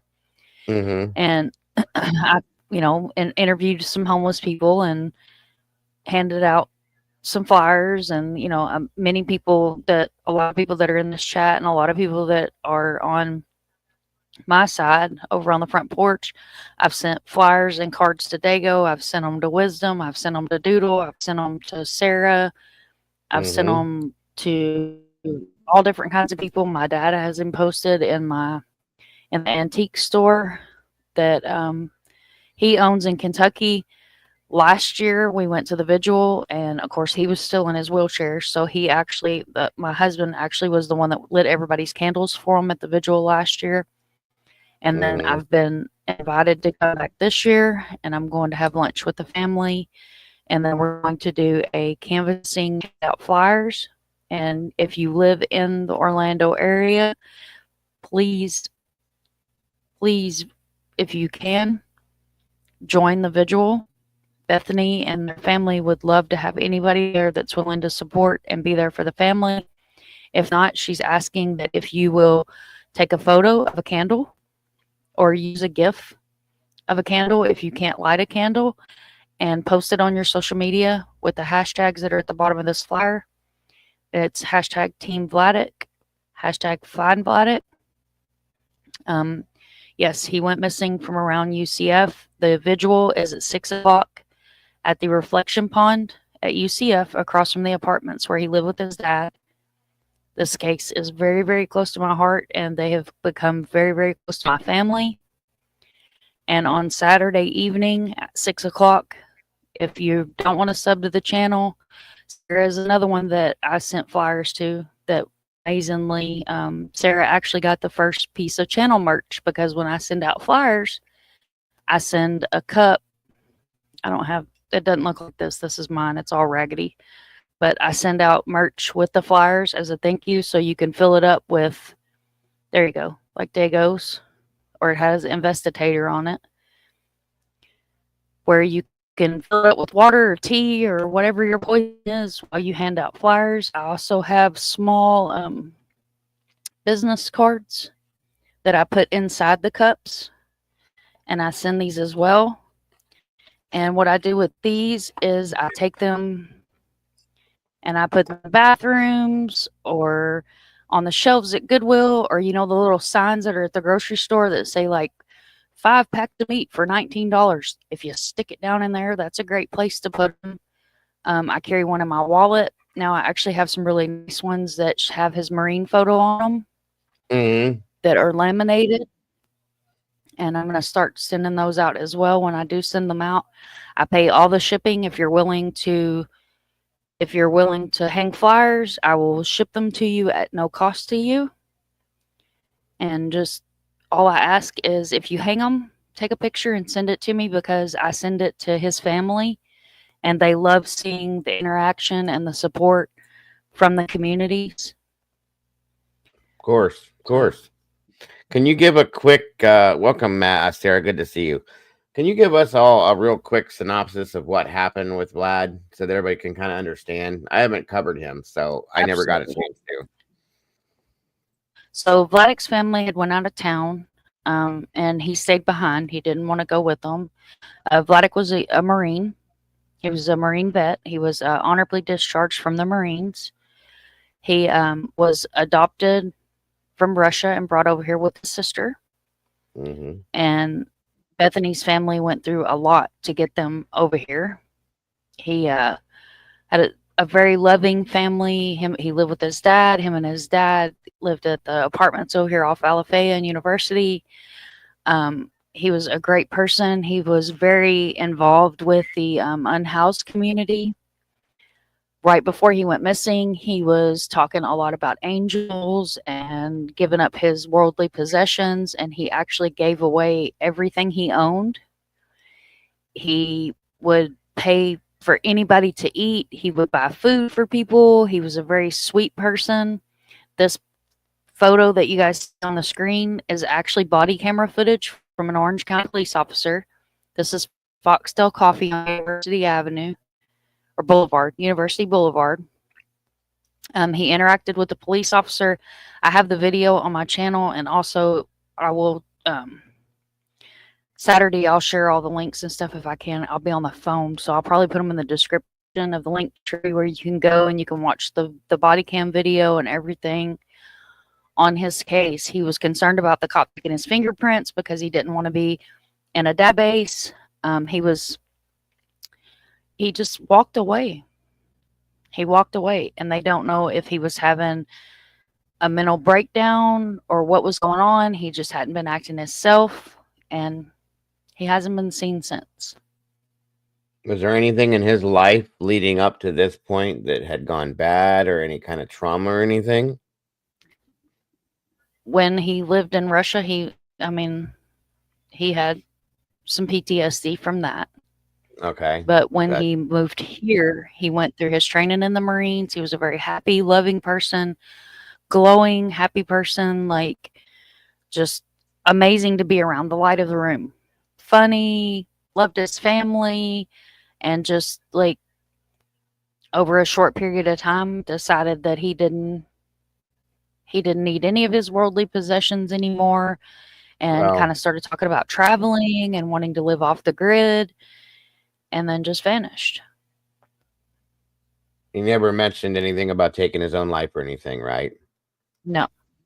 Okay, because sometimes that's a sign when people give all their stuff away that that's what they're going to do. But talking about traveling and stuff, that's different. That's a whole different story. So yeah, and he can be anywhere. This is a trained Marine, so he can be anywhere in the United States. He is not likely outside of the United States. Which it helps if you share anywhere. But he's likely still here. They don't think that he could have gone back to Russia? No. No, okay. His passport will be flagged if he tries to use it. Gotcha.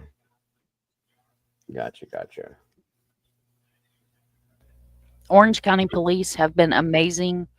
They have a great detective that they work with. A lot of you guys know SF Investigates. Yeah. He is the private detective on Vlad's case and has been for a very long time. Right. Vern Gilbert is who I work with the Blip Awards. Vlad's actually how me and Vern met. So before that, but that's how we become friends. I'll put it that way. That's how we become one force together. Right. And so it's a really case that's really close to my heart. I don't leave my house without looking for him. My family looks for him. My daughter was at the visual last year. Like I have flyers of him. I keep the little mini cards in my wallet. So, and this is one of those, if you see something, say something. And that's something I preach across the board. If you see something, say something, because the smallest tip, if you do live in Orlando, if you've had any dealings with him before he went missing and you can help with the family with any information, they would appreciate that as well. I was supposed to, which I don't know why I didn't get my notifications. I was supposed to interview with Bethany on Sunday and I missed her message. So next weekend or the night of the vigil sometime, I'm going to have her on the channel and going to do an interview with her. She's been on News Nation. She's been on Grizzla. She's been on Web Sleuth and a couple other places. When are you doing that? I'm a pit bull. this case. Hopefully, we're going to work it out for next weekend. With the Okay. vigils on Saturday, so possibly Sunday. And I told her I don't normally go live during the week because after work I'm brain farted. But for her, it doesn't matter. Whatever's good time for her. I'm off work. She's off work. I'm going to set it up and have her, come up. But I will be live streaming the vigil on Saturday because Okay. I know we have a lot of people that are all over the world. Lighting Their Way is another huge advocacy group. I believe they're one of their people are going to actually be there. They're going to be streaming it as well. The Gabby Petito Foundation are streaming it. So, but it's really, really, really, really close to my heart. Sounds definitely. I'm going to making sure that I can make it there for both of those, for what you're doing for that and the interview with, you said his mother? His sister Bethany. Sister Bethany, I'm sorry, I misheard you. My apologies. To support that as well, for sure, and everybody else, I hope will be too. I appreciate it. Yeah, I knew what it was. I just never got to cover it because it's I came in way after, but well, not way after, but shortly thereafter. That's interesting. I mean, we see these cases where sometimes people just walk away. They don't want to deal with life anymore. And the people that are in their lives sometimes, are sadly the ones affected by it, but they have other things going on. So, and hopefully, when I hope with these types of things that person is okay, if they would just reach out and say, hey, I'm good. I can't do it right now. That would be easy. And that's one thing his family has said is, if Vladek can hear the sound of my voice or hear the sound of their voices, all they want him to do is reach out and say, I'm okay. You can live your life. They just want to know he's okay. That's it. Yeah. You're talking about broken sisters. I mean, Sure. they're broken about this. I'm sure. It's easier on the families to do something like that, Unlike, the kayaker that faked his own death and his entire family had to find out the hard way that he just ran off with somebody from another country and decided he didn't like his life anymore. That's very sad. That's harsh to do to families, guys. It's wrong. So I don't know. I don't know this kid like that. I don't know that he would do that. I'm sure he was very grateful to his family, after going through what he went through in Russia and then coming here. So that doesn't make sense in that kind of a sense. I don't know. Yeah, really, the only thing he had said that, he was talking about going and living off the grid. So they wonder and that's why it was so important for me to get flyers in Tennessee and Kentucky and Ohio and these places where you can go live off the grid. Not so much here in Florida. You're able to get eaten by a gator. You go trying to live off the grid, but yeah, definitely. Most definitely. So, well, definitely. Great stuff, Mom, as always. Thank you for your input and your thoughts on Delphi. Yeah, absolutely. And of course, I'm a little brain farted tonight, but I'm tired now. It's just been a long day. I started this stuff at 10 a.m. and I'm still going right now. So I'm about to shut her down there because it is 1. And if you guys want to see me in the morning, I need to go sleep. Otherwise, you won't see me in the morning. But yeah, maybe we worth 2 pennies to rub together at work either. Yeah, I understand that for sure. Kaylee asked if you ever heard the Lars and Matank case. Not off the top of my head. A lot of times, if I see a face, I may have heard of it, but not off the top of my head. The name does. But again, guys, I have so many names in my head that I tend to cross my cases, but faces help because I never forget a face. I'm writing his name down because I don't know my notebook. Wiener dog was over here, so there's no telling where my notebook fell to because she's trying to get my tea Will I send what to you, Molly? Are you talking about this, Molly? I put this up, hon. I can forward it to you if you want it, or just send it to you. I'd send it to you in Discord. I sent you the visual one too, that has the address and everything. Visual. Yeah, I was just getting ready to pull that one back up too, because I think that's the bottom one there. Yeah, that's the other one right there. Or hold on, I took it down on accident. Sorry. There it is. That was the other one, guys.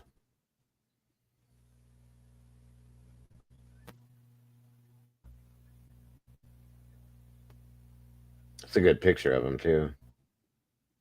Mm-hmm. He's a nice looking man. Mm-hmm. Definitely. Ow, ow, ow.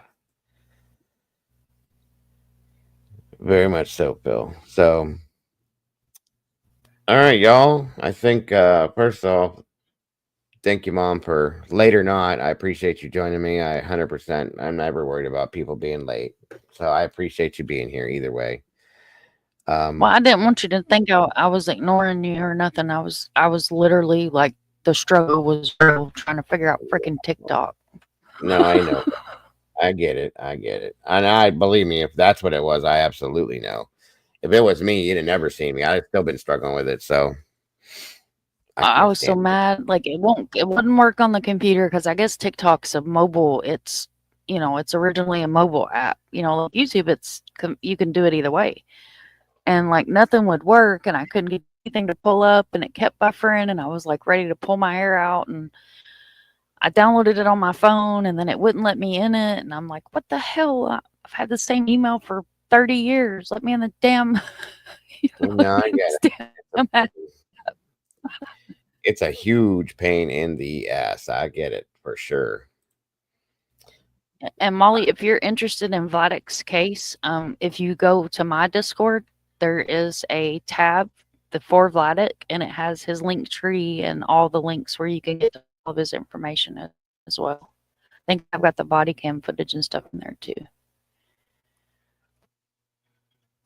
Right. Absolutely. I'm going to bed. Thank you for letting me up and thank you for put my having 2 cents in. And yes, Sam. Always love to hear it. I'm going to bed myself. But yeah, thank you guys for joining me. Thank you for joining me. Everybody else that was up here tonight, I appreciate your input as well. It was a good show tonight. So, Mom, thank you as always. It's always an honor to have you here. I appreciate you very much. Get some sleep. Don't work too hard. And I know you don't make enough money to work too hard, so I get it. I don't make enough money to work too hard. But love you. Thank you for letting me come up. Y'all make good choices. And if he comes live tomorrow, I will see y'all tomorrow. Yes, ma'am. Have a great night. And everybody else in chat, thank you guys so much for joining us tonight too. You are so very much appreciated. I hope you guys enjoyed the show. I hope you have a great rest of your night. We will see you tomorrow morning for the morning show.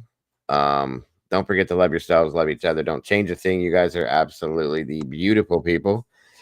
I will see each and every one of you very soon. Much love to you all. God bless. Good night. God bless. And I will see you all soon. Bye-bye, folks.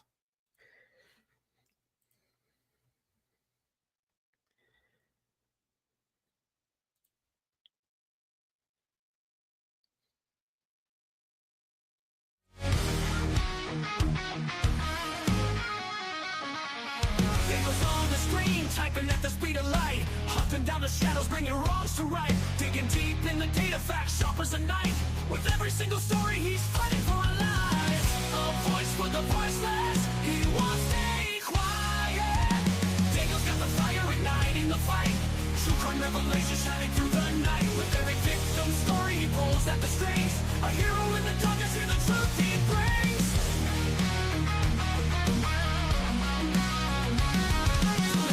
Rise, the stream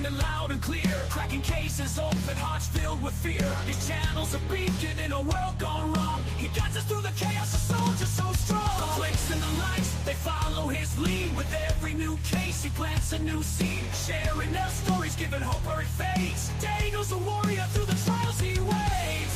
In a world of silence, he shouts out their names. Daniel's got the fire igniting the fight. True crime revelation shining through the night. With every victim story, he pulls at the strings. A hero in the darkness, yeah, the truth he brings. From the shadows he rises, streaming loud and clear. True crime revelation shining through the night. With every victim story, he pulls at the strings. A hero in the darkness, yeah, the truth he brings.